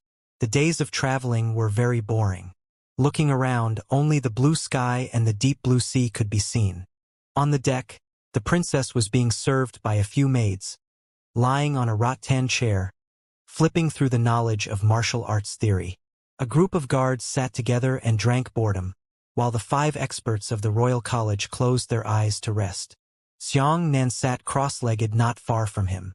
He silently looked at the boundless sea surface and continuously practiced his momentum. During this period of time, he had never relaxed.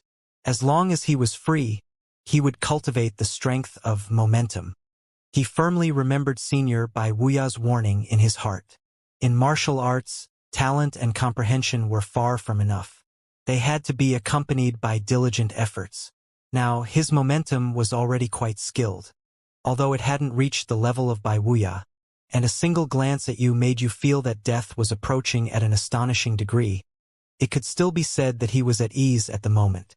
I heard that not only does Xianxia have a high level of combat awareness, he even has a frightening knowledge of martial arts. The princess suddenly said this. I'm more worried. Lone Moon opened his eyes and said, the sect ranking tournament is in 4 months. Xianxia may represent the nature sect. To be honest, I know a little about Xianxia's strength. I think he is in a very dangerous situation. How could that be? The princess said unhappily. Xianxia can't lose. Lone Moon said earnestly. As you can see, that Xianxia is only the second strongest expert of the 18 stars. However, how powerful is she? Do you think Xianxia can be more powerful than that Xianxia fairy? Not to mention, the princess had already accumulated a cloud of worry on her face. She said, not to mention what?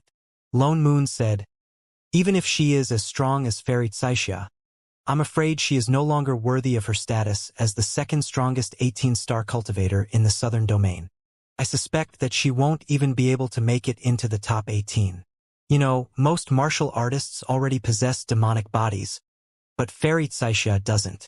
Perhaps she was ranked second before, but how could she be ranked after everyone else had cultivated into a half-demon body? The princess was speechless. Lone Moon sighed. Xianxia is not comparable to Fairy Xianxia, who doesn't have a half-demon body. How can she contend against the other 18-star experts? Furthermore, there is an even more powerful 7 tigers of the southern domain on top of her. It's a pity that the sect ranking tournament is a competition between non-governmental forces. It's not our Royal College's turn. Otherwise, if I were to personally take action, I might be able to obtain a place that I can still watch. The princess did not listen anymore. She pouted and said, how do you know that Xianxia's strength has not improved? Lone Moon said, even if he did, the increase would not be too great. He was only at the 3rd level of the origin return in the 12 joint examinations. I'm afraid that in the past few months, he can only reach the 5th level of the origin return. That would be considered quite good. For a moment, the clouds on the flying ship became gloomy. They had a premonition that Zhonglan continent would fall to the bottom again in the sect ranking tournament. Xiangru, what do you think? The princess was still unwilling to give up. Xianxia thought for a moment and said, I have my own fortune, so I can't judge others. Smelly fellow, you never speak up for me. The princess glared at Xianxia angrily. Day after day passed, and the days at sea were coming to an end. On this day, from a distance, the outline of the continent plate had already appeared in front of him. The place where the sea and sky met was the Nine Firmaments continent. Looking at the Nine Firmaments continent, Xianxia's heart was filled with loneliness and sorrow. This was a homeland that he had lived and loved. He grew up here, became famous here, received the respect of thousands of people, and was called the #1 genius in the starry sky. It was also here that he was betrayed by his beloved woman, and his heart was hurt the most. Young miss were about to arrive. Hurry up and prepare to land. A guard shouted loudly. The princess glanced at the map and said, there is only one Zhouxiao Empire in the Nine Firmaments continent. We will land near the sea in the south and be interrogated. After that, we need to head north all the way to the capital city of the Nine Firmaments Empire, Tianyu City. Hearing these familiar words, Xianxia's heart was filled with mixed emotions. Cargo flying ships from the south would need to land on the southern coast of the Nine Firmaments continent and wait for the military to inspect them before they could be released. A day later, Xianxia and the others had already entered the interior of the Nine Firmaments continent and landed in a port city called the Black Sea Port. After going through layers upon layers of strict scrutiny, everyone put down their flying boats and changed their land route according to the rules. The Black Sea Port was more than 1.7 million kilometers away from Tianyu City. This was another journey. Once again stepping onto this hot land that he was familiar with, Xianxia felt as if he was in another world. There were too many memories of him here. Zhouxiao, I'm back.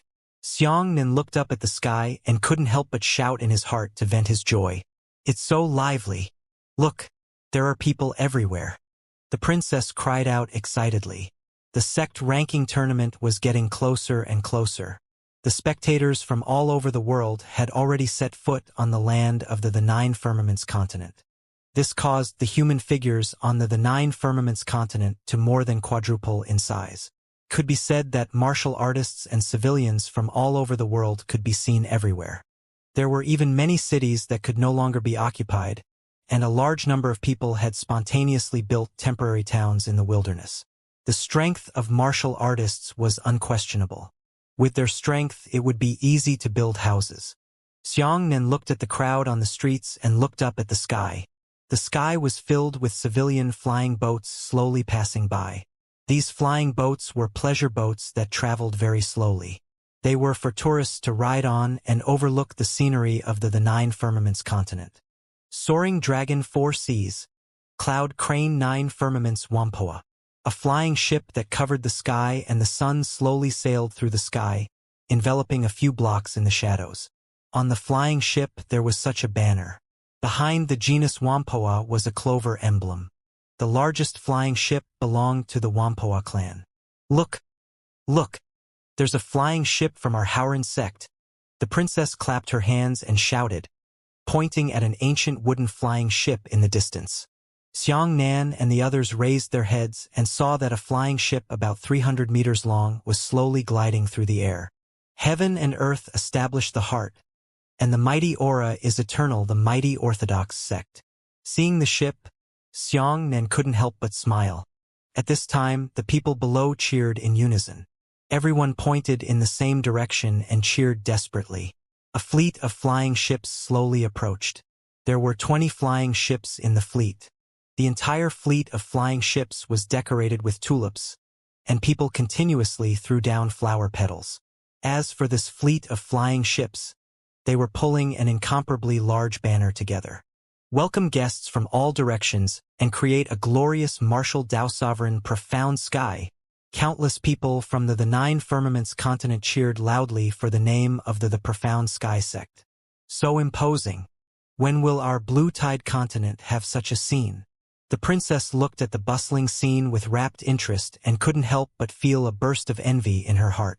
The Haoyan imperial clan and the Howran sect still did not have the ability to launch such a grand event. As for the Nine Firmaments continent, it had always been the leader of the southern domain's dragon heads. Furthermore, because the Nine Firmaments continent had the Sky Profound sect and the Flying Cloud sect, these two first-rate sects had an unshakable status as dragon's heads. However, this was not the most exaggerated. After Xianxia and the others watched for a while, they saw a spontaneous procession of 1,000 people marching towards them. Everyone in the procession raised their flags and shouted in unison. Soaring Dragon 9 Heavens, Sovereign Profound Sky, Phoenix Dance of the 9 Heavens, Boundless Clouds. The Profound Sky sect was naturally the Profound Sky sect, and Feiyun was the second strongest of the 8 great sects, the Feiyun sect. Heavens, as for this, it's just a port city in the south. The princess helplessly rubbed her temples. Lone Moon stood beside the princess and sighed sincerely. Baimukin created an unprecedented profound sky glory back then, and this time they are going to start over again. Although the Profound Sky sect has lost Baimukin, they have nurtured another Yu Donghai. I heard that this time Yu Donghai's voice was extremely loud. Many people even faintly thought that Yu Donghai might be able to break the glory created by Baimukin. It doesn't matter. Our blue tide continent isn't bad either. They have Yu Donghai, and we have Xianxia. The princess clenched her fists firmly. She never doubted Xianxia. Miss, it's getting late. It's time to set off. Xianxia urged. The convoy continued northward. Xianxia sat in the carriage and flipped through the map in his hand. Actually, he didn't need to look at it. His heart was like a mirror. He knew this continent too well, and it could be said that he knew it like the back of his hand. The Black Seaport needed to span 44 provinces to reach 9 Firmaments capital city and Heavenly Cosmos City. Because there was only one country in the entire the 9 Firmaments continent, the 9 Firmaments Empire could be considered one of the top 10 in terms of size, even if one looked at the entire world. In just 3 days, the 9th princess was extremely annoyed. When she was resting, she complained, 1.7 million li. Using road-type demonic beasts to travel. How long do we have to walk? When we get to Tianyu City, the day lily is cold. Why can't we rent a flying ship? A guard hurriedly said, Miss, during the sect ranking tournament, the Nine Firmaments continent has very strict control over civilian airships. It is clearly stipulated that their speed should not exceed 20,000 li per day. Therefore, almost all of the flying ships have been converted to viewing purposes. So is the Nine Firmaments Imperial clan.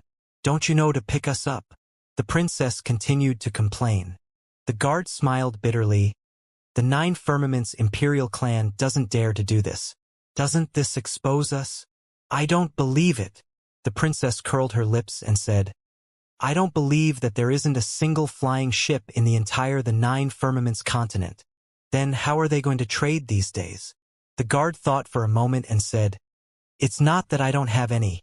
However, there are only 32 top clans in the Nine Firmaments continent that have the right to fly at full speed during this period of time. But we don't know any of these clans.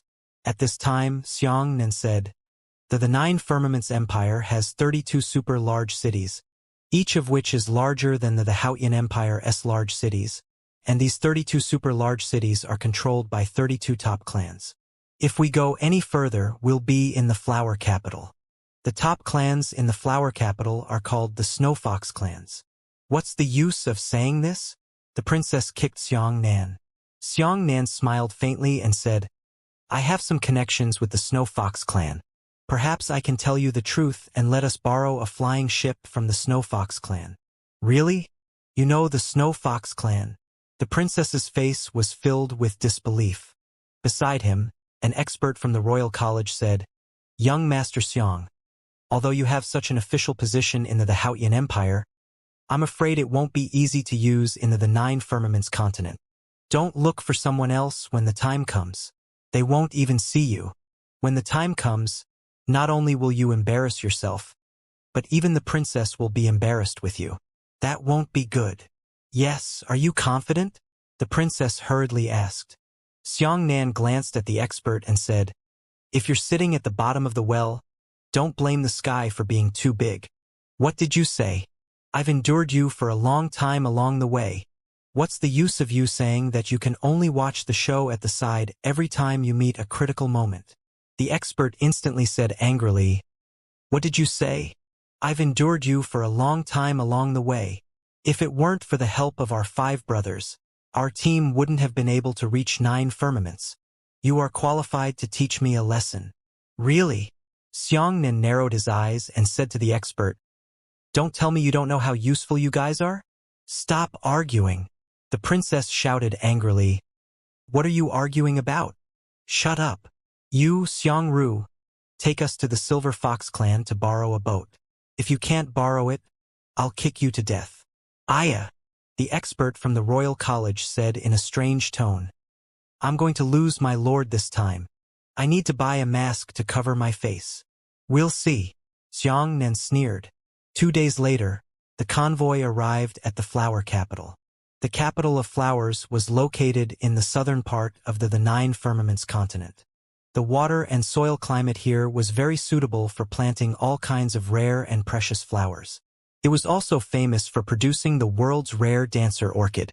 Within the Flower Capital, there were streets named after flowers everywhere. Almost every building had its own unique features, and its shape was like flowers of all colors. Women loved flowers the most, so more than 70% of the residents, including tourists, in Flower Capital were beautiful women.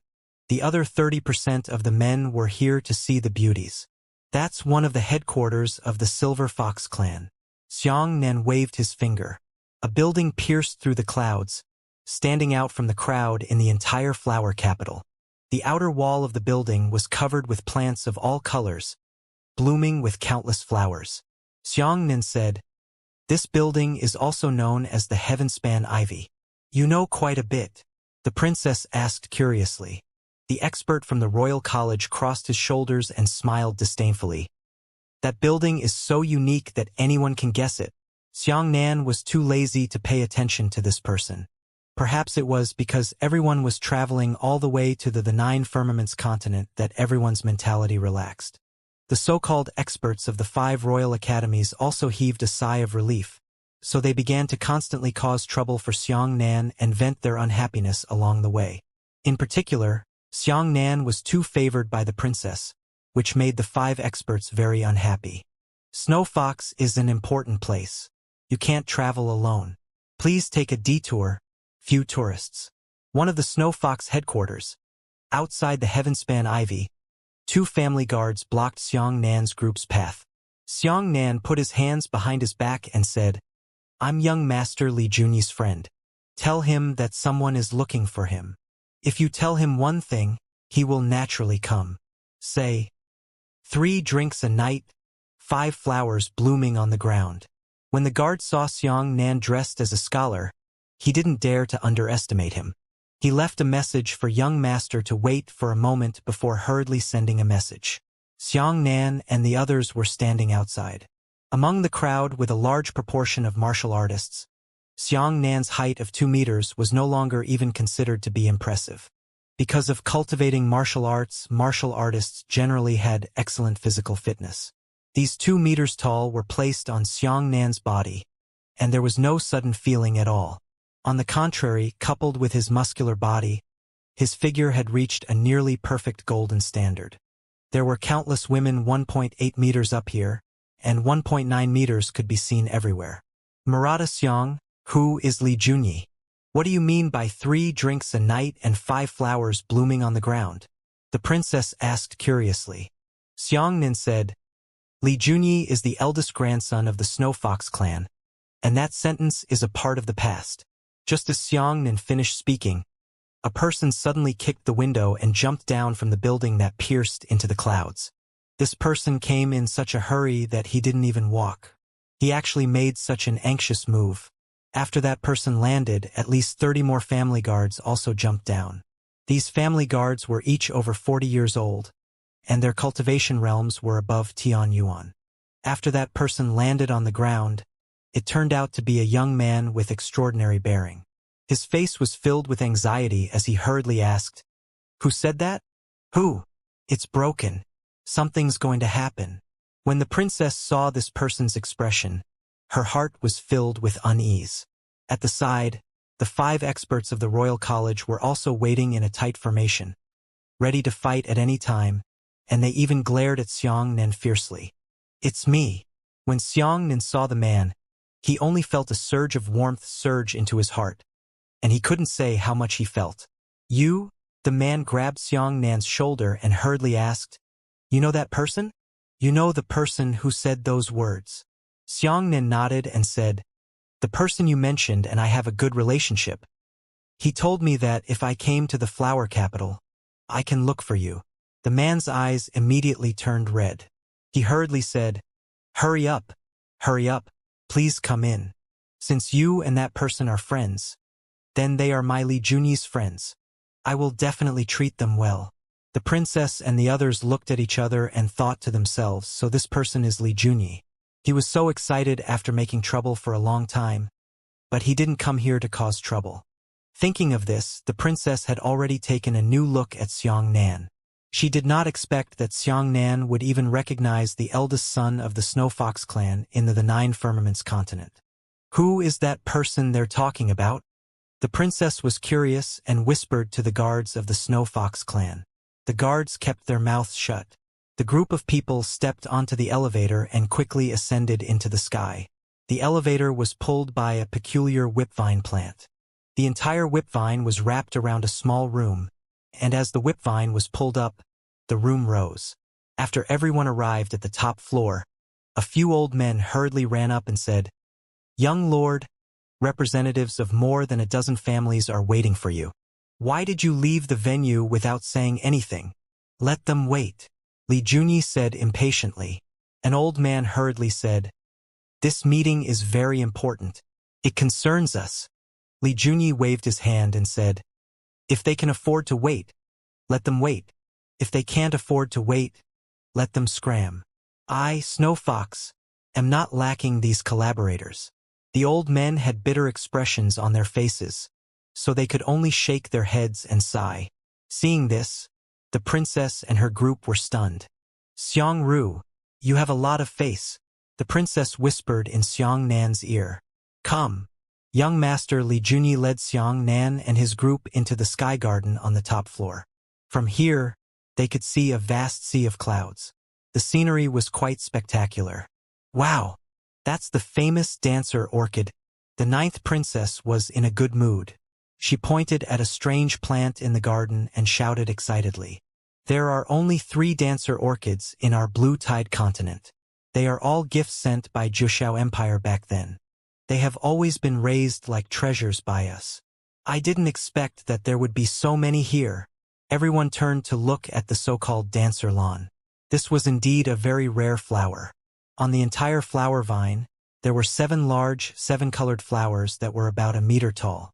When the flower bloomed, a female-shaped inner flower rose from the stamen. Especially when the wind blew, the petals rustled, as if playing a beautiful music. The beauty in the flower danced with the music, very pleasing to the eye. Li Junyi said, Someone, serve wine in dishes with the highest specifications. Open a jar of incense for my daughter, who has been treasured for 500 years. The expressions of the maids changed drastically. Daughter incense was Li Junyi's precious treasure. When his grandfather lived, he only opened 3 jars. At this moment, everyone's gazes at Xiang Nan became extremely respectful. As soon as Li Junyi sat down, he hurriedly put his hand on Xiang Nan's shoulder and said, Have you seen him? He is fine. Xiang Nan sighed and said, He's gone missing. I wonder if he's alive or dead. Then, did he ever mention me? Li Junyi hurriedly asked. Xiang Nan nodded and said, He said that we were brothers. He never dared to forget those happy days. But let go of what you should. There is no banquet in the world that will not end. The 100 jars of incense he gave you should not be treasured anymore. Drink it when you need it. Things go, I'm worried. Speaking of which, Li Junyi burst into tears. Sigh. I never thought that things would change in this world. Li Junyi let out a long sigh. These past few years, I have often dreamed of him. Li Junyi patted Xiang Nan on the shoulder and said, Did he ever say who hurt him? Xiang Nan shook his head and said, He said that it's his personal matter. He will think of a way to solve it himself, and he doesn't want to implicate his brothers. He's always like this. He'll take care of everything by himself. Li Junyi choked up again and hurriedly wiped his eyes with his brocade handkerchief. Since he is willing to tell you this, it means that you are really close to him. From today onwards, you are also my brother, Li Junyi. May I know your name, brother? Xiang Ru. Xiang Nan clasped his fists. The princess and the others were even more confused. After speaking for a long time, why couldn't he understand? That Li Junyi repeatedly will Confucianism as one of their own, but don't even know the name of Confucianism. I'm Li Junyi. Li Junyi cupped his fists and said, May I know why Brother Xiang Ru came to the flower capital? Did he entrust him with it? Xiang Nan shook his head and said, I have a reluctant request. I hope I can borrow a flying ship from your family. That's just a small matter. Li Junyi waved his hand and said, Since Brother Xiang is here, let's drink until we're drunk. Everyone is drunk if they are not drunk. If a martial artist sincerely didn't want to get drunk, it would be very difficult to get drunk. However, Xiang Nan and Li Junyi both had mixed feelings and drank too much. Early the next morning, Li Junyi personally took Xiang Nan and the others to visit the flower capital. Anyone who saw Li Junyi on the streets would automatically move aside and stand respectfully with their hands down. This snow fox was the local overlord of the flower capital. It wouldn't be excessive to say that Li Junyi was the local emperor here. As for the princess and the others, they had enjoyed such a high standard of treatment, so they felt that they had a lot of face. However, the experts of the 5 royal academies were relatively quiet. They didn't dare to make eye contact with Xiang Nan. They only felt that their faces were burning hot, but they had to enjoy the treatment Xiang Nan had obtained. This feeling made the 5 of them feel very disgusted, as if they had eaten flies and even pretended to smile. On the day of parting, Lin Junyi personally saw Xiang Nan off.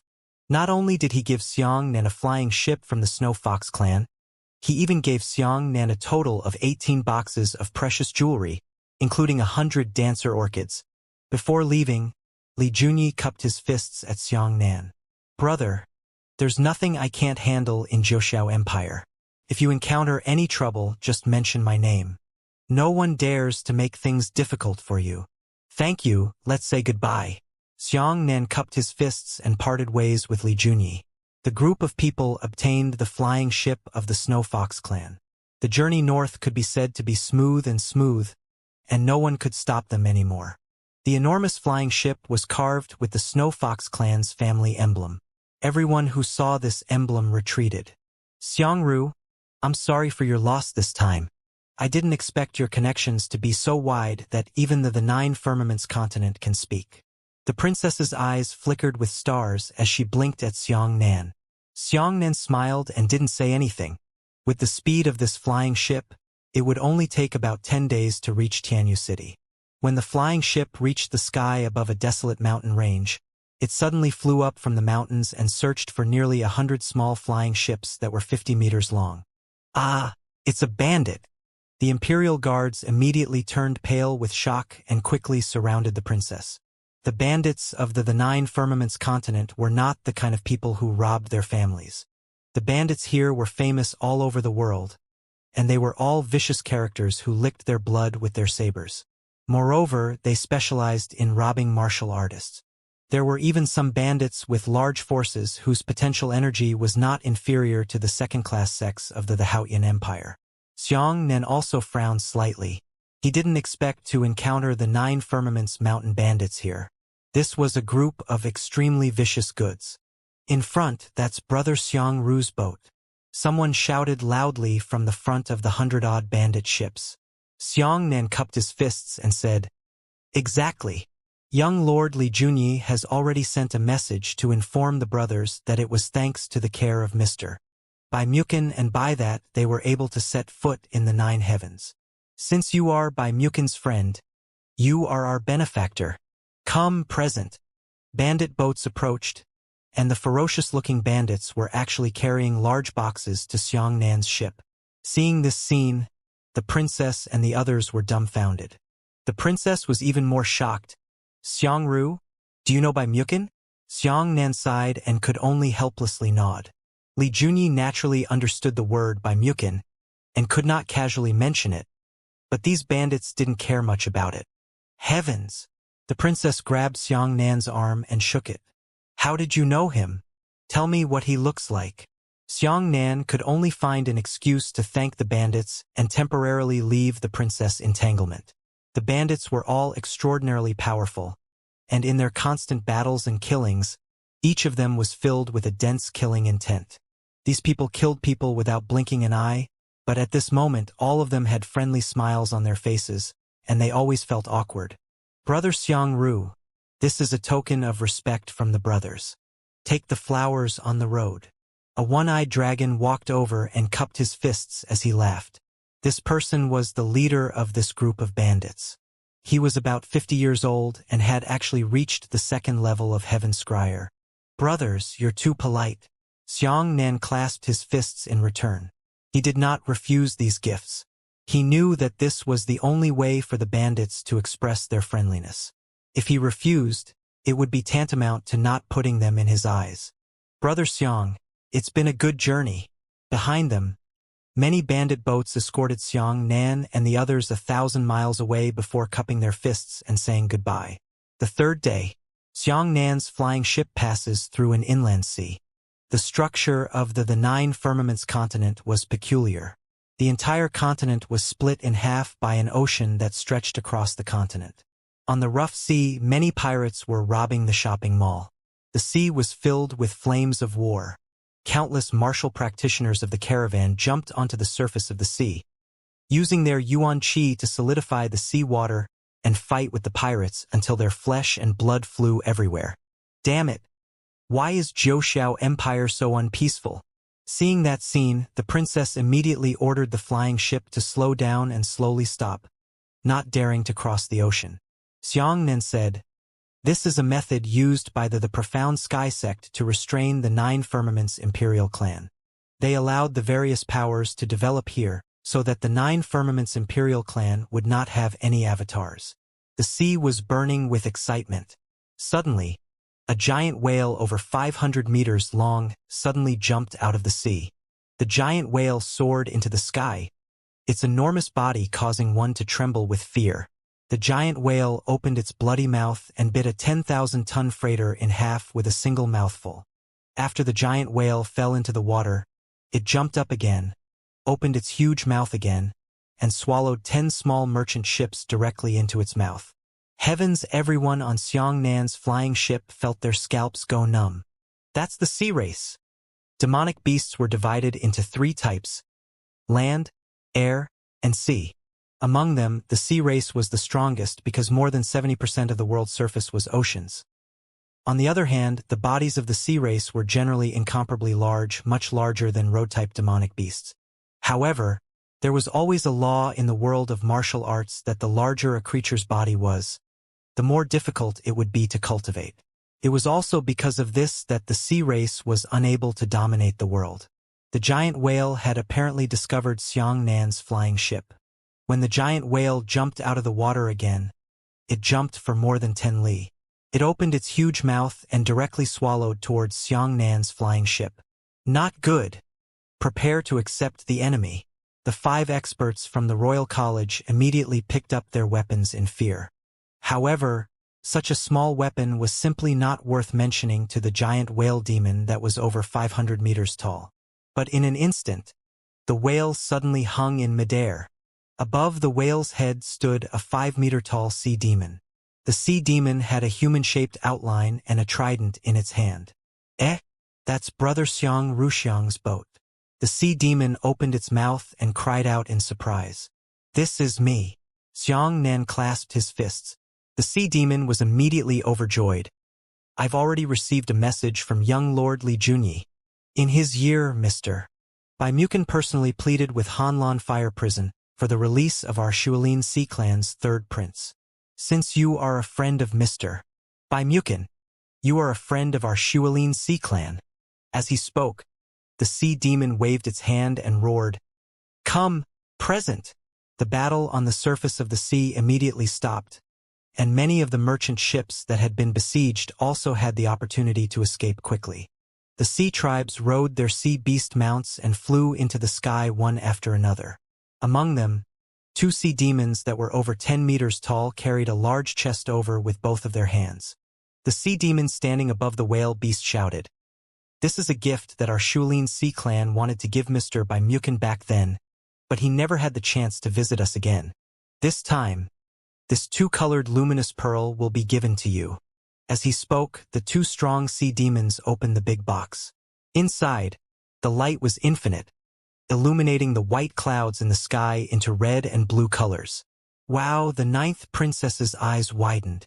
The luminous pearl was actually 0.5 meter in diameter, and there were 2 kinds of red and blue light flowing around it, constantly revolving around the luminous pearl.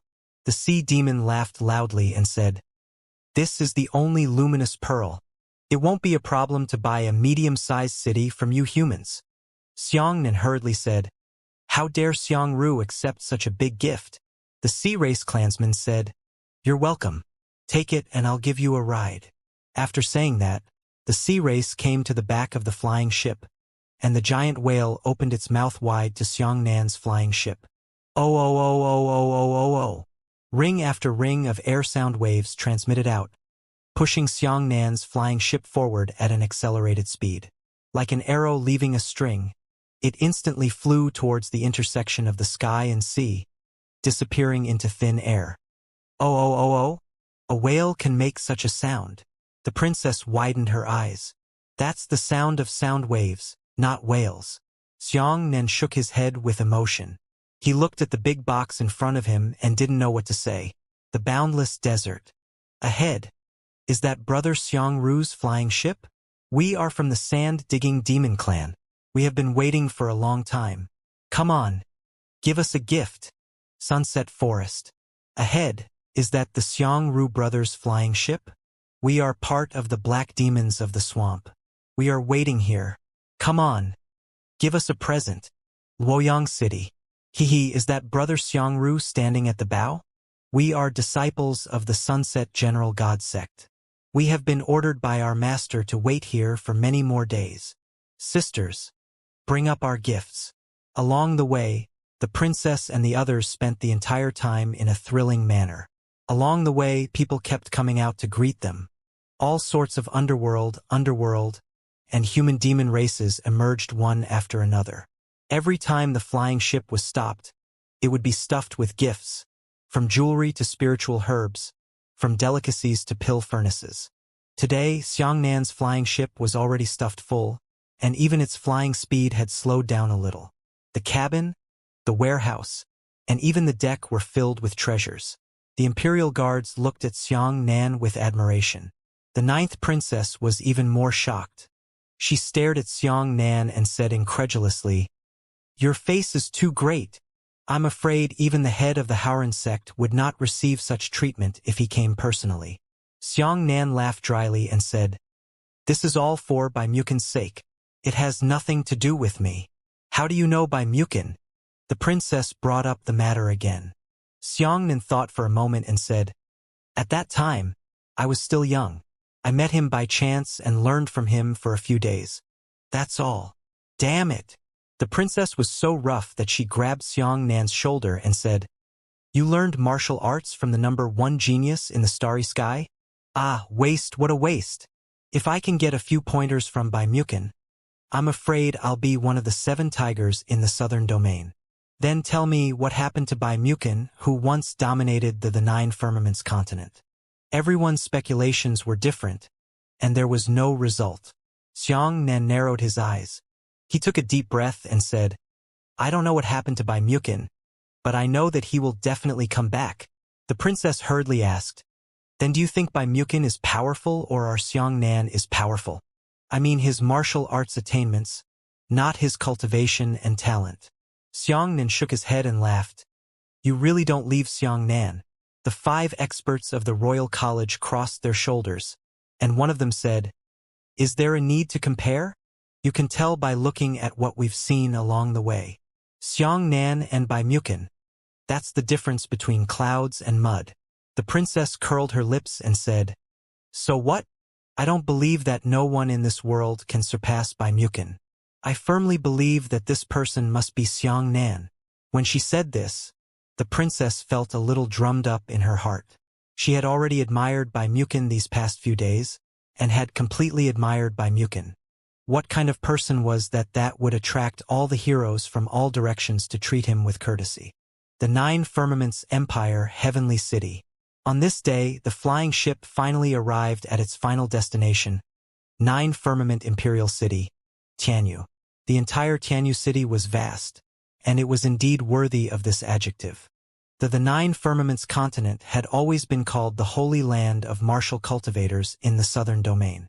To put it bluntly, its economic strength was indeed inferior to Haoyin's Haojing.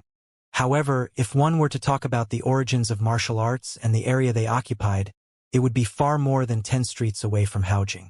All the young martial artists in the world had been proud of Heavenly Cosmos City. From Tianyu City onwards, they couldn't take a flying ship. They had to travel by land.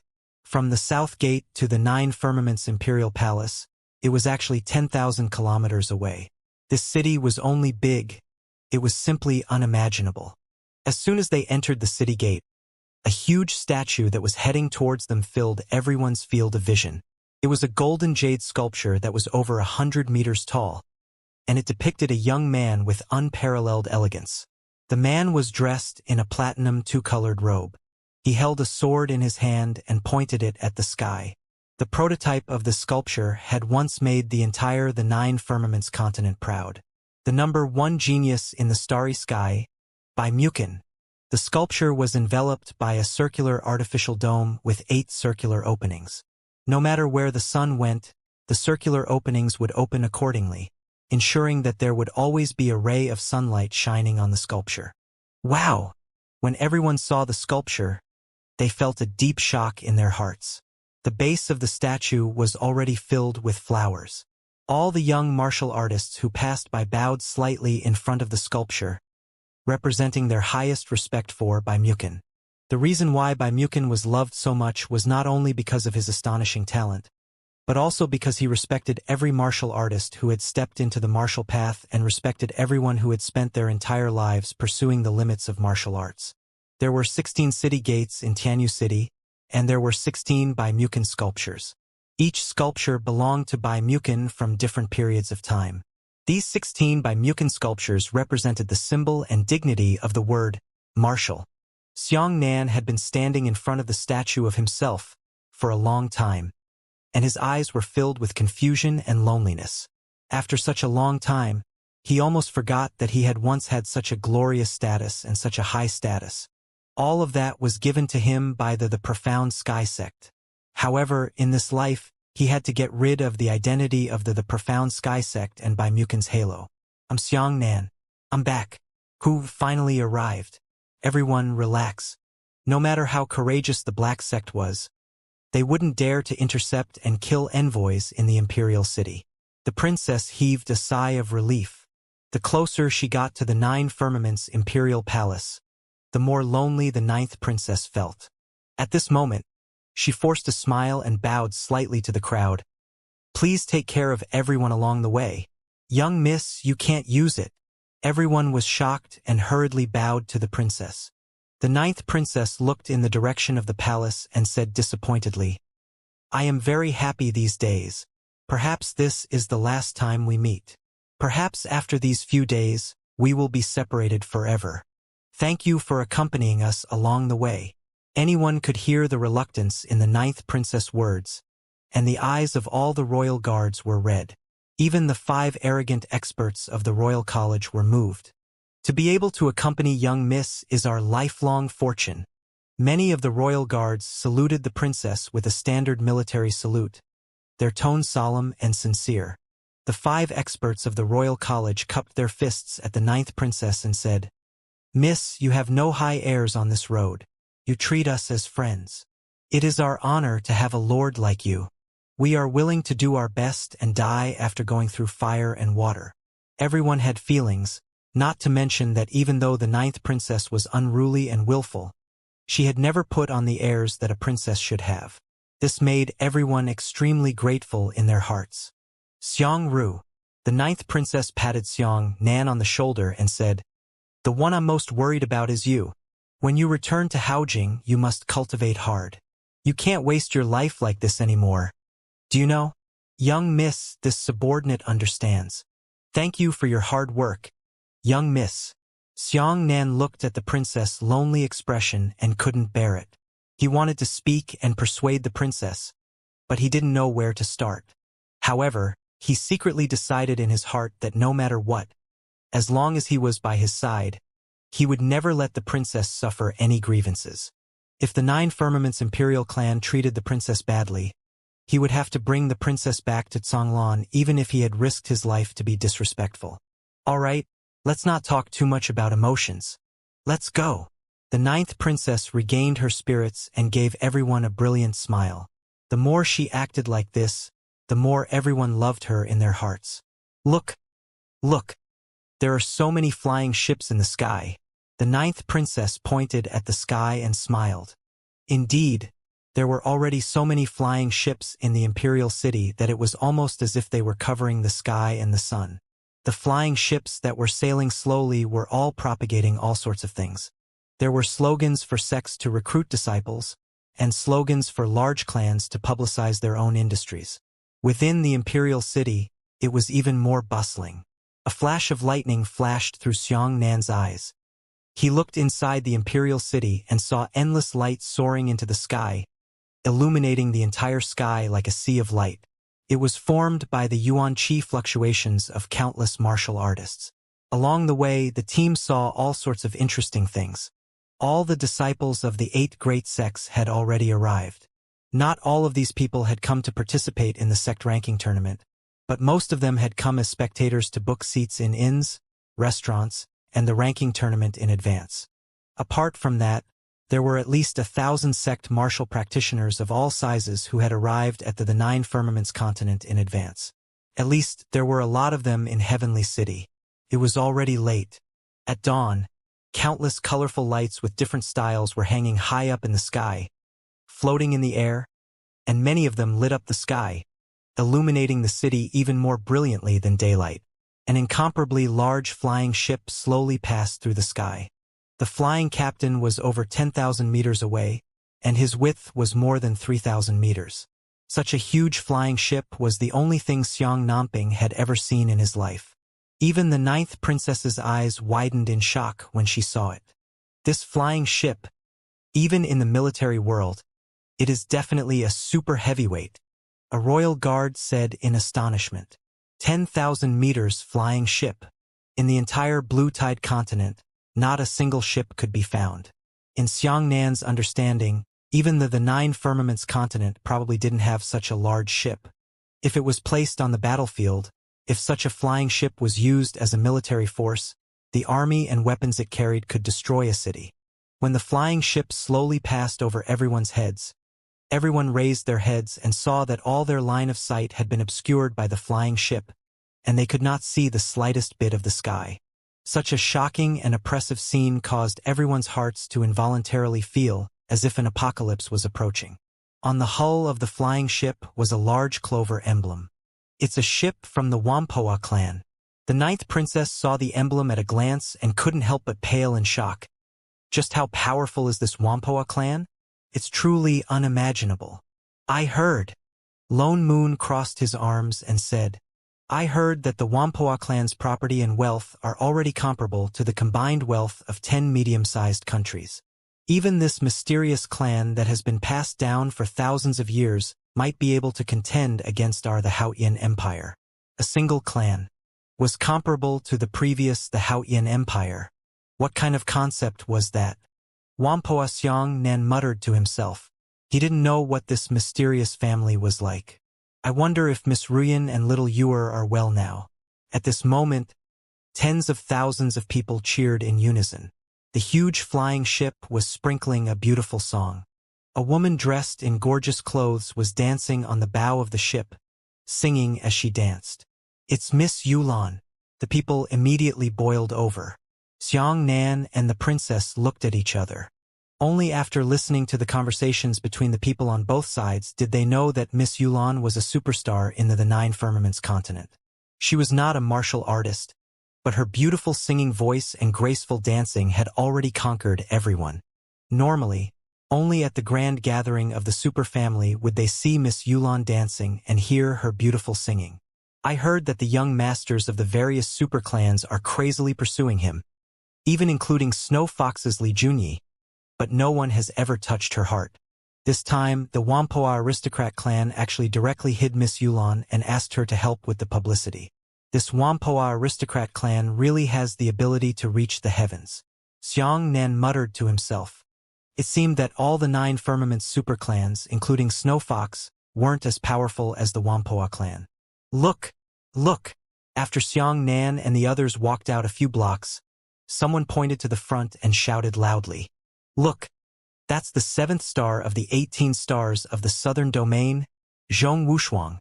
At the intersection ahead, there were 2 groups of people drinking wine. It was said to be 2 groups, but it was actually 20 people against 1 person. Because these people were blocking the way, the speed of Xiang Nan's team stopped. Why would anyone be drinking on the streets? What is this? The princess was not angry at all. Instead, she became even more excited, because those 21 people were vaguely competing with each other.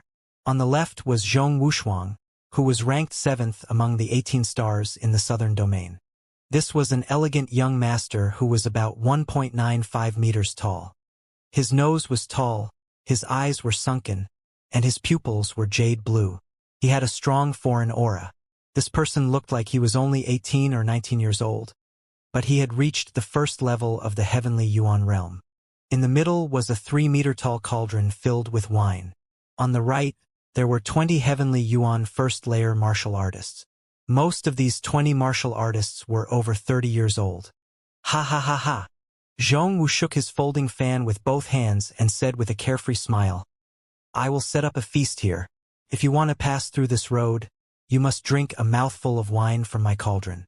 If you don't have the ability, you can go around it. At the crossroads, pedestrians from all 4 directions were stopped here. No one was allowed to move forward, but there were obviously more people watching the show than those who really wanted to hurry. The 20 Tian Yuan martial practitioners who were over 30 years old all had sullen expressions on their faces. Little bastard.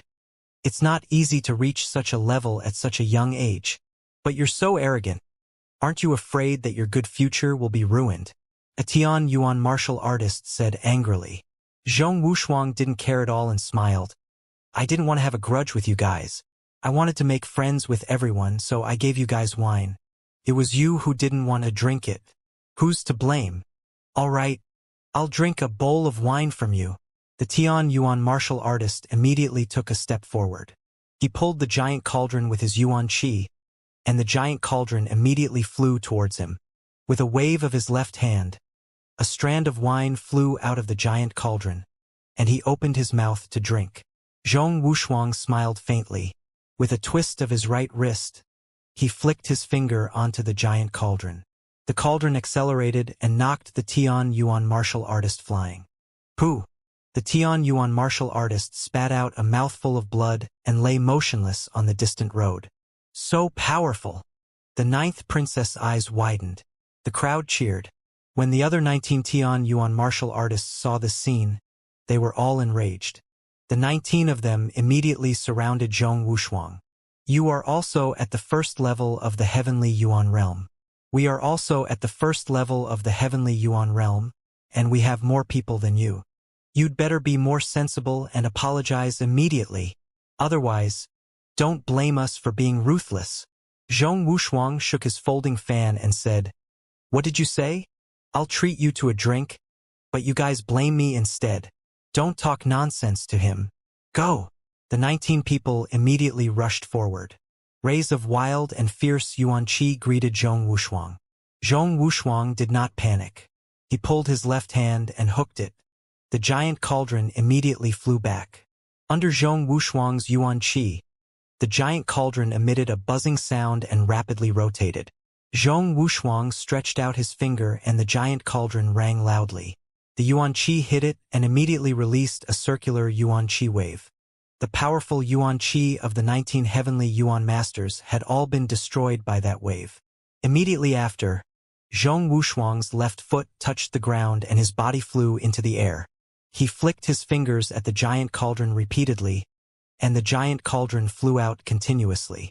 Every time it knocked a Tian Yuan martial artist flying.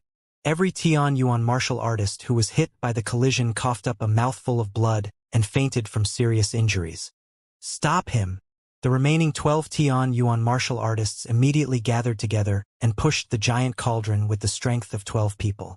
At this moment, the giant cauldron was stopped by 12 people. Zhong Wushuang was on the left, pushing the giant cauldron with his Yuan Qi, while the 12 people were on the right, similarly pushing the giant cauldron with his Yuan Qi. The giant cauldron was pushed into the air by Yuan Qi from both directions, unable to advance or retreat. Zhong Wushuang let out a carefree laugh. He jumped up and kicked the giant cauldron in the air, saying, The sunset rainbow clouds cover the sky. This kick produced a two-way arc of Yuan Qi. After that Yuan Qi struck the giant cauldron, it immediately blossomed into a brilliant light that filled the sky.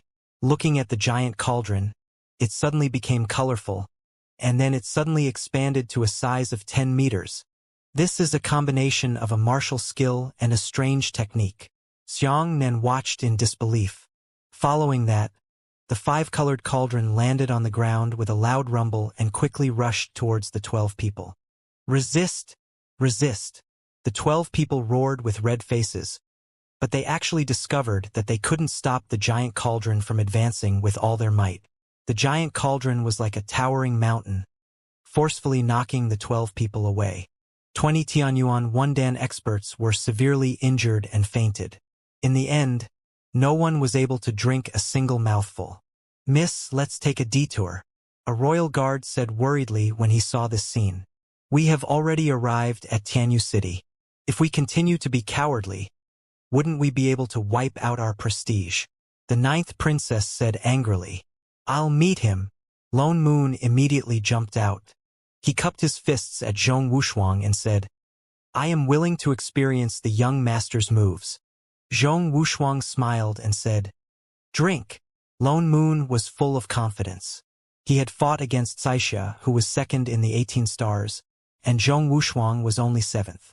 He thought that he should be able to fight him evenly. With this thought in mind, Lone Moon didn't hold back anymore and directly released his purple gold yuan qi. Oh? What yuan qi? Zhong Wushuang's eyes lit up and he said, After waiting for a day, I finally got an expert of the same age to come. Lone Moon was very smart. He did not fight with Zhong Wushuang for yuan qi. Instead, he directly jumped onto the edge of the cauldron and waved at the strong liquor inside the cauldron. A wave of liquor flew out of the cauldron. Zhong Wushuang flicked his finger, causing the giant cauldron to buzz, sending Lone Moon flying. Lone Moon's face was filled with shock as he thought to himself, how can Zhong Wushuang be stronger than Xianxia? Xianxia narrowed his eyes and saw through Zhong Wushuang's measurement. At this moment, Zhong Wushuang was half a demon.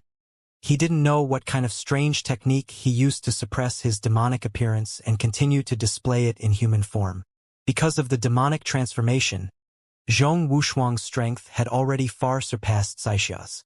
Lone Moon jumped onto the cauldron again and was shaken down by Zhong Wushuang again. He jumped up 7 times in a row, and all of them were knocked out by Zhong Wushuang. Lone Moon was anxious. He threw a violet golden punch at Zhong Wushuang.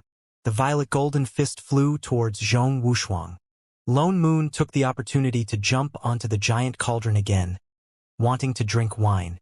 Zhong Wushuang suddenly inserted his right hand into the purple gold fist and forcefully twisted it, shattering the yuan qi fist. He kicked out a strand of yuan qi, which struck the giant cauldron and sent Lone Moon flying again. This time, Lone Moon was not prepared in time, causing a large amount of blood to spill out of his mouth. Xianxia frowned slightly. He already wanted to make a move. Since he had already arrived at Tianyu City, there was no need for him to conceal his strength. As long as he did not apply his iconic martial skill and did not reveal his identity, it would be fine. However, at this moment, Zhong Wushuang was stunned and suddenly looked into the sky. Lone Moon found the right time and immediately jumped onto the giant cauldron. He pulled a stream of wine over and opened his mouth to drink it. Ha! I succeeded. Lone Moon let out a long sigh of relief. However, at this moment, everyone did not applaud Lone Moon. Instead, everyone gazed at the sky. In the sky, there was a man and a woman stepping into the air. That woman's appearance was unparalleled in the world.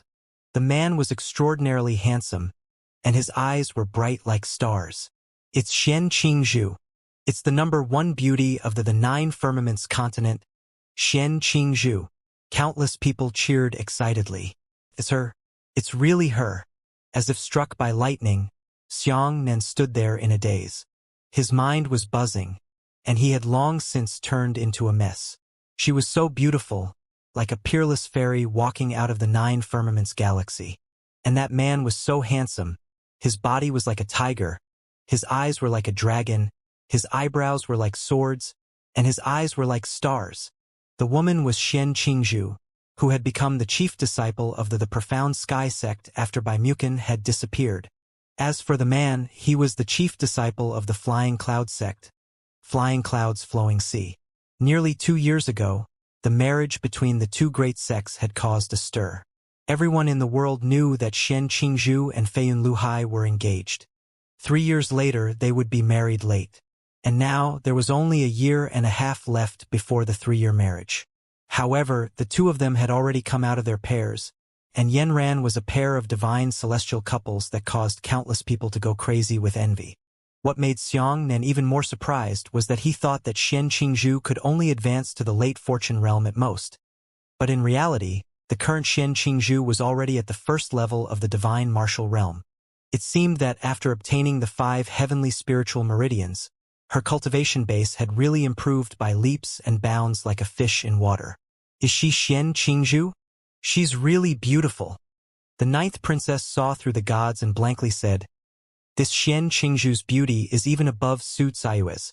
It's really unbelievable. Wow, that flying clouds flowing sea is so handsome. I've never seen such a beautiful man in my life. The ninth princess had already lost her judgment and was completely convinced by the temperament of the two of them. Actually, Xian Qingzhu might not really be more beautiful than Su Caiyue, but Xian Qingzhu was a woman with deep thoughts. She knew how to dress herself. She had always cared about her words and actions, and about the impression she left on everyone. She spent a lot of time every day putting on makeup to make herself look beautiful, but not gorgeous, not vulgar. Su Caiyue, on the other hand, never cared about her appearance. She always wore whatever she had and never picked anything. Xiangnan's mind went into a trance. After so many years, I finally saw her again. Xiangnan was stunned. The moment he saw Xian Qingzhu, he felt as if he had lived another life. All of the things that had happened to her in his previous life flashed through his mind at lightning speed. He remembered everything so clearly, as if it was yesterday. Her laughter, her beauty, her every move, her unparalleled elegance. In fact, Xiangnan still remembered the resolute expression on her face before she died. Between love and the future, I choose the future. Mu Chun, I don't regret it. As her needle landed, it ended by Mukin's brilliant and short life. Today she appeared again. This was the first time in his life that Xiangnan had been unable to suppress his hatred and anger. Why? He wanted to grab Xian Qingzhu's shoulder and ask her why. Xiangnan felt that the white flames and lightning in his body had already started to move restlessly. A wave of hatred that was about to erupt was about to make Xiangnan lose his mind. Kill her. Kill her. There were countless voices in Xiangnan's heart that were desperately telling him these words. But when the princess suddenly mentioned Su Caiyue, Xiangnan's irrational body suddenly woke up a little. No. No way. With my current strength, I'm still far from being her match. If I attack now and she kills me instead, then I will never have the chance to take revenge. Xiangnan tried his best to restrain his hatred, and the sweat on his body had already soaked his clothes. Revenge is a dish that should be eaten cold. He wanted to destroy her, destroy the profound sky sect. Didn't she regret it? Then I'll let her taste the taste of regret, and let her know that the most wrong decision she made in her life was to kill by Mukin. You can't be impulsive now. It's really beautiful. I feel that after seeing Xian Qingzhu, I will never fall in love with any woman again in my life. Yes, she has all the feminine beauty I can imagine. Even her voice drives me crazy. The people lost their rationality and kept saying things that they shouldn't have said. Xian Qingzhu stood beside Feiyun Luhai with a smile. The two of them looked intimate and could always find an opportunity to give each other a loving look. The two of them worried about their lofty status and did not make any physical contact. However, judging from their frequent and affectionate gazes at each other, it was clear that they had already sworn an oath to each other. Originally, the location of the flying clouds flowing sea belonged to Bai Mukin for some reason. After seeing this scene, Xiangnan suddenly calmed down. This kind of calm had never occurred to Xiangnan. Unparalleled. Xian Qingzhu smiled and said, "You're messing around here again." The moment Xian Qingzhu's voice came out, everyone was intoxicated, as if they had heard the most beautiful voice in the world. She seemed to be blaming Zhong Wushuang, but there was no blame in her tone. Zhong Wushuang immediately knelt on one knee and said with a naughty smile, "Master, this disciple is so bored in the sect. This heavenly city is so lively. This disciple wants to relax." "You!" Xian Qingzhu rebuked. Her gaze landed on the injured martial artists and said, "Well behaved. You just hurt people. Don't tell me that you've forgotten all about your teacher's teachings. Disciple knows his mistake." Zhong Wushuang smiled and took out 3 bottles of pills from his bosom. He threw them onto the 20 martial artists and said, "When they wake up and eat these pills, they will naturally recover from their serious injuries and their cultivation will improve." Naughty! Xian Qingzhu glared at Zhong Wushuang angrily and laughingly. Qingzhu and Wushuang are a bit more active, but they are not bad at the same time. Feiyun Luhai chuckled and tried to persuade him. I know you know how to protect him. Xianxia shook his head helplessly and said, Wu Shuang, let's go. We still have things to do. Wait. Just as they were about to leave, Xiang suddenly stood up and sneered. Xiang Ru, what are you doing? Come back. The ninth princess was scared out of her wits, thinking to herself, this Xiang Ru doesn't want to die anymore. Xianxia had already turned around. After hearing Xiang Nan's voice, her back suddenly stiffened for a moment. Then, she suddenly turned around and saw Xiang Nan with a single glance. Bai Mukin reformed into Xiang Nan. Whether it was his appearance, voice, or everything else, everything had changed. However, Xianxia suddenly heard a familiar charm from Xiang Nan's voice. When she saw Xiang Nan's face, a wisp of relief flashed in her eyes and she said, Are you talking about waiting? Xiang Nan nodded and said, It's me. Is something the matter? Xianxia asked with a gentle smile. Xiang Nan narrowed his eyes. He pointed at the 20 martial artists lying on the ground and said, These people, how about this? Your disciple injured someone for no reason. You only smiled and blamed him a few times. Let's forget it. Xianxia still maintained a good upbringing and asked with a smile, Then what do you think we should do? Xiang Ru, don't go crazy. The ninth princess stomped her feet anxiously. Xiang Nan crossed his arms and said, Nurture or not, father's fault. Disciple made a mistake. Master also has the responsibility. Shouldn't you stay and wake these people up and apologize in public? Whether to teach or not, father's fault. These 6 words implied that Xiang Nan knew what he was talking about. Xianxia also felt a sharp pain in her heart. She only felt that Xiang Nan's words were unintentional, but they had indeed touched upon some of the things she had done and some of her memories. Xianxia was already smiling, but the smile on her face diminished a bit. Her tone turned slightly calm. You mean you want me to apologize to them? Xiang Nan was going to tear off her hypocritical mask in public. Didn't you, Xianxia, care about your identity the most and what others think of you the most? Aren't you always pretending to be clean and sensible? This friend, Feiyun Luhai said, Do you know who you are talking to? Did I talk to you? Xiang Nan glanced at Feiyun Luhai and interrupted him. At this moment, everyone present was shocked. That was a Flying Clouds flowing sea. He was the chief disciple of the Flying Cloud sect. This person named Xiang Ru actually dared to be so disrespectful to Feiyun Luhai. Feiyun Luhai's pupils shrank, and killing intent instantly appeared in his eyes. However, he and Xianxia were floating in the air in front of so many people, and they had even shown some affection and cultivation just now. If he fought against a junior on the spot now, wouldn't it be a big surprise? Feiyun Luhai endured it. Xiang Nan crossed his shoulders and said to Xianxia, Your disciple almost killed him, but you said a few words and easily exposed him. Could it be that your disciple's life is only worth money? Is the life of others so worthless? If you're right, I'll save them. Xianxia took out a pill bottle, took out a pill from it, crushed it with his fingers, and then gently sprinkled the powder. After a little while, the 20 martial artists woke up one after another. Xianxia said to the 20 warriors, Zhong Wushuang is my disciple. Earlier, my disciple injured all the heroes. That's Qingzhu. Master! Zhong Wushuang hurriedly stopped Xianxia. He turned around and angrily said to Xiang Nan, What kind of dog are you? How dare you ask my master to apologize?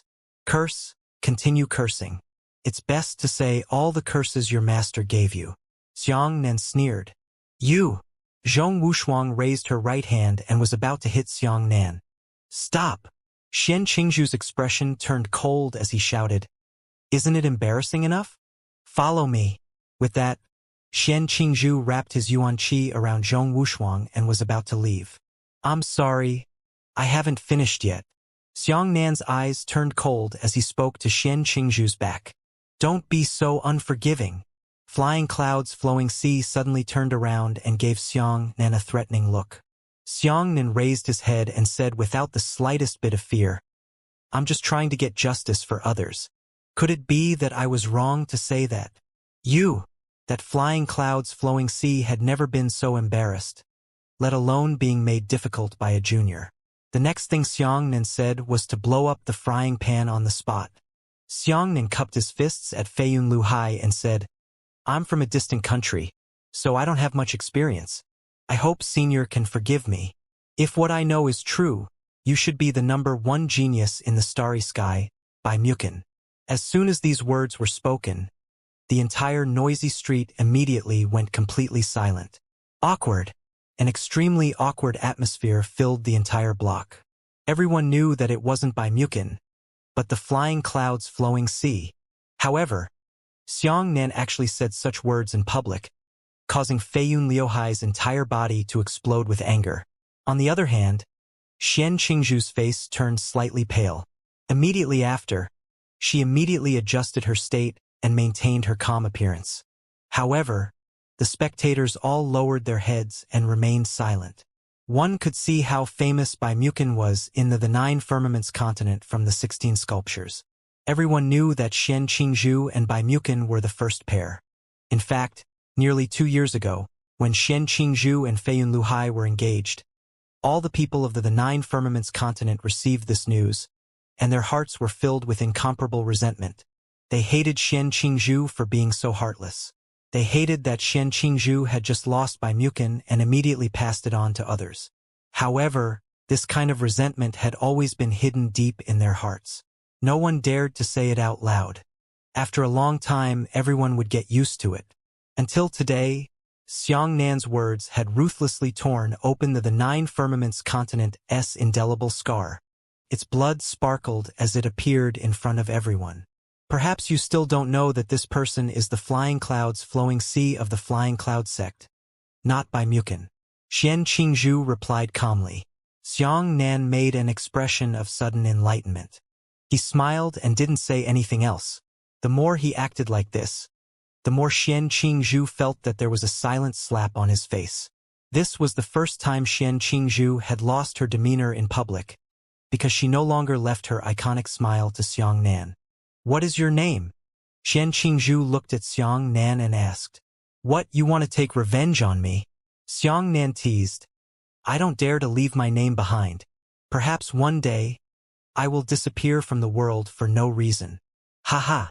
Xian Qingzhu narrowed his eyes and said, "Flowing sea, let's go." After saying that, the three of them turned into a beam of bright light and disappeared. "Are you crazy?"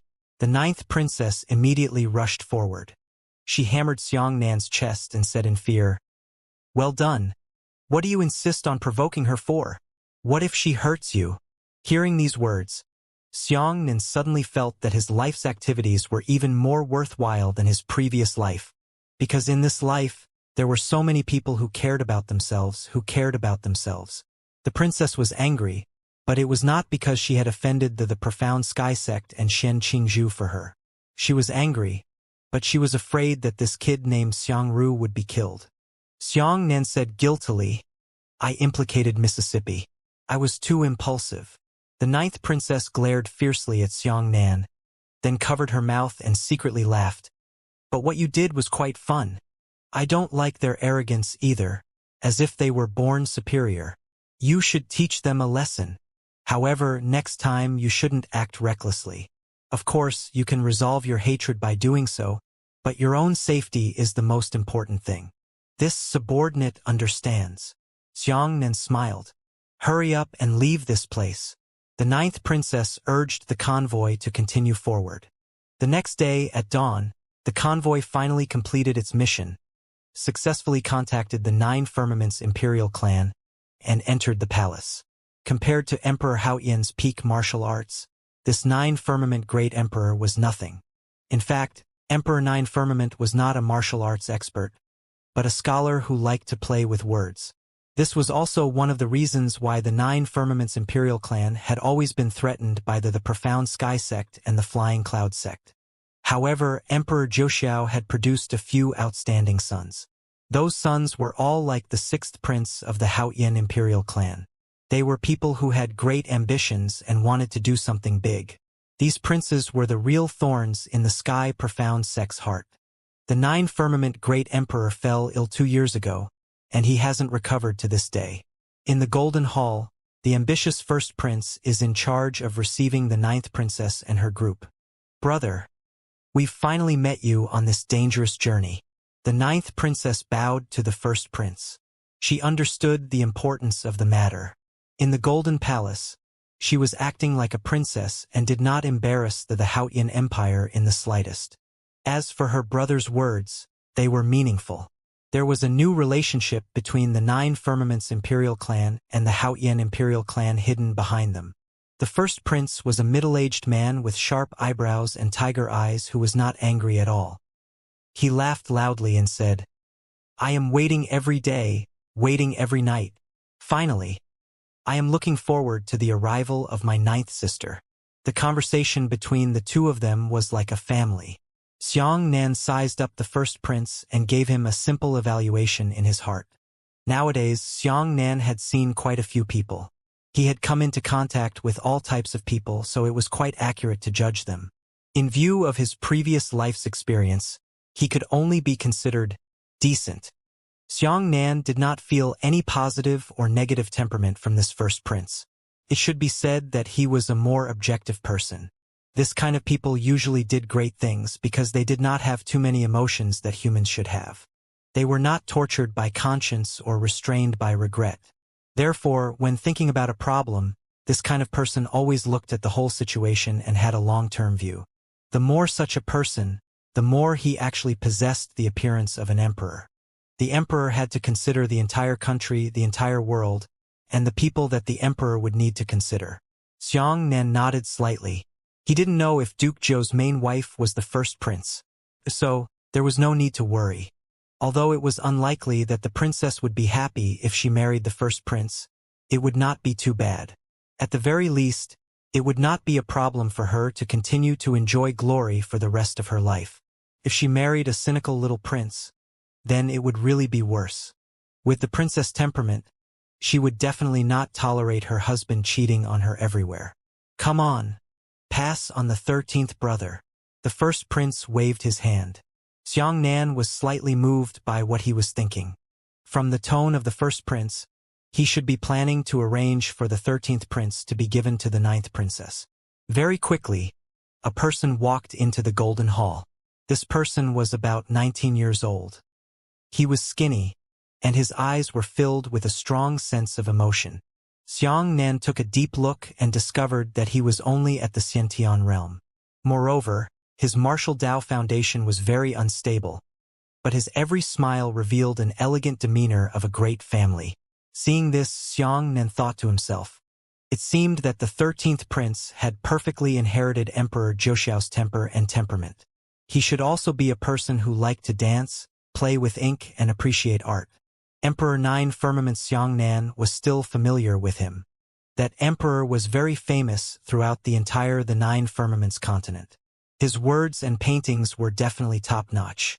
Unfortunately, like Emperor Zhouxiao, the 13th prince loved both martial arts and beauty, not the people. "Big brother." The 13th prince smiled and bowed slightly to the first prince. The first prince nodded and said, "13th brother, I mentioned this to you earlier. This is the 9th princess of the Haotian Empire. You two should be closer. Take the 9th princess around and have fun. You are all young people, so you should improve your relationship." From the looks of it, the Nine Firmaments Empire had tacitly agreed to the idea of a marriage alliance with the Haotian Empire. "Ninth sister."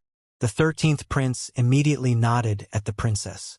When he saw the cute appearance of the 9th princess, his eyes flashed with astonishment. The 9th princess was also looking at the 13th prince, but her eyes were clearly filled with disgust. Sure enough, Xianxia sighed in his heart. His Highness the princess was most unused to men practicing martial arts. Even if she wanted to reach the 3rd level of origin return, she would not be interested in her, not to mention that her future husband would only be at the Xiantian realm. The 9th princess was filled with sorrow. Looking at the weak 13th prince, he would think of Xianxia, whom he had admired for a long time. In comparison, he immediately felt that the 13th prince was truly worthless. "Hello." The ninth princess stretched out her right hand. The 13th prince looked at the ninth princess's appearance and was intoxicated. When he saw this, he was flattered and stretched out his right hand. The two of them held hands together, but a trace of cunning flashed in the princess' eyes. She remained silent, while the 13th prince suddenly let out a miserable scream. The ninth princess used all her strength to pinch the 13th prince's right hand, causing the joints of his bones to turn pale. "Your Highness, you can't do this." Xianxia hurriedly lowered his voice and hurriedly whispered in the ninth princess' ears. "Ayaya! Ayaya!" The 13th prince was sweating profusely in pain, while the ninth princess had a complacent expression. What was shocking was that the 13th prince did not forget to extend his left hand and gently caress the back of the ninth princess' right hand twice during the pain. This action made the ninth princess extremely disgusted. She hated that men were useless, but this 13th prince was useless to a new level. Ninth sister. On the throne, the first prince could clearly see this scene. He was also very helpless in his heart, so he could only remind him. Only then did the ninth princess let go of her right hand and retreated back to her seat with a face full of disgust. The first prince had the intention to save the image of the 13th prince, so he smiled and said, "Ninth sister, this 13th brother of mine has deep attainments in techniques, painting, zither arts, and tea ceremony. I wonder if ninth sister is interested in this?" Although the first prince tried his best to govern, he didn't know much about women. He believed that such a little girl must be very interested in what the 13th prince was good at, right? As a result, the ninth princess shook her head. "I like martial arts. Good dance." The 13th prince happily clapped his hands and said, "I like dancing too. I have studied the dances of various countries and nationalities." "Ninth sister, you look so watery. I'm willing to dance for you." Xianxia lowered his head and tried his best to suppress his laughter. He knew that his actions were inappropriate, but he really couldn't help it. The first prince gently rubbed his temples with a helpless and speechless expression. "Heavenly profound sect, Xianxia, and Elder Xian are here." At this moment, such a shout came from outside the hall. Hearing this, Xianxia's heart trembled. Why did she suddenly come at this critical juncture? Xianxia's mind raced, and he immediately thought of the cause and effect. The profound sky sect must have planted spies in the palace. Previously, Shen Qingzhu and Feiyun Luhai had gone to work, but now Shen Qingzhu had come to the imperial palace alone. It meant that she had temporarily received a tip, so she had asked Feiyun Luhai to handle things by herself, while she had returned halfway to the imperial palace in a hurry to destroy the royal alliance between Haotian and Nine Firmaments. What made the ninth princess and the others feel incredulous was that ordinary people, even royal officials, had to notify them before coming up to the palace hall, waiting for them to be summoned. How could the heavenly profound sect barge in like this?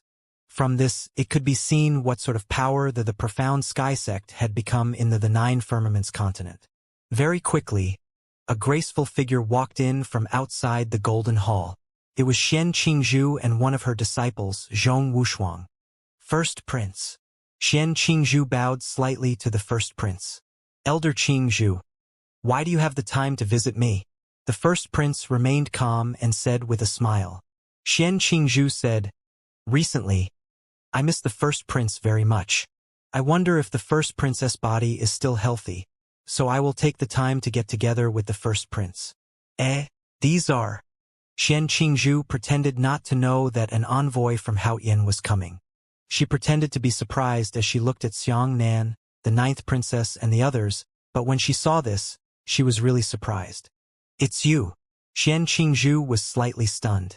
It was hard to imagine that Xianxia's group was actually Haotian's messenger.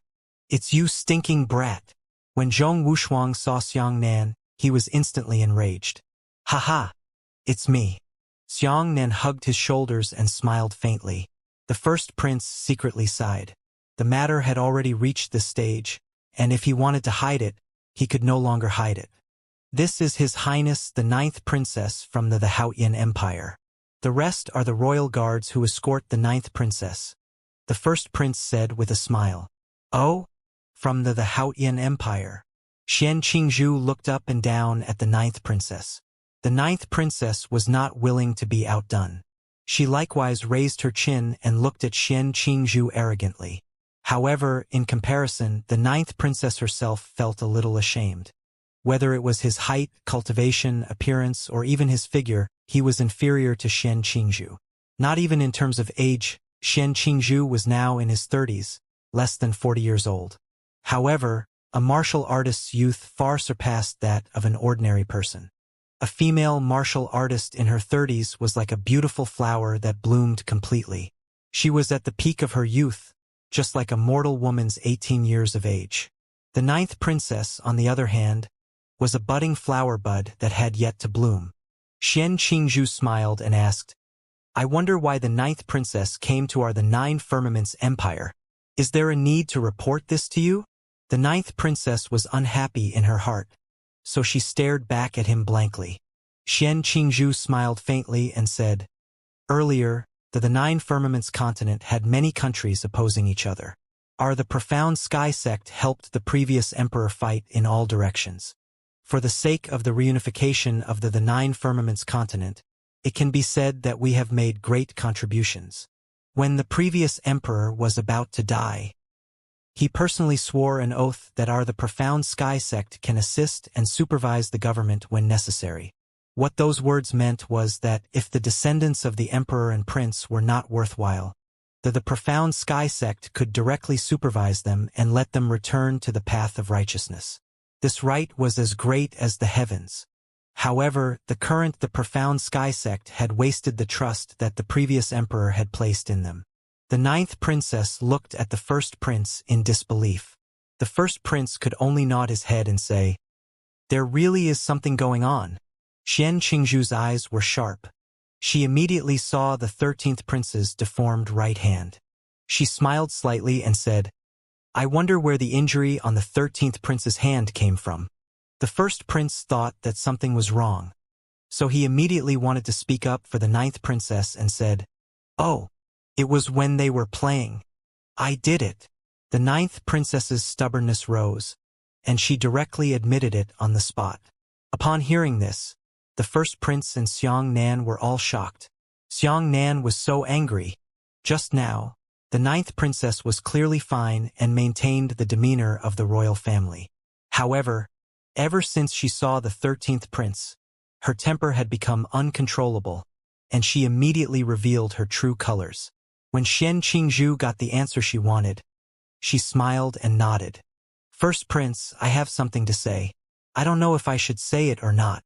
She was worried that the first prince would suddenly interrupt, so she asked such a question that the first prince would not be able to speak. The first prince smiled and said, "Elder Green Bamboo is angry. There's no harm in saying something." Xian Qingzhu nodded and said, "It is not easy for us to unify the 9 heavens. We have always been very cautious in our diplomacy. First, the Haotian imperial clan injured the 13th prince as soon as they arrived. That clearly does not place our Haotian imperial clan in their eyes. Second, this is Haotian's first time here. He actually sent a princess instead of a prince. Doing so would be disrespectful. Third, when I was outside, I saw Haotian's gift. If I'm not mistaken, there are 100 truckloads of jewelry, medicinal ingredients, and so on. To the Haotian Empire with a strong economy, this little thing is too stingy. Actually, Xianxia and the others did not bring so many gifts. They were used to conceal their identities. These gifts were forcibly given by black and white figures on the road, and it was only then that they accumulated so many gifts. This marriage was originally a secret between the two countries. The more things they brought, the more burdensome it would be. The 9 Firmaments Empire did not care about these things. But now, it had become the cause of Xian Qingzhu's troubles with the 9th princess. To sum up, it's just 3 words. Xian Qingzhu smiled and said, "Not sincere." "Ah, Elder Qingzhu, you can't say that." This time, the first prince was just about to say something. Xian Qingzhu smiled and interrupted, "Big prince, with all due respect, I believe that the Haotian Empire is clearly provoking us this time. Your Highness, if you don't want to provoke us, then you have also come. The things have also been delivered. Please return. If you refuse to return, then you are harboring evil intentions. What are you talking about? The ninth princess was so angry that her eyes widened. As for the first prince, his eyes flashed with killing intent. He was the dignified first prince, the future successor of Zhoushan Empire. Now, he was actually interrupted by Xianxia, and he even crossed over to send the ninth princess back. The arrogance of the heavenly profound sect had already reached an alarming level. The atmosphere in the Golden Hall suddenly stiffened. So, the current 9 Firmaments Imperial clan is actually surnamed Xian. At this moment, Xianxia suddenly said this. If the other princes heard what Xianxia said, they would definitely be enraged. They might even kill Xianxia on the spot. But that first prince was no ordinary person. He moved his eyes and immediately clenched his fists, giving Xianxia a look of approval. He knew what Xianxia wanted to say. This was the most important thing. What did you say? Xianxingzhu's expression changed slightly as he hurriedly said, Are you saying this to provoke the relationship between the profound sky sect and the 9 Firmaments Imperial clan? Xianxia glanced at Xianxingzhu indifferently. If not for that, why didn't the first prince say anything? But you took over the country's government and made a statement yourself.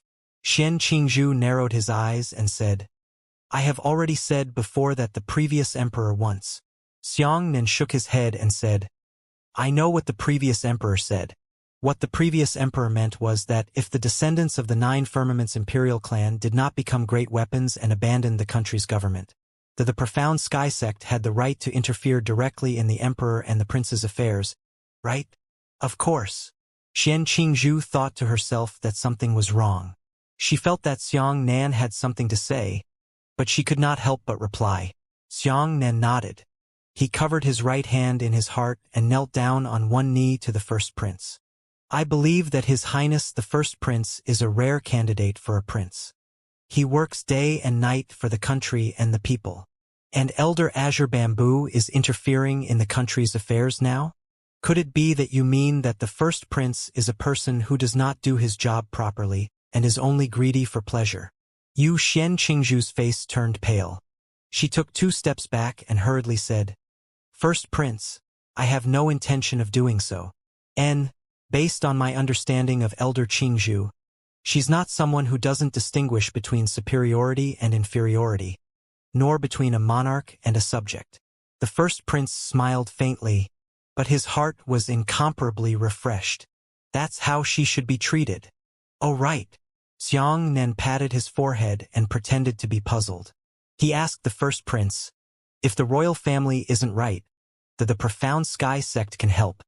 Then if the sect isn't righteous, who should help? The first prince's heart burst into laughter. He took a deep look at Xianxia, then turned to Xianxingzhu and said, Yes, Elder Qingzhu.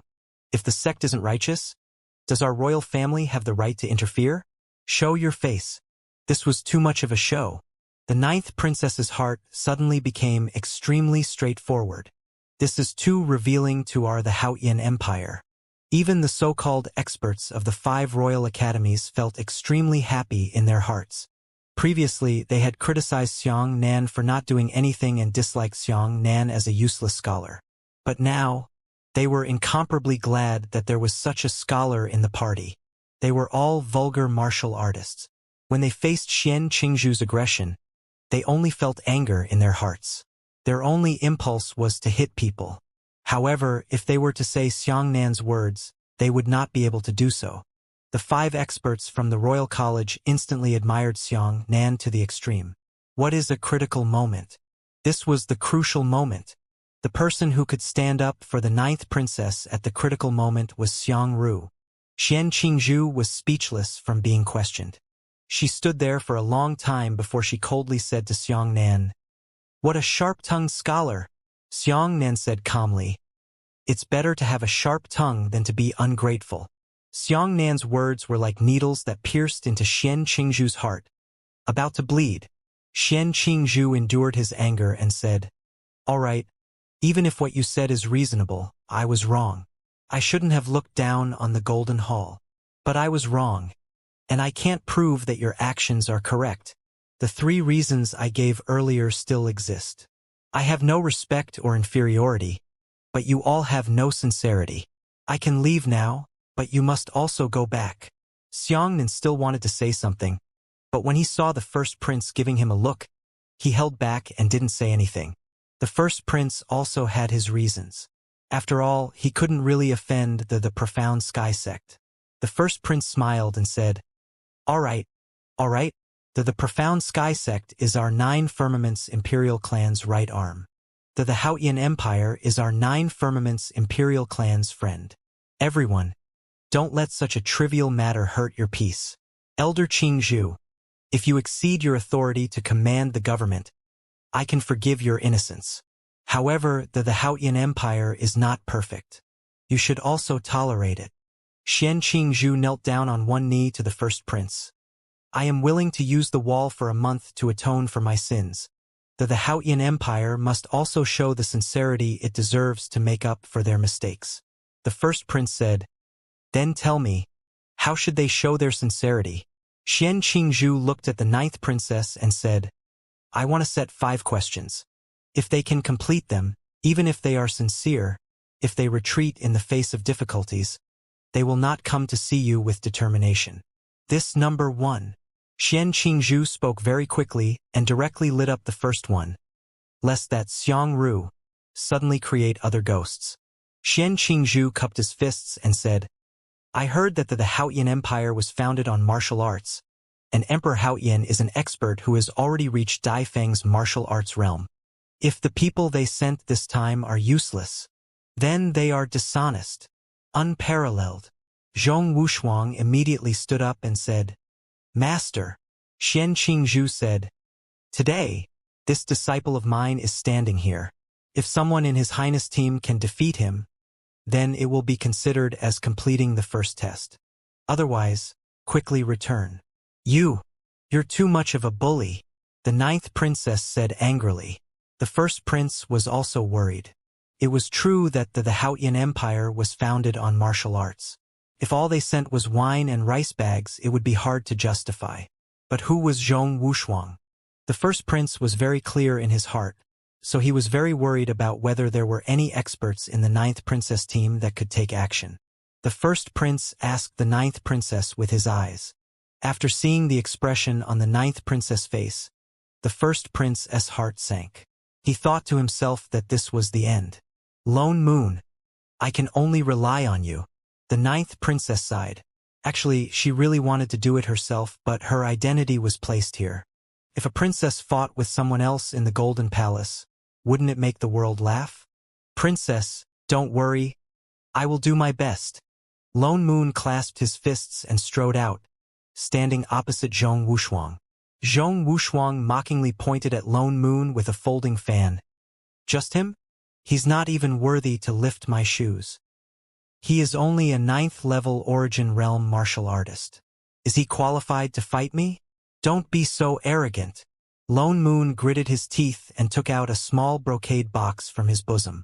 The brocade box opened and a round medicinal pill was lying inside. This pill is a gift from me, the 6th prince. If I swallow it, it can raise my cultivation by 1 level within a day.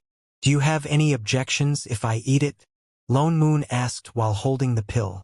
Zhong Wushuang laughed loudly. Eat as much as you like. If you can, I'll beat you up as well. Lone Moon had never suffered such humiliation before. He swallowed the pill in 1 mouthful and refined it with Yuan Qi. About 5 minutes later, Lone Moon's realm slowly rose to the 1st level of the heavenly Yuan realm. Roar! Lone Moon let out a loud roar, and violet gold Yuan Qi was released from his entire body ferociously. A piece of trash. Zhong Wushuang smiled and walked forward.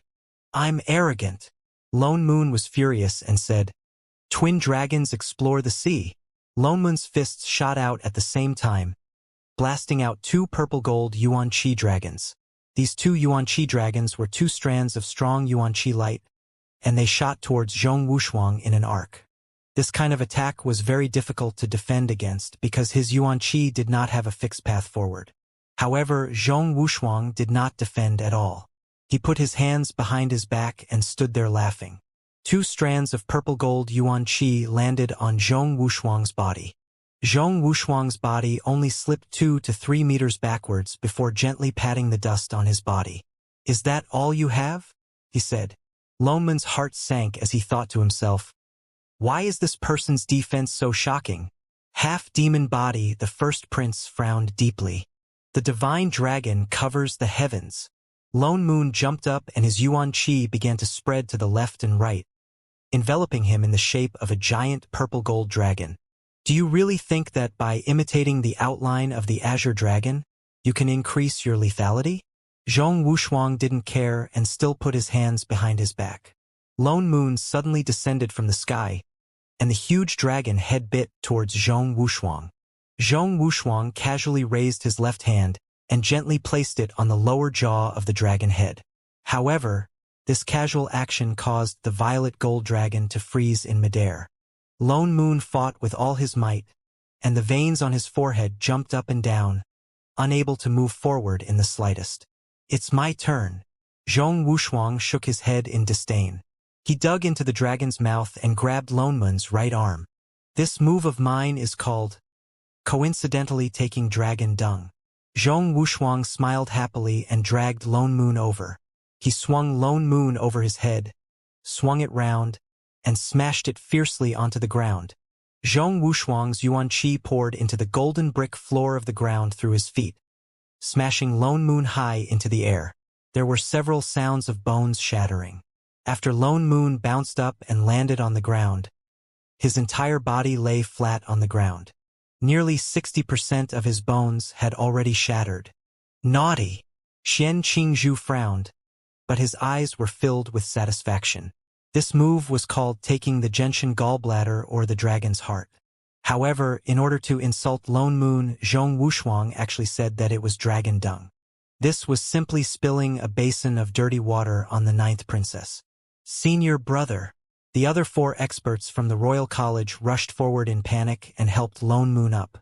As for Lone Moon, he was seriously injured and his face was as pale as paper, but he looked at the 9th princess guiltily. "This subordinate is incompetent. I lost face to Her Highness the Princess." The 9th princess took a deep look at Lone Moon and glared at Zhong Wushuang with a frosty expression. She said angrily, "If you win, you win. Why use words to insult a martial artist's pride?" Zhong Wushuang slapped the folding fan in his hand and laughed loudly. "A martial artist? Who? Him? He is also a martial artist. Don't make people laugh. This kind of thing can only be considered a martial artist at most. What qualifications does he have to be called a martial artist?" "Wushuang, how did you talk to the princess?" "Apologize quickly," Xian Qingzhu said indifferently. Zhong Wushuang chuckled and said to the 9th princess, "Your Highness, please atone for your sins. This lowly person is used to being wild. He has always spoken openly. You can just endure it for a moment and pass." Hearing this, the princess almost spat out a mouthful of blood. What kind of apology was that? It was simply blatant arrogance. What do you mean by enduring it for a moment? The dignified 9th princess of the Haotian Empire wants to endure you, a junior from the Profound Sky sect.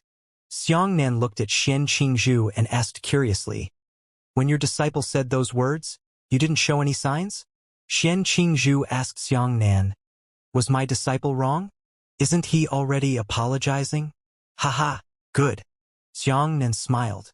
Xian Qingzhu said, "I wonder if there are any more powerful people that the princess brought? If not, you will lose.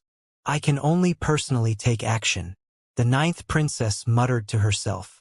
Her face was so cold that she was about to walk up. Xianxia hurriedly grabbed the princess' arm and said, "Princess, you can't. This is indecent." The 9th princess said angrily, "Do you have any other way? If you do, hurry up and say it. If you don't, let go." Xianxia said indifferently, "Why don't you let this subordinate take a look at Zhong Wushuang?" With that, Xianxia let go of the princess and walked across from Zhong Wushuang. The 9th princess was shocked and hurriedly said, "Xiangru, hurry back. This is not a joke." "Princess, don't worry. This subordinate has his own limits. Xiangnan said. The ninth princess refused. She rushed up and grabbed Xiangnan's arm, saying, "Come back and let me go. You're courting death by fighting him." "Princess, believe me once." Xiangnan frowned. "No, your strength is too weak. It's fine if you can't win. You're making people laugh at you for nothing." The ninth princess did not let go of anything. "Ninth sister, why don't you let young Master Xiangru give it a try?" The first prince spoke in person. He looked at Xiangnan with interest. From the beginning, this Xiangru did not disappoint his first prince. He always felt that this Xiangru was very interesting. This made the first prince have some inexplicable expectations for Xiangru. "Xiangru is a talented person. I want to see just how capable he is," the first prince said. The ninth princess could only let go of Xiangnan angrily and said, "Xiangru, save your life. If you can't beat me, quickly retreat. I'll stand in front of you. No matter how arrogant he is, he doesn't dare to attack me." Xiangnan's heart warmed up and he said, "This subordinate knows. Thank you, princess, for your love. Have you had enough fun?" Zhong Wushuang waved his folding fan in boredom and said, "If you want to fight, hurry up and fight. What kind of bitter scene is playing out in front of me? Do you want me to show mercy?" Xiangnan looked at Zhong Wushuang and said, "Within 3 moves, if I can't cripple you, I'll kneel down and leave the Golden Hall." "Ha, ha, ha." Zhong Wushuang laughed out loud. "I understand what you mean. Didn't you just want me to use 3 moves? Just say it clearly. There's no need to beat around the bush. All right, I'll use 3 moves to defeat you. Come on." After saying that, Zhong Wushuang slipped closer to Xiangnan and lightly tapped the folding fan in his hand towards Xiangnan. "This move, I want your ribs to be completely broken." Xiangnan grabbed Zhong Wushuang's folding fan with his left hand, followed by a collapsing step. His right elbow smashed into Zhong Wushuang's chest. Boom!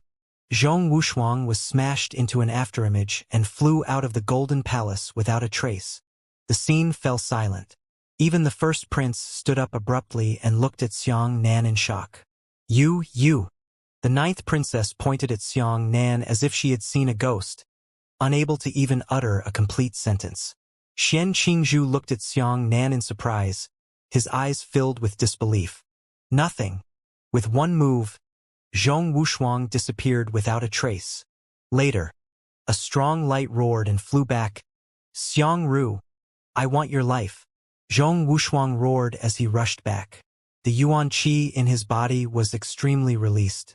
The Yuan Qi enveloped him into a flaming cannonball and ferociously bombarded Xiangnan.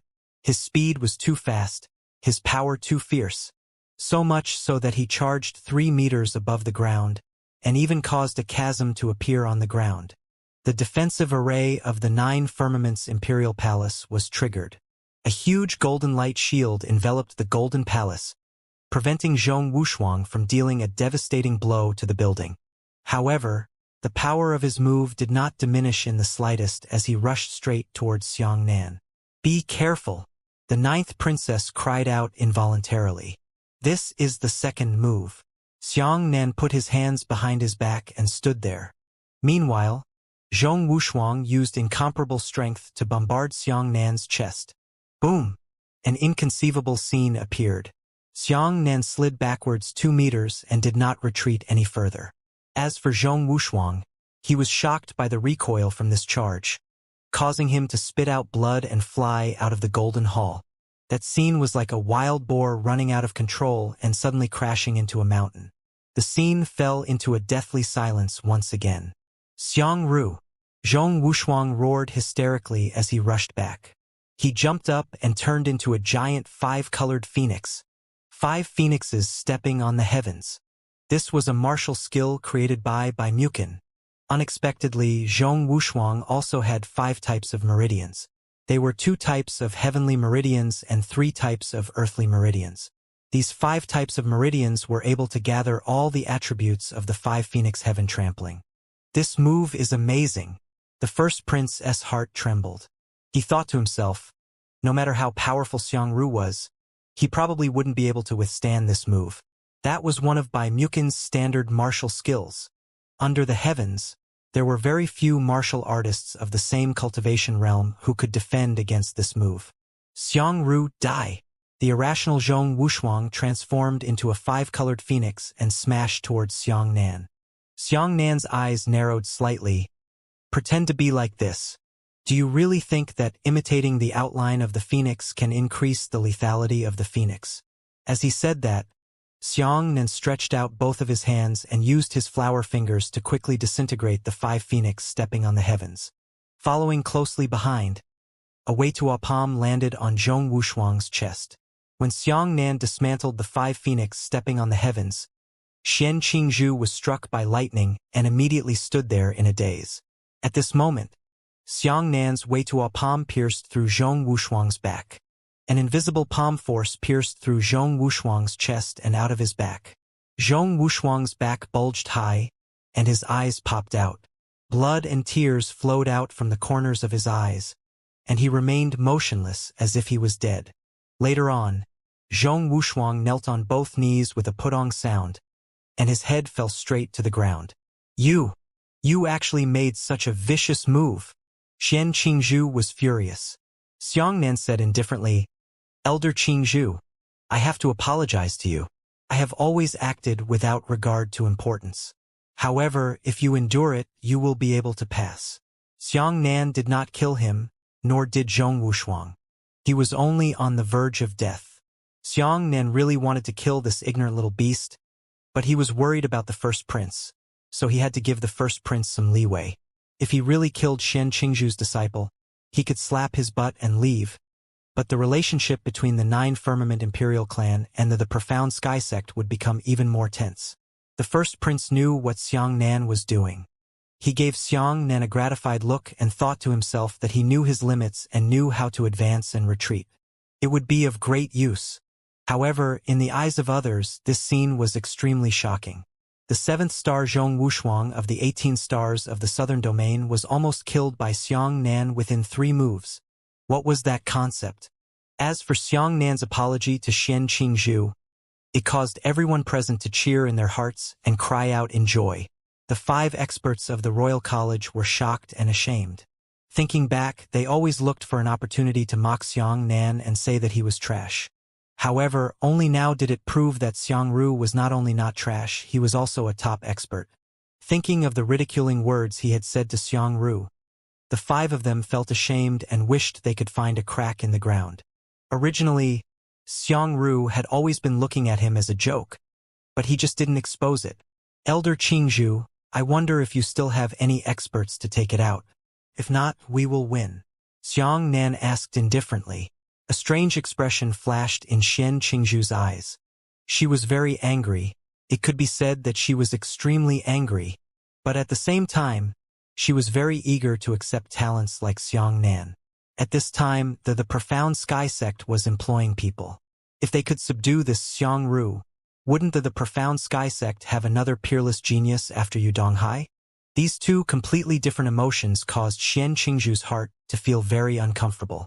Xian Qingzhu gritted her teeth. In the end, she compromised for the sake of the overall situation. She eased her emotions and said, Young Master Xiangru, can I speak with you? I'm not used to that. If you have something to say, just say it directly. Xiang Nan crossed his shoulders and said indifferently, So crazy. Xian Qingzhu tilted his head slightly and said, So crazy. Naturally, there's nothing I can do. Xiang Nan said. Xian Qingzhu wanted to rush forward and strangle Xiang Nan with both hands, but she held it back. She swallowed her anger and said, May I know who young Master Xiangru has learned from? I see that your methods should come from Buddhism, but you don't have a shave. Could it be that you are a Buddhist disciple who has returned to the mortal world? If that's the case, why don't you join the Profound Sky sect? All martial artists in the world want to have a good home. This is very normal. You don't have to feel embarrassed. In this year, countless sects have already joined the Profound Sky sect, and 3 of the 7 tigers from the southern domain have entered our sect. No! The princess hugged Xiang Nan's arm and refused to let go. It was not easy to discover that this damn Xiangru had been concealing his strength. How could he let him go now? The profound sky sect is a top sect. Xiang Nan pondered. That's right. When you come to the profound sky sect, you will definitely be nurtured as a core disciple. I can promise you right now. The moment Xian Qingzhu saw Xiang Nanku's breeze loosen, he hurriedly added a fire to it. However, Xiang Nan shook his head. I heard that Bai Mukin is the big disciple of the profound sky sect, right? But now, where is he? To this day, the profound sky sect has not given a clear explanation to all martial artists in the world. I don't want to be like that Bai Mukin who suddenly disappeared one day for no reason at all. The heavenly profound sect's resources are indeed abundant, but we still need to have a life to enjoy them. Xiang Nan's words were all aimed at the profound sky sect and Xian Qingzhu, causing Xian Qingzhu to smoke with mockery. Don't push your nose on your face. Xian Qingzhu's expression turned cold. Bai Mukin was a reverse scale that she could not touch in her heart. However, this Xiangru had deliberately mentioned Bai Mukin 3 or 4 times.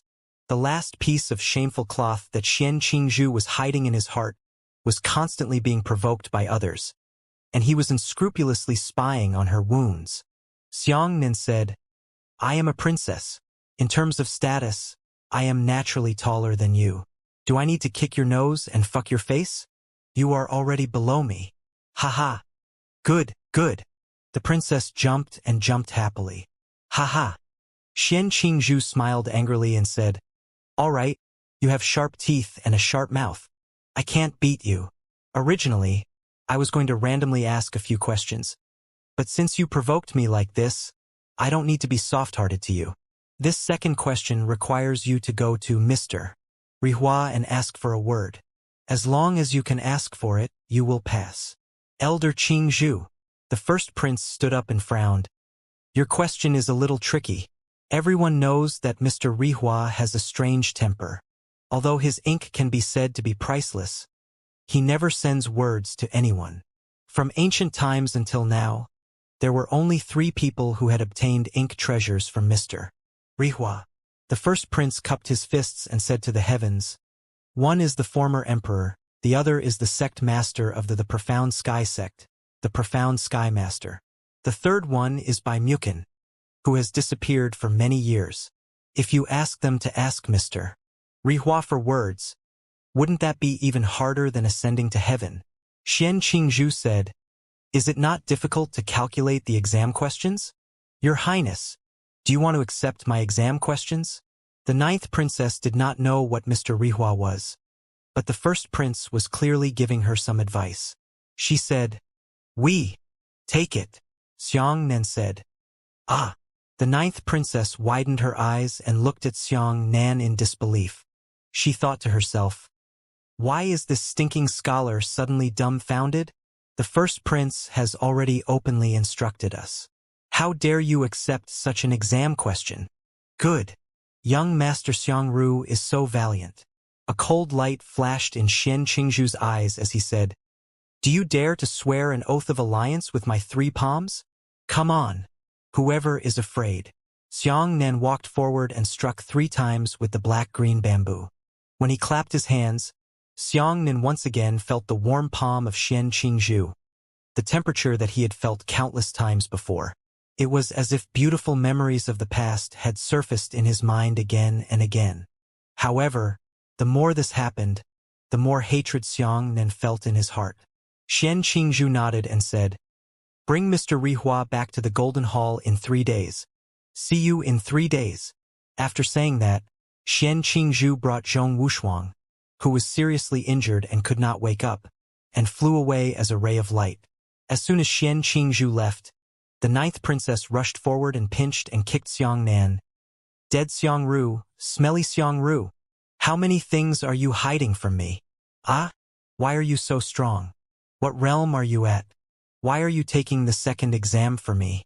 Who are you? What's wrong with you? Xiang Nan felt that his head was incomparably big. He smiled bitterly and said, Your Highness, which question do you want me to answer? The 9th princess felt wronged in her heart. Her mouth shrank and tears were about to flow down her cheeks. Xiangnan hurriedly lowered his voice and said, Princess, don't worry. With me here, I won't let you suffer any grievances. Don't cry. It's not good to be seen. The ninth princess bit her lips and held back her tears. First prince, where should we find Mr. Rihua? She said. The first prince said, Mr. Rihua was originally the #1 alchemist in the Nine Firmaments continent. Ever since he sealed the furnace 20 years ago, he has announced that he will no longer refine pills. And he has an extremely high attainments in ink painting Danqing. Can be said to be 1,000 gold coins. How many high-ranking officials and nobles in the empire wish to obtain a set of ink treasures from him, but they will never be able to obtain them. His old man's temper is very strange. It's hard to guess. You guys should be more careful this time. Don't make Mr. Rihua angry, otherwise you'll never get that word. Sigh. Actually, I don't think you had a chance to get his word. The first prince shook his head. He summoned his guards to bring over a map of Tianyu City and pointed at a corner. There is a nameless manor in the southeast corner of Tianyu City. It is Mr. Rihua's residence. I see. We must succeed this time. The ninth princess nodded her head forcefully and bid farewell to the first prince. She immediately left the palace and headed towards the nameless manor. Halfway through the journey, the more the princess thought about it, the more unhappy she felt. She pouted and said, Xiangru, why must we listen to Shen Qingzhu? Why should she set the exam questions for us? Why should we do whatever she asks us to do? I still want to set the exam questions for her. She is just an elder of a sect. She actually dares to make things difficult for me, an imperial princess. Xiangnan sighed and said, That's what I said, but there's nothing I can do about it. It's called having to lower your head under the eaves. Furthermore, her ability to set 5 questions is actually the most perfect result for us. Why? The princess asked curiously.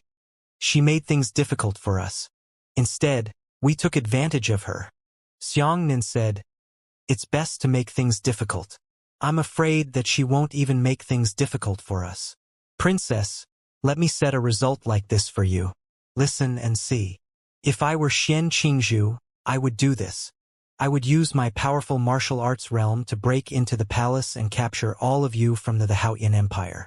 Then, I would throw you into the teleportation array and drive you out of the Nine Firmaments continent. At that time, the first prince will definitely be unhappy. However, he will not fall out with me. Because he lost this ally of the Haoyan Empire, it is impossible for him to further increase his disadvantage. He will definitely not be an enemy of the Profound Sky sect. 3 days from now, I will bring my Heavenly Profound Sect master and the lobbyists of the Flying Cloud sect to the Imperial Palace to apologize to the first prince. The first prince will definitely laugh out his grudges and swallow the anger in his stomach. Then this matter will be over. The ninth princess was stunned and said, It seems that you are right to say that. If she really does, we have no room to resist at all. Xiangnan nodded and said, But Shen Qingzhu is too conceited, since she has already clapped the pact with us. Then we still have room for maneuver. Your Highness, don't you think this is the most perfect outcome? The ninth princess's eyes glittered with small stars as she looked at Xiangnan worshipfully. Xiangru, you're really amazing. Xiangnan smiled and ordered the convoy to change directions. The princess asked curiously, Why did you change the route? Aren't we going to the nameless manor in the southeast corner? Why are we suddenly heading west? Xiangnan leaned back and found a more comfortable position. Everyone knows that Mr. Rihua lives in Nameless Manor, but most likely he will not be found in Nameless Manor. I know a place where I can definitely find him. It's the Plum Blossom Forest on the west side of the city. I haven't rested for the past few days. I'm not in a good mental state. Wait until I get there before waking me up. Xiangnan did not give the princess the chance to continue asking questions. Instead, he closed his eyes and gradually fell asleep. The ninth princess looked at Xiangnan, who was sleeping soundly, and her face was filled with disbelief. She thought to herself, Why is he so clear about Mr. Rihua's whereabouts? How much ability does this Xiangru have? Xianxia was asleep. He was really too tired. In order to protect the ninth princess, Xianxia only slept for about 2 hours a day. He only slept lightly. He had been able to endure it until today, and he could no longer endure it anymore. Seeing that Xianxia was asleep, the princess whispered to everyone not to make any noise and slowed down the carriage. "Hey, Xianxia, wake up. Look at me. Don't forget who I am." We agreed. "In the future you must find each other. You promised me." Xianxia, Bai Mukin. Xianxia stood up abruptly and gasped for breath a few times. When he saw that he was still sitting in the carriage, he rubbed his temples with a headache. It was the dream again. It was the woman in the dream again. "Xiangru, what's wrong? Did you have a nightmare?" The princess looked at Xianxia curiously and said, "We're here." Xianxia opened the curtain and found that there was already an endless plum blossom forest ahead. He asked, "How long did I sleep?" The ninth princess said in distress, "You've been asleep for more than 7 hours. It's been a long journey for you." "What did His Highness say?" "This is my duty." Xianxia smiled and jumped out of the carriage. In front of him was the plum blossom forest. Inside the plum blossom forest, Mr. Rihua and Xianxia were very close. In fact, they could even be said to be friends who could entrust their lives to him. "All right, let's go in." A group of people bustled into the plum blossom forest, but not long after, a little boy with 2 braids appeared in front of him. The little boy looked like he was only 6 or 7 years old. He pointed at Xianxia and the others and said, "Who is it? Don't rush alone." The ninth princess felt that it was interesting and smiled. "Little brother, are you in Plum Blossom Forest? Is Mr. Rihua here? How did you know about this place? Who told you?" The little boy asked in surprise. "You guys go back. Mr. Rihua won't see you." The ninth princess smiled and said, "Please inform me. Tell me that the ninth princess of the Haotian Empire came here specifically to ask for an audience." Ninth princess. The little boy tilted his head and looked at the princess curiously for a while before saying, "Then, I'll go ask. Don't leave randomly. If you accidentally lose your lives, don't blame me for not reminding you." With that, the little boy jumped and ran away. The ninth princess nodded confidently and said, "With my status, Mr. Rihua will definitely personally come to greet me. At that time, we need to think of a good explanation. How can we get a word from him? By the way, did the little boy say that this place is dangerous? I didn't see it." The princess looked around curiously and found that this was an ordinary plum blossom forest. Xianxia said, "Mr. Rihua is a first-class alchemist. His alchemy attainments are not inferior to even half a gourd senior. Therefore, there are 138,888 small formations, 76,542 medium formations, and 9,999 large formations in this plum blossom forest. Not to mention you and me. Even if a half-saint realm expert came, he still wouldn't dare to forcefully barge in." "Ah? Are you kidding me? Why do I feel like you're talking nonsense?" The ninth princess widened her eyes and said in shock, "Can there be so many formations hidden in this plum blossom forest? I don't believe it. How could there be such a large area here? Even if those formations were stacked together, they wouldn't be able to accommodate that much, right?" Xianxia smiled and said, "Every flower and grass can be used as formations. The large formations you understand must be large formations with a diameter of 100 meters or even 1,000 meters. However, the grand formation here is not limited to its diameter. Instead, it is limited by its power." Xianxia plucked a small grass from the ground and said, "But there are 13 formations hidden within this grass. Princess, do you believe me?" "I don't believe it." The ninth princess shook her head repeatedly. Xianxia smiled faintly. He placed the grass in front of him, and then shot out a ray of light with his left hand, illuminating the grass.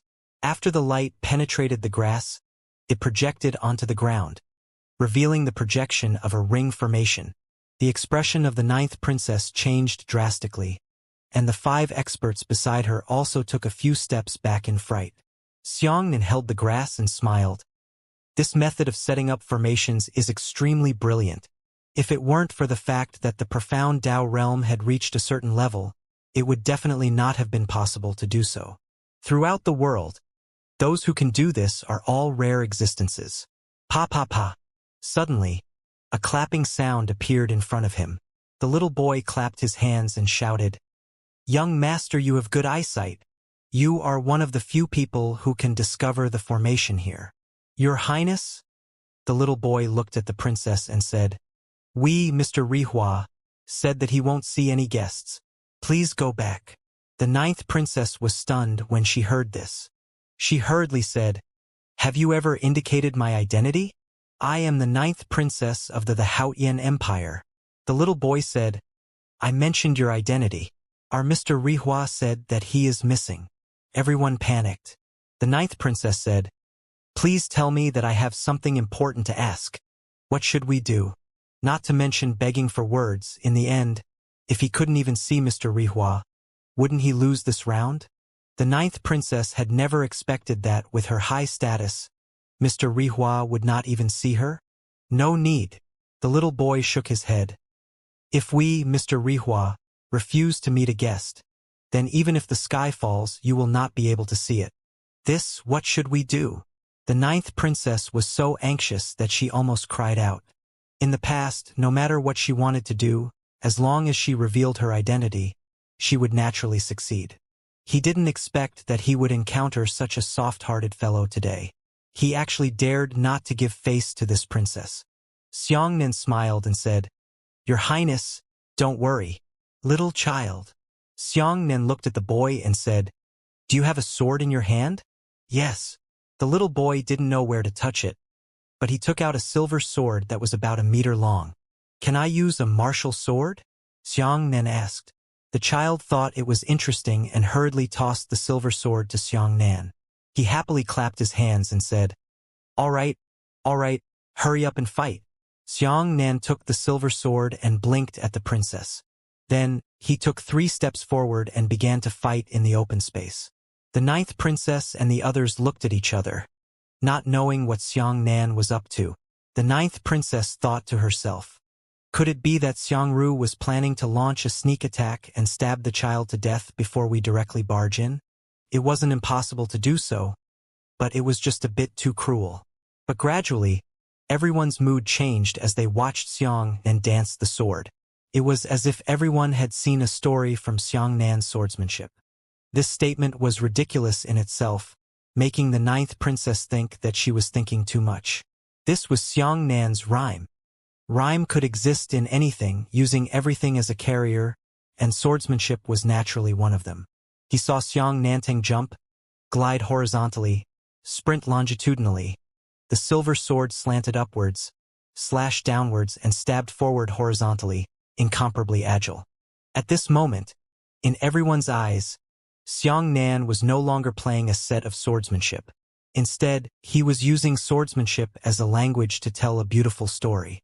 Xianxia and the sword merged into one, transforming into a wisp of silver, a ball of silver light, shuttling back and forth in the plum blossom forest. The plum blossoms on the trees also fell one after another, and along with Xianxia's sword breeze, they formed a long string of beautiful colors in the air. At first, Xianxia only wanted to show off his brilliant methods and hide his charm in his swordsmanship. However, as he put more and more effort into his martial arts, he completely threw himself into it. Gradually, a sense of sadness rose in his heart. He had merged all of his insights from his previous life and his feelings for humanity into that sword art. In his heart, there were many leisurely voices that were executed with sword techniques. The great 1,000 worlds are north, south, west, east. 3-inch tongue, 6-sided platform, Yongla's life. The paper fan gently shakes and talks about the world. Spring breeze, autumn rain, winter snow breeze, leaving behind residual lotuses to listen to the sound of rain. Looking coldly at the floating life like a dream and turning into a dragon. After crossing the 3 rivers and 6 rivers, I'm accustomed to seeing the red lights, the red wine, and the cold world.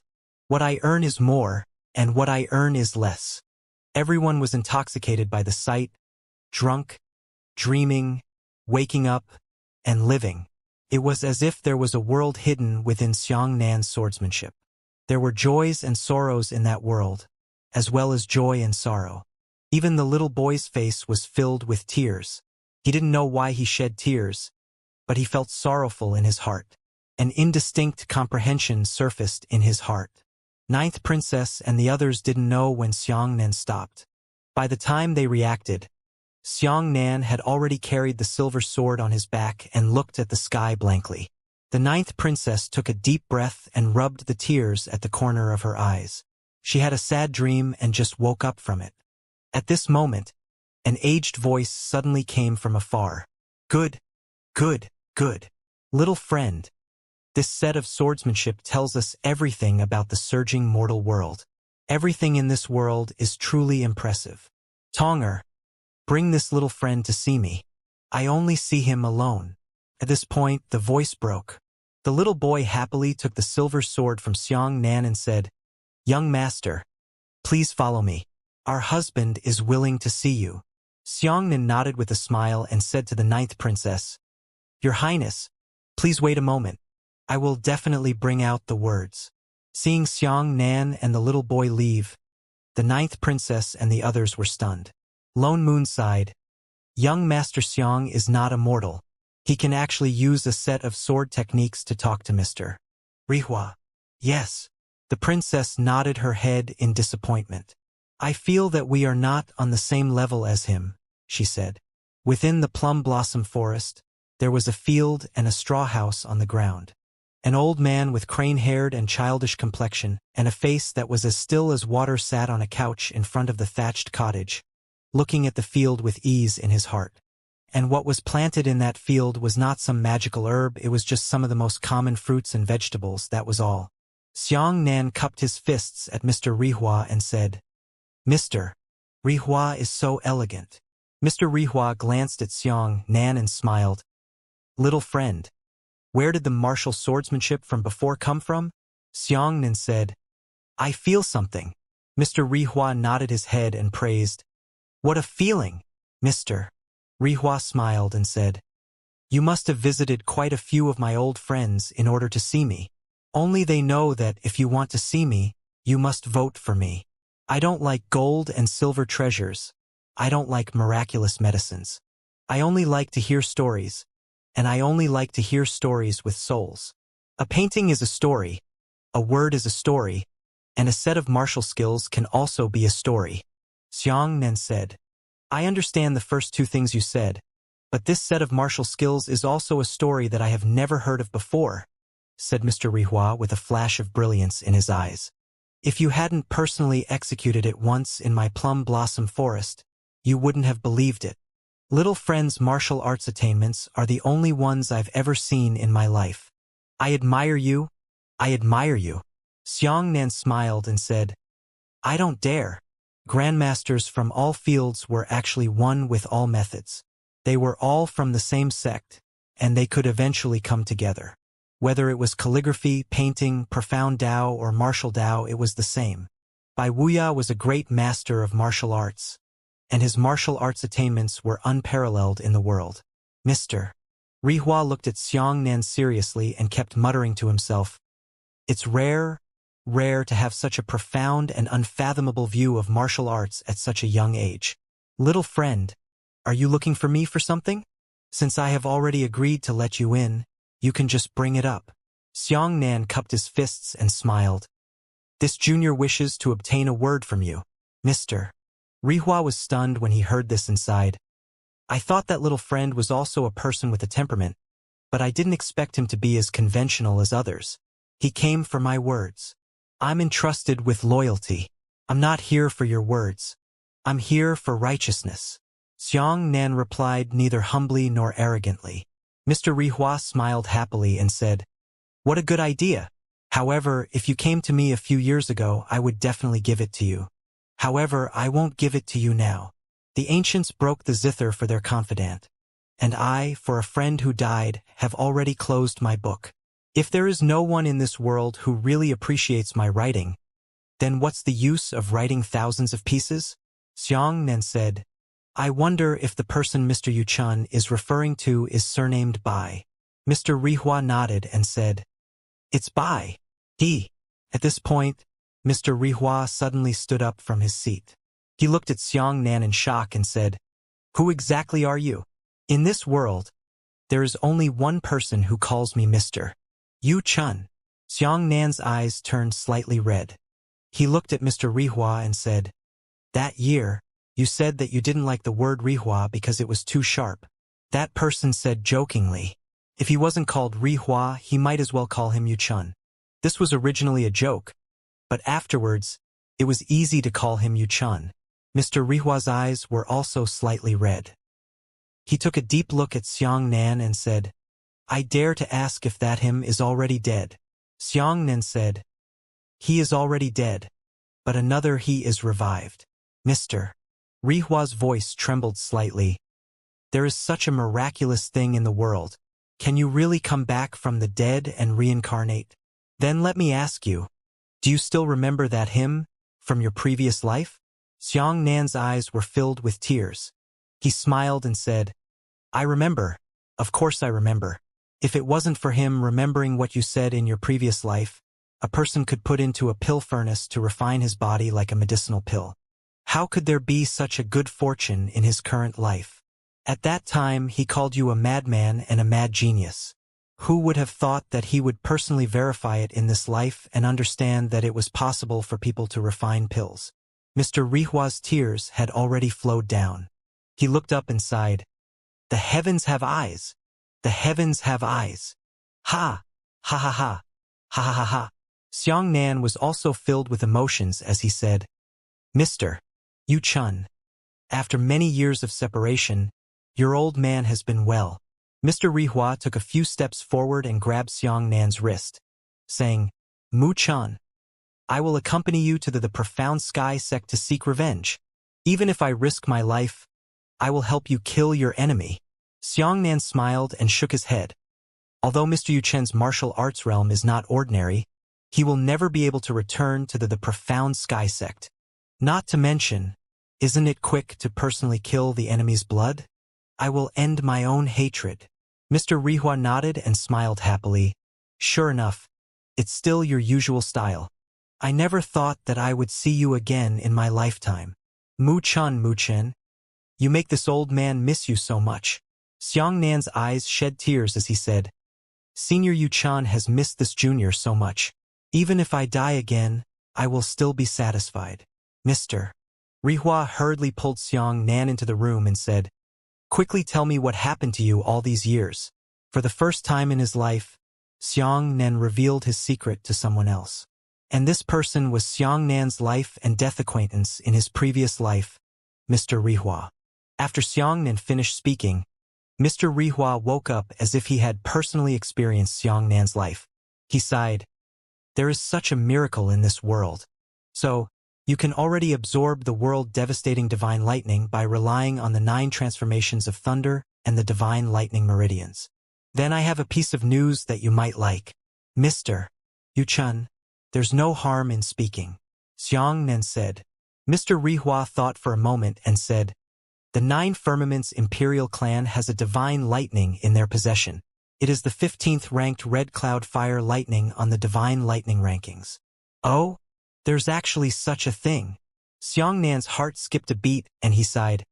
"Unfortunately, that belongs to the 9 Firmaments Imperial Clan. How can I get it?" Mr. Rihua smiled and said, "Of course you can't take it away, but aren't you able to absorb the power of the divine lightning? Just like how you absorbed the white flame lightning a few times ago. You only need to absorb some of the lightning from the red clouds to increase your cultivation." "You're right." Xianxia nodded and muttered, "Then I have to find an opportunity. Please let me see the red cloud flame lightning with my own eyes, and only I am present." Mr. Rihua said, "That red cloud flame lightning is the most precious treasure of the 9 Firmaments Imperial Clan. It won't be easily displayed to outsiders. You need to make a great contribution to them." "Mu Chun, are you sure you don't want my help? You really don't need me to help you kill Xian Qingzhu." A trace of hatred flashed through Xianxia's eyes as he said, "The thing I fear the most in my life is that she will die at the hands of others.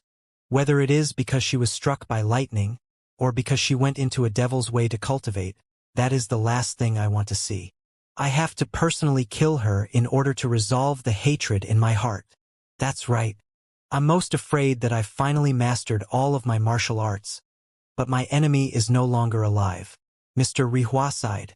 He understood Xiang Nan's feelings. All right then. Since you're here to ask for words, I'll write it to you. What kind of word do you want? Mr. Rihua asked. Xiang Nan thought for a moment and said, I want the word loyalty. Mr. Rihua immediately laughed and said, I understand what you're thinking. All right, I'll write loyalty for you right now. That day, Mr. Rihua took out a pen and paper and wrote down 2 big loyalties on the paper. These 2 words were mocking Xian Qingzhu's infidelity and unrighteousness. Xiang Nan held the word in his hand and felt extremely happy in his heart. He couldn't wait to see what expression Xian Qingzhu had on his face when he saw the 2 words. Mr. Rihua added, your resistance to electricity is already very high, but your white flame lightning is only ranked 17th, while the red cloud flame lightning is ranked 15th. If you want to absorb the power of the red cloud fire lightning a few times, there's no problem. However, if you plan to absorb the red cloud fire lightning or other higher ranked divine lightning, you still need to increase your resistance to electricity. Unfortunately, I am an alchemist, not an artificer. I am unable to provide you with the ingredients and formulas to resist electricity. However, I have a thunder-setting pill here. Take it first. Mr. Rihua gave Xiang Nan a pill and said, this pill is of the 6th grade. After swallowing it, you can shield yourself from all damage caused by lightning within a day. If one day you encounter a world-exterminating divine lightning that ranks extremely high and you are unable to take it away, then swallow this pill and absorb the divine lightning. However, one day later, you still need to spit out the divine lightning. Thank you, Mr. Yuchen. Xiang Nan clasped his fists and said, this junior has important matters to attend to. I can't stay here for long. I will definitely come and visit him one day. As long as you are still alive, it doesn't matter whether you come or not. I can tell myself that I still have a confidant in a certain corner of the world, said Mr. Rihua with a smile. Xiang Nan was touched. After thanking him repeatedly, he bid farewell to Mr. Rihua. Plum Blossom Forest. When Xiang Nan showed the word loyalty to the 9th princess, the princess and her group were overjoyed. You really have great ability. The princess was very happy. She rushed up to hug Xiang Nan and gave Xiang Nan a fierce kiss on the face. At this moment, she suddenly realized that she had lost her composure and hurriedly looked at other people. As for the guards, the 5 experts of the Royal College had strange expressions on their faces. The 9th princess coughed twice and said, that scene just now. Didn't you see it? Everyone shook their heads. I didn't see anything. A guard pretended to pick a plum blossom and praised, ah, so beautiful. Did the princess say anything just now? What did you say? The 9th princess blushed slightly. Although everyone pretended that nothing had happened, she was somewhat shy in her heart. She hurriedly stepped into the carriage and headed towards the imperial palace. Everyone did not take this matter to heart. They only thought that the princess had obtained Mr. Rihua's name and could win against Xian Qingzhu once again. They were too happy, so they were so proud that they forgot about it. Within the palace. It's only been a day and you've hurriedly come to find me. Are you going to admit defeat? A streak of azure light came from afar and landed directly on the golden palace. After the green light dissipated, it was Xian Qingzhu. She looked at the princess and said, did you hit a nail on the head? You know that you don't have any hope of obtaining Mr. Rihua's name, so you plan to admit defeat. Before she could finish her sentence, the princess chuckled and displayed the word, loyalty. At this moment, Xian Qingzhu's face turned red. There are several embarrassing things in this world. One of them is when you are ridiculing someone, and before you finish ridiculing them, you are beaten in the face in front of everyone. Impossible! Xian Qingzhu refused to admit it and said, Mr. Rihua has already sealed the pen. How could he write again? Let me check it. Xian Qingzhu snatched over the calligraphy. When she saw the word loyalty on it, her heart trembled again. These two words reminded her of Bai Mukin. Elder Qingzhu, that is indeed Mr. Rihua's ink treasure. This is correct, the first prince said with a smile. Of course, Qingzhu recognized it, not to mention the signature and seal that Mr. Rihua had personally written under the words loyalty and righteousness. Qingzhu closed her eyes. She wanted to suppress the anger in her heart and suppress the embarrassment in her heart. However, in front of her eyes, there was always a figure swaying around. That person was Bai Mukin, and Bai Mukin kept laughing as he kept saying the words loyalty and righteousness. The first prince said, Xiang Ru, why do you ask for the word loyalty? Xiang Nan smiled and said, if a person is unfaithful, he is inferior to a beast. If a person is unjust, heaven and earth will be annihilated. Hearing Xiang Nan's words, Qingzhu felt as if she had been struck by lightning. She felt stuffy in her chest and a mouthful of sweet blood gushed down her throat. Her face was as pale as paper, and she forcefully suppressed the mouthful of blood back. The first prince was extremely happy. He had misunderstood. He thought that Xiang Nan was showing his loyalty to the Nine Firmaments Empire by asking for the word loyalty. This made the first prince's heart blossom with joy. He felt that this Xiang Ru was more and more useful, but he could be of great use. The first prince thought that Xiang Nan was mocking the profound sky sect for being unfaithful to Zhuxiao Empire. How courageous and courageous would a person be to mention the word loyalty in front of the heavenly profound sect elders and the first prince? All right, even if you pass the second exam. Qingzhu was immersed for a long time before he regained his composure. Xiang Nan looked at her indifferently. Qingzhu said, then this third question. Xiang Nan suddenly interrupted and said, Elder Qingzhu, it's not fair for you to set all 5 questions. I also want to attach a condition. Qingzhu frowned and said, you are the outsiders. How can you make any conditions? What scared? Xiang Nan asked. Qingzhu narrowed his eyes and said, what a joke. How can the profound sky sect be afraid? Tell me, as long as it's not too excessive, I'll agree to it. Xiang Nan walked up and down the golden hall, occasionally looking at Qingzhu. Qingzhu was getting more and more angry with Xiang Nan, but she endured it and restrained herself from losing her composure. She said, are you going to tell me or not? Xiang Nan nodded and said, my condition is not to change your exam questions, but to change the environment. You are an elder of the dignified, the profound sky sect, and we are the messengers of the Haotian Empire. We will only solve problems in the Golden Palace of the Imperial Palace. That's a bit too small. We are both sorry for each other's ident. Ties. As far as I know, in order to welcome the sect ranking tournament, the profound sky sect and the flying cloud sect joined forces and directly built a city 3,000 kilometers south of Tianyu City. It's called Star-Gazing City, isn't it? This city was originally meant for spectators from all over the world to watch the match. At this time, the sect ranking tournament is approaching. All the heroes of the martial arts world are gathered here. Then let's go to Star-Gazing City and make this bet in front of the influential figures of the various continents, sects, and political and business circles. You set the questions for us in front of everyone. We'll take your questions in front of everyone and finish them. Do you dare? Qingzhu was stunned. She did not expect that Xiang Nan would suddenly make things bigger. If he lost to the 9th princess in front of all the heroes in the world, wouldn't he lose face? Once that was the case, it would really be hard to recover. However, Xiang Nan's question was very clever. He didn't ask if he could do it, but if he dared. If Qingzhu refused, then he wouldn't dare.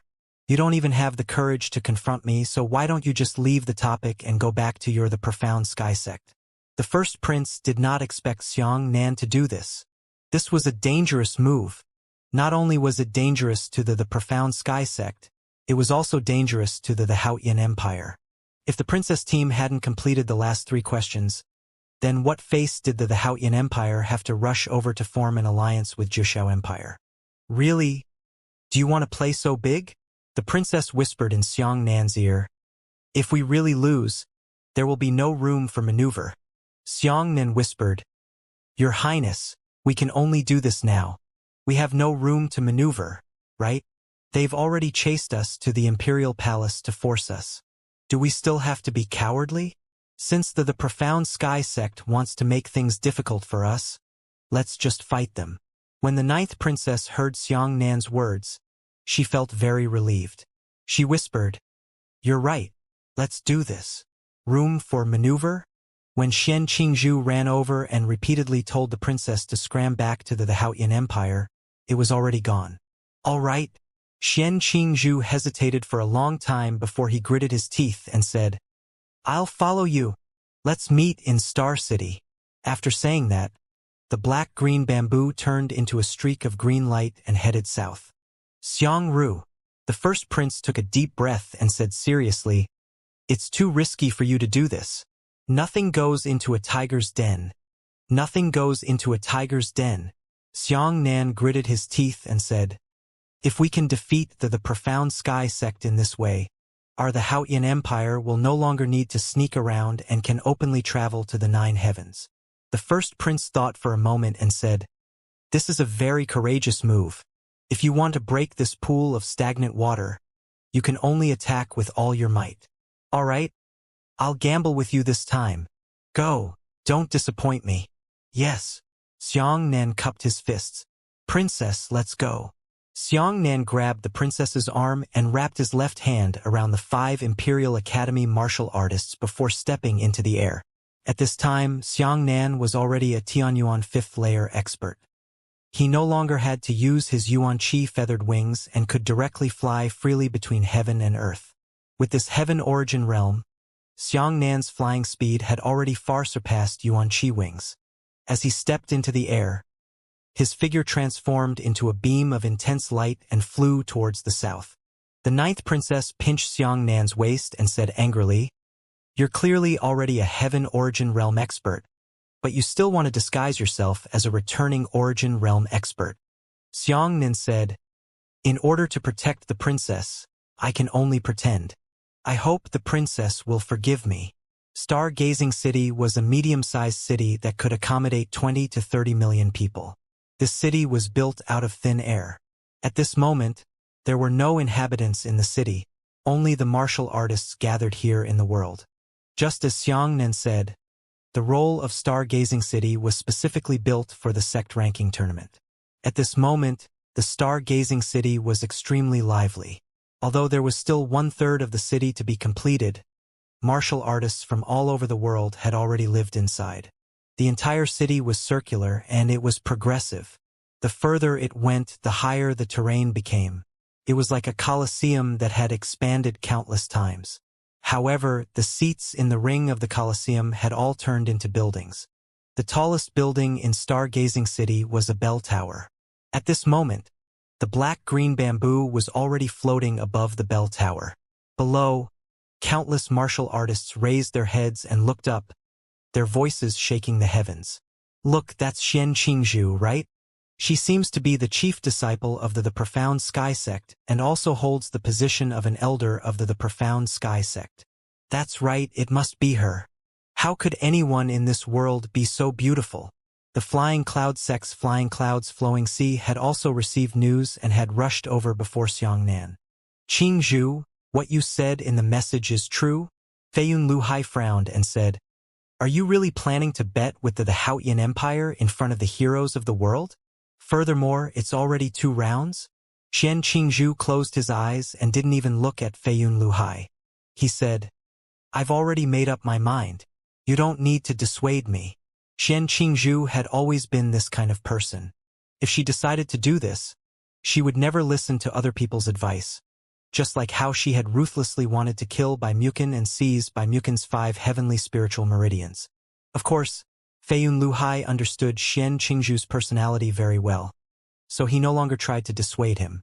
Instead, he helped Xian Qingzhu build up his momentum and attract more star-seeking city martial artists. "Since it's you who wants to do this, I'll just give you a hand," Feiyun Luhai said. At this moment, The number of martial artists below the clock tower was already full. Everyone was pointing at the two people on the clock tower. Some people were envious of this pair of divine celestial couples, while others were curious about their sudden visit. Later, a strong light flashed across the horizon, and finally, Xiang Nan and his group arrived. Xian Qingzhu glanced at Xiang Nan and said loudly, "Today, I want to make a bet with the Haoyan envoy." Xian Qingzhu immediately told the public about his bet with the princess. The martial artists and merchants all opened their mouths wide when they heard this. "It's too wonderful." Someone whispered, "I came here to watch the sect ranking tournament, but I still have such a big bet to make before the tournament. I really made a profit." Someone shouted, "Since it's a bet, then what's the stake? It has to be more interesting." "That's right. What should we bet on? We can't let the profound sky sect win. The princess will scram back to Haoyan. If the princess wins, the profound sky sect will pretend that this has never happened. Isn't this a bit unfair?" Xian Qingzhu narrowed her eyes. She listened to everyone's words and looked at the princess, saying, "If you win, what do you want?" The princess did not say anything, but cast her questioning gaze at Xiang Nan. Xiang Nan said, "The status of the princess is noble. Let me tell you, if we lose, we'll scram back to Haoyan and never talk about the alliance between the 9 firmaments Haoyan again. If we win, not only will we have to openly send out diplomatic envoys to enter the 9 firmaments imperial clan. The profound sky sect will personally send our troops back to the Haoyan Empire and bring our diplomatic envoys back." Once these words were spoken, the scene immediately exploded. It was too late for the profound sky sect to intercept Haoyan Lai emissary, but in the end, they actually sent Haoyan Lai emissary back in a low voice. "It's like when I rushed into your house and beat up your son in front of your entire family. You still have to send me back with a smile on your face and say, 'You've worked hard.'" Xian Qingzhu was stunned for a moment. Her expression changed slightly and she said, "Isn't it a bit too much?" "Too much." Xiang Nan looked at the princess. The princess smiled and said, "It's not too much." Xiang Nan crossed his shoulders and looked at Xian Qingzhu sideways. "What, are you afraid of playing too big and not daring to gamble?" he said. Xiang Nan ate Xian Qingzhu. He knew her too well. He knew that she cared about her image the most and wanted face the most. In front of so many people here today, no matter how big Xiang Nan's bet was, she, Xian Qingzhu, would definitely clench her teeth. Green Bamboo, Feiyun Luhai frowned and whispered in Xian Qingzhu's ear. However, Xian Qingzhu had already fought against the princess. She simply did not listen to Feiyun Luhai's words and only insisted on going her own way. "Gamble. The profound sky sect is afraid of the Haoyan Empire." Xian Qingzhu put on a calm appearance and said, "The stakes you want are so big, then the questions I gave you will also become difficult. You must be mentally prepared for this." When the martial artists below saw Xian Qingzhu acting like this, they all praised her endlessly, praising her for her courage and responsibility. Xiang Nan replied calmly, "Do you think the test questions you gave us would be easy if we didn't mention this kind of bet? However, I have already said that the questions you ask must be within the reasonable range and cannot be randomly asked. I won't accept such a ridiculous test as taking off the stars and destroying the sun in the sky. We are a gentleman after a lowly one, so I have to say this first." Xian Qingzhu smiled faintly and said, "I think you are the one who treats a gentleman with a petty heart. I've already thought of this third question. Didn't you guys want to establish a relationship with the 9 firmaments empire? Alright, then I will come and seek a benefit for our Zhouxiao empire. The third problem is that you must gather the weapons of the 2 standard armaments flying ships and send them to the 9 firmaments royal family within 5 days." Hearing this, the princess's expression changed. Xian Qingzhu was very good at bribing people. She kept saying that she was seeking benefits for Zhouxiao empire, and she immediately put herself in a righteous position, as if she wasn't making things difficult for the princess. The martial artists below also gave a thumbs up and said, "This is the big bosom." Another person asked, "Then, what is a standard armaments flying ship?" Xian Qingzhu said, I presume that everyone is not very familiar with this concept. Let me explain it to everyone now. A standard armaments flying ship can transport 50,000 weapons under full load and 20,000 weapons under normal conditions. As for the standard armaments flying ship, it is a 500,000 gold spiritual grade war weapon. I won't make things difficult for your highness. I only need to carry 20,000 weapons on each ship, not 50,000. Hearing this, everyone sucked in a breath of cold air. The two standard flying ships had to crash into 40,000 weapons in total. If they were converted into gold coins, it would be 20 billion gold coins. The princess finally couldn't help but say, "You're forcing people to do this." Xianxia said, "Is it difficult? I don't think it's difficult at all. The Haotian Empire behind you is a grand empire. Could it be that you can't bring out 2 boats of weapons?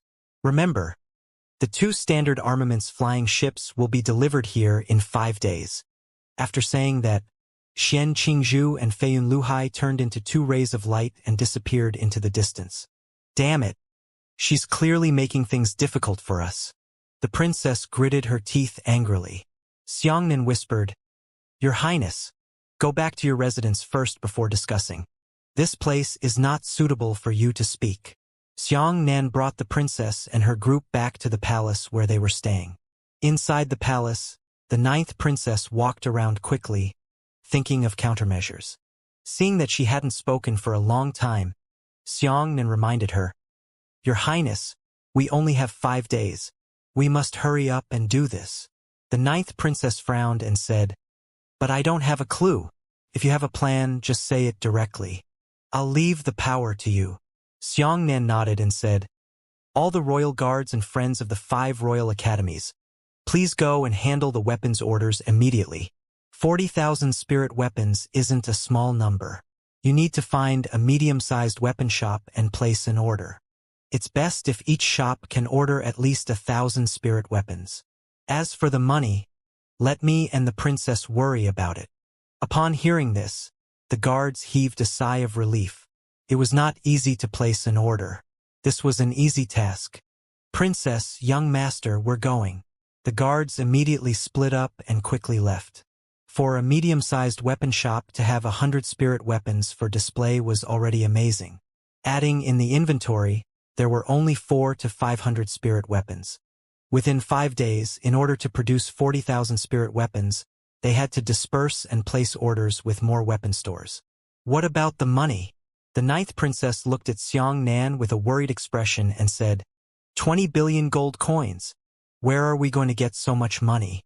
Otherwise, let's get back all the jewelry we gave to the first prince." Xiangnan shook his head and said, "That ship of jewelry is not enough. The most valuable of them is the luminous pearl. However, the price of the luminous pearl is extremely expensive. Even if it is put up for auction in the auction house, the time it takes to put it up for exhibition, and the operation of the auction, it will take at least 2 months. Moreover, those gifts have already been given to the 9 Firmaments Imperial clan. It is impossible to ask for them back. Otherwise, the nature of the gifts will change. Then, send a message back to Haotian, telling them to send 2 boats of weapons over directly?" The princess's eyes lit up. Xiangnan still shook his head. "I don't know how far this place is from Haotian. Personally, I estimate that it should be above 30 million kilometers. The speed of the messenger is about 1 million kilometers per day. It will take 30 days to fly to Haotian." The princess thought for a moment and said, "Then I will personally return to Haotian in the teleportation array." Xiangnan still shook his head and said, "It can't be done either. It will take 8 days to go back and forth like this." Then Xian Qingzhu has already calculated the time. He directly set us a 5-day deadline to prevent us from asking for help from Haotian. This won't do either. That won't do either. What should we do? The 9th princess anxiously stomped her feet. 5 days is not enough. Xiangnan also sighed. He didn't expect Xian Qingzhu's third question to be so loud. 20 billion gold coins. Where did you find so much money? Xiangnan thought to himself, even if he were to concoct pills to sell, it would be too late. This alchemist was one of the most profitable professions in the world. As for the essence transformation pill, it was one of the easiest pills to sell. If he refined a single essence transformation pill himself, he would be able to earn 15 million gold coins. He could only refine 4 pills a day. Even so, it would take 444 days for him to gather 20 billion pills. Besides, what about the ingredients for refining pills? Where to get it? This idea is also unrealistic. Right, Snow Fox? The 9th princess's eyes lit up and she said, "Hurry up and send a message to Li Junyi of Snow Fox. He should have given you one before we left, right? Just borrow money from him. After borrowing money, we will repay him. Then, the result shouldn't be too optimistic." Xianxia frowned. Snow Fox is the native Tujia people of Zhouxiao Empire. If they help us, it will be very difficult for them to survive under the envelopment of the profound sky sect in the future, and they will be accused of treason. Anyway, a dead horse should be a living horse doctor. Send a message first. Xianxia stored the details of the matter in the signaling order in his language. Then, he released the signaling order while he and the princess waited quietly for the news. Soon, a day passed. Xianxia originally thought that Li Junyi would give him an answer soon. Even if he refused, it wouldn't take much time. However, Xianxia did not receive a reply from Li Junyi until one day after he sent the message. Sure enough, Li Junyi's judgment was the same as Xianxia's. Although Li Junyi had already fought hard for Xianxia in the clan elders did not agree with this matter. In the end, Li Junyi could only agree to lend 1 billion gold coins to Xianxia in his personal name. This was already the limit that he could offer himself. The big money was all in the family. It was this billion gold coins that was still in Li Junyi's personal vault. 1 billion. Xianxia shook his head and said, "A drop in the bucket." Li Junyi's ability to accomplish this is already not simple. After all, he is under such great pressure from the profound sky sect. At this time, a guard had already returned and shouted from afar, "Your Highness, something is wrong." The princess was already in a hurry. After hearing this, her heart sank again. She rubbed her temples and said, "Speak directly." The guard's expression turned ugly. He hesitated for a long time and said, "Is that order not enough? Then, how many orders did you place successfully?" The princess asked. The guard knelt down and said, "None of them succeeded. After others found out about our bet with the profound sky sect, they refused to sell us even a single weapon." Hearing this, the 9th princess was already in despair. She fell on her chair and smiled miserably. "I'm afraid the other guards brought back the same news as you. This time we really lost. Xiangru, do you have any other relationships in the 9 firmaments continent? If you do, hurry up and say it." Xianxia thought for a moment and could only shake his head. He had quite a few friends in the 9 firmaments continent, but without revealing his identity, if he wanted to borrow money, it would probably be hopeless. At this moment, a 9 firmament imperial clan guard shouted, "Miss Yulan, please meet Her Highness the 9th princess." Miss Yulan? The singer? The 9th princess was stunned. Xianxia smiled bitterly and said, "Your Highness, you mustn't say that when you see someone. What is she looking for me for? Let her in." The princess waved her hand. Very quickly, a graceful figure walked in. It was the big star, Yulan. When he looked closely, he discovered that this woman's appearance was not the kind of top-notch beauty, but could only be considered delicate and beautiful. But her singing and dancing were definitely the best. Xianxia was also curious as to why Yulan had suddenly come to visit her. Neither he nor the 9th princess knew her. The Yulan girl bowed to the 9th princess and said, "Yulan, the daughter of the people, greets Her Highness the 9th princess of Haotian." As she spoke, Miss Yulan looked at Xianxia's face for a while as if nothing had happened. The 9th princess waved her hand. Yulan said, "The maiden is nothing big. She only respects the 9th princess. She is here to pay a visit and wants to meet the 9th princess." However, seeing the princess frown, "Is there anything difficult? You still don't know?" the 9th princess asked. Yulan laughed and said, "So it's about weapons. This matter is so stirring up. I'm afraid the 9 firmaments continent has already spread. Since Her Highness is anxious for money, the maiden is willing to pay 100 million gold coins for the princess. The 9th princess waved her hand and said impatiently, I appreciate your kindness, but you should keep this 100 million gold coins for yourself. If there's nothing else, I'll have to send the guests off. The 9th princess was very unhappy. On the one hand, it was about money and weapons. On the other hand, this Yolan's gaze was always sweeping across Xiangnan's face, as if she had an ill-intentioned look on her face. Xiangnan was now the princess' great celebrity. Anyone who had intentions towards Xiangnan, especially women, was the princess' imaginary enemy. However, Yulan wasn't angry. She smiled and said, How many clans in this world are able to accept such an order? Could it be that the 9th princess has forgotten? The Wampoa aristocrat clan is currently in Tianyu City. When the 9th princess heard this, she suddenly stood up. She was overjoyed. What a wake-up call! How could I forget such an important matter? Xiangru, I have to personally make a trip to this matter. Follow me. The 9th princess was really anxious. She didn't even want to delay for a moment and immediately pulled Xiangnan and Yulan out. Outside the door, Xiangnan flew directly, leading the 2 women all the way towards the headquarters of the Wampoa aristocrat clan. On the way, the 9th princess took the time to discuss with Xiangnan how to borrow the money. The Wampoa aristocrat clan had branches on various roads, usually built in cities of special significance. The Wampoa aristocrat clan's Tianyu City branch was located on a mountain in the east of the city. The Panshan official road winded upwards, and there was a large private manor at the top of the mountain. Upon learning that the 9th princess of the Haotian Empire had requested to see her, the Wampoa aristocrat clan did not dare to neglect her. They immediately came out to welcome her. Welcome hall. What? You can't decide. The 9th princess suddenly stood up. She stared at the old man in front of her and angrily said, Don't play tricks on me. If you're afraid of the profound sky sect, just say it. I know you're the manager of the Heavenly Universe City branch. You can't make the decision. Who can make the decision? The old man smiled and said, Princess, don't be angry. Before this old man was indeed in charge of the business around Tianyu City.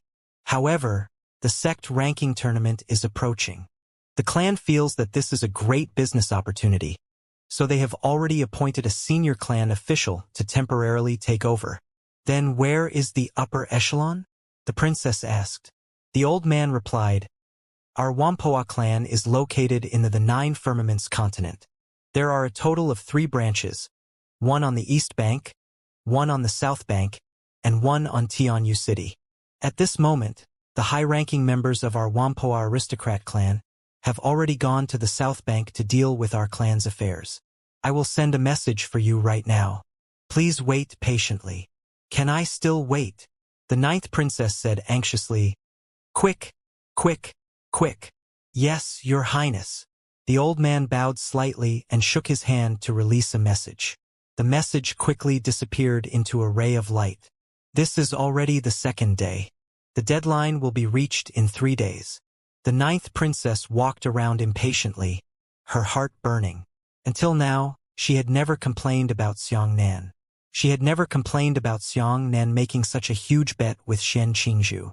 In the reception hall, the old man had always been courteous to the 9th princess, but the 9th princess was in no mood to pay him any attention. Xiangru, do you think this Wampoa clan will lend us money? No, it's useless to ask for money now. We need weapons directly. It's hard to say, Xiangnan said. The princess sighed and said, I'm afraid that only if I personally come forward will I have the face to discuss this matter with the Wampoa aristocrat clan. You think that I, the dignified 9th princess of Haotian, have fallen into the position of lowering my stature and conversing with the merchants for 2 boats of weapons. At the door, Yulan waved to Xiangnan and said, Young master, can I speak to you for a moment? Don't go. The 9th princess widened her eyes. Xiangnan said, It's fine. I'll go out and talk to her. The 9th princess's eyes turned red with anger. Xiangru, Are you going to leave me alone at this time? Do you have the heart? Xianxia gave the princess a comforting look and whispered, "This Yulan has quite a close relationship with the Wampoa clan. Perhaps we can find a breakthrough from her. Your Highness, please rest assured, even if it's going up the Saber Mountain and down the Sea of Flames, Xiangru will accompany you and will definitely not flee." Hearing these words, the ninth princess suddenly felt much more at ease. She could only reluctantly nod her head. In the courtyard, Yulan stood under a flower tree and smiled sweetly at Xianxia. Xianxia smiled and said, "Miss Yulan has been paying close attention to me since the beginning. I wonder why?" Yulan asked in a low voice, "May I have your name, young master?" "Xiangru," Xianxia said. "Oh, is it also surnamed Xiang?" Yulan said thoughtfully. "The little girl has seen young master in the street a few days ago. Although it was just a glance, I discovered that young master looks very much like a person, but I didn't see his specific appearance clearly. That's why I came here today to pay a visit. From the looks of it, young master and the person in the painting are still somewhat different." "What painter?" Xianxia asked curiously. Yulan smiled and said, "Nothing much. It's just that I occasionally see a man on a friend's painting and have heard about that man's deeds. That's why I'm a little curious. Yulan reminds young master that you may have to find another way out. This Wampoa aristocrat clan may not be your best choice." Xianxia did not say anything, only smiled politely and returned to the reception hall. Soon, another day passed. In the blink of an eye, it was the morning of the third day. The ninth princess was like an ant on a hot pot, impatiently waiting for the upper echelons of the Wampoa aristocrat clan to return. Near noon, the ninth princess couldn't wait any longer. At this moment, the sky suddenly darkened and a flying ship slowly docked above the manor. Immediately after, a group of 100-strong guards descended from the sky. Each of these guards was mounted on a ferocious demonic beast mount. Moreover, their posture, standards, and formation were extremely strict. They were not inferior to the well-trained regular army. Afterwards, 2 women slowly fell from the sky. When Xianxia saw the 2 women, his heart trembled. He was both surprised and delighted. At the same time, he was very surprised. The 2 women were tall and short. The tall woman's face was covered with a black veil. The short woman was still young and had delicate features. She was a little girl like a small porcelain doll. "Haha, Yulan, you're here too." The woman with the black veil greeted Yulan first. "This is," the masked woman then looked at Xianxia. The moment her eyes were fixed on Xianxia's, her body froze. Perhaps Xianxia's appearance had changed, but she would never forget the look in the eyes of the man whose soul was holding onto her dreams. At that moment, the circles of the masked woman's eyes suddenly turned red. She lowered her head and smiled slightly, concealing her emotions as she brushed past Xianxia. While the 2 of them were crossing paths, Xianxia whispered, "Miss Ruyan, how have you been recently?" The masked woman lowered her head and quietly pinched Xianxia's palm. She whispered, "Come to my room and find me tonight." With that, she strode into the reception hall. Xianxia turned his head and discovered that the cute little girl was standing beside him. She stared at her face curiously with her pair of big watery eyes. "Yeah," the little girl suddenly cried out in surprise. "You are Shu." Xianxia made a silent gesture and whispered, "Little Yuer, I'll take you to play. Okay?" All right. The little girl's face flushed with excitement. Seeing this scene, a hint of suspicion flashed through Miss Yolan's eyes. In the backyard garden, Xianxia dotingly rubbed the little girl's hair. "Little Yuer, how did you recognize me? Did you miss me?" The little girl giggled and said, "Brother Xianxia, why have you changed? I miss you. You don't even know how much I miss you. Big sister misses you more, but she won't let me tell you. She painted a portrait of you herself and stared blankly at it every day." Xianxia was a little embarrassed. He sighed emotionally. "Think about it. It seems that it has been almost 2 years. Time has passed really quickly." After Xianxia and Miss Ruyan parted ways, something happened with the Wang clan. After that, they took part in the martial arts city selection and made a 2-year agreement with Wang Xiaoyun. Now that he counted the time, it seemed that the date of the 2-year agreement overlapped with the sect ranking tournament. If you want to participate in the qualifying competition, you can't go back on time to keep your appointment. Little Yuer, how is your body? Will it still be cold? Xiang Nan grabbed little Yuer's hand and asked affectionately. Little Yuer raised her head happily. It's not cold anymore. I ate the pills big brother Xiang Nan gave me. My body is getting better and better every day. I completely recovered more than a year ago. That's good. Come, brother. There's something delicious here. Here you go. Xiang Nan took out a large pile of desserts from his storage ring. These were all prepared for Dream Butterfly at that time. The two of them played in the back garden for a while. Xiang Nan thought that letting the princess face Miss Ruyan on her own might not be very kind. It was better for him to take a look. Come, let's go see your sister. Right, you must not call me Big Brother Xiang Nan. Do you know? Why? Little Yuer waited for Shui Ling's big eyes and asked curiously, Are you and sister playing a game? That's right. From now on, if you call me Big Brother Xiang Ru, otherwise I will lose.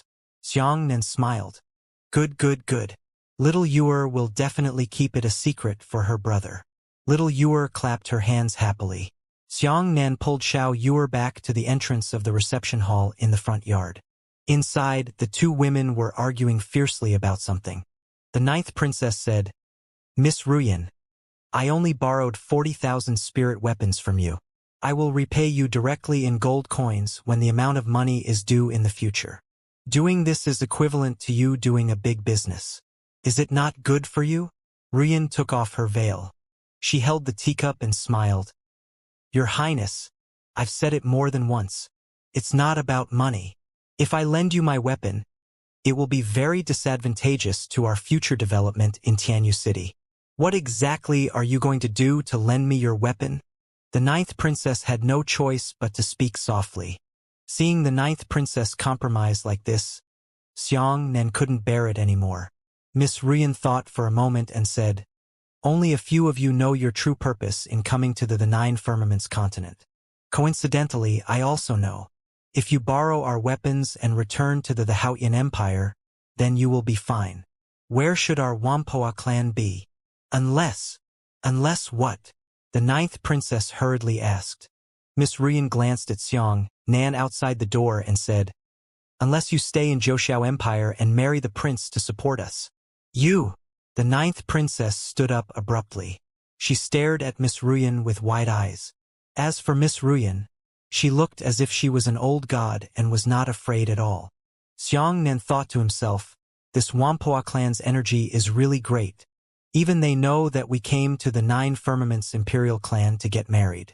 However, Xiang Nan was even more clear that the 9th princess would not marry into the 9 Firmaments royal family no matter what. Originally, she was going to find an opportunity to see if she could retreat from this marriage. If she really couldn't, she had already prepared for the worst. But now, if he agreed to Wampoa Ruyan's proposal, it would be a certainty and there would be no room for maneuver. For her own sake, she didn't want to marry. For her country, she had to marry. The 9th princess suddenly sat back down. She was stunned for a long time before finally smiling miserably and saying, All right, I'll marry. As long as you are willing to lend me 40,000 weapons, I agree with whatever you say. Wampoa Ruyan suddenly became happy. Her pair of soul-seducing eyes looked at the princess, then at Xiang Nan. She actually let out a light sigh of relief. Outside the door, Xiang Nan smiled faintly and said, Princess, why put down your body? Since they refused to borrow it, we can at most think of another way out. When the 9th princess heard this, she was so wronged that she almost cried. She looked at Xiang Nan pitifully and said, Xiang Ru, we have no other choice. Xiang Nan said resolutely, Then you can't let go of your dignity. If others don't borrow it, why should we beg for it? Your Highness, come with me. At worst, our bet will fail. It's just an insult to our reputation. What's the big deal? Do you dare to go crazy with me? These words caused the 9th princess to suddenly forget her identity and the heavy burden on her body. She suddenly felt that nothing was important. All right, with your words, it's worth it for me to reuse you. The ninth princess strode towards the door and said, even if the sky falls, you will still accompany me. Let's go. Xianxia grabbed the princess's hand and walked out of the manor with her head held high. Nothing, you can't lose your backbone. You can't lose anything, nor can you lose your dignity, Xianxia said. Wampo Aruyan looked at Xianxia's back. Her eyes filled with anger and amusement. After both of them had left, she whispered, young Master Xiang is really hard-winged. You don't need me anymore. Sigh. 5 days later, Star-Gazing City, Bell Tower. At this moment, Star-Gazing City was already overcrowded. The 9 firmaments continent knew about the bet between the Haotian Empire and the Profound Sky Sect. Countless people rushed over to witness the critical moment. The streets were full of people, buildings were full of people, even trees. There were all kinds of spectating flying boats hovering in the sky. Countless people looked down curiously as they saw the passengers standing on the deck. Haven't you come yet? Shortly after he finished speaking, Xianxia arrived with the 9th princess and the guards. They were floating above the clock tower without saying a word. The 9th princess held Xianxia's hand tightly. She felt that this hand could give her boundless courage, even if she came here today to admit defeat. Your Highness, are you nervous? Xianxia transmitted the temperature of his palm to the princess. The princess's eyes flashed with unprecedented determination. Not every royal family can have a smooth journey. Since I can enjoy the glory and luxury brought to me by the royal family, I can bear the responsibility brought to me by the royal family. I lost this time, but I will never be defeated. Xianxia looked at the 9th princess with satisfaction and said, Your Highness, you are mature. Under the gazes of everyone, Xianxia straightened his waist and said, Your Highness, even if you admit defeat, you must be upright and upright. The 9th princess nodded vigorously. Not long after, 2 strong lights flew in from the sky, transforming into a black-green bamboo and a flying clouds flowing sea. At this moment, the scene instantly boiled over, and countless people cheered loudly. Xianxia only smiled faintly, with a winner's smile on his face. She was seriously looking at Xianxia. She knew that the person who had been supporting the princess behind her back, the most difficult person to deal with, was actually this Xiangru, not the princess. She couldn't wait to see what kind of expression Xiangru had on his face when he admitted defeat and how dejected he was. When the noise stopped, Xianxia said indifferently, Your Highness, where are the 2 standard armaments flying ships I want now? She looked around and smiled. Could it be that you didn't get it? Are you here to admit defeat today? Xianxia chuckled and said, Why do you need to ask if we can buy weapons? You know better than anyone else. Xianxia smiled and shook his head. Young Master Xiangru is still so sharp-tongued. He refuses to suffer any losses at all. It doesn't matter. I won't argue with you. As long as you take out the weapon I want, I'm willing to admit defeat. If you can't bring it out, then shouldn't you guys abide by the agreement and scram out of the 9 firmaments continent? The 9th princess wanted to speak and was prepared to admit defeat.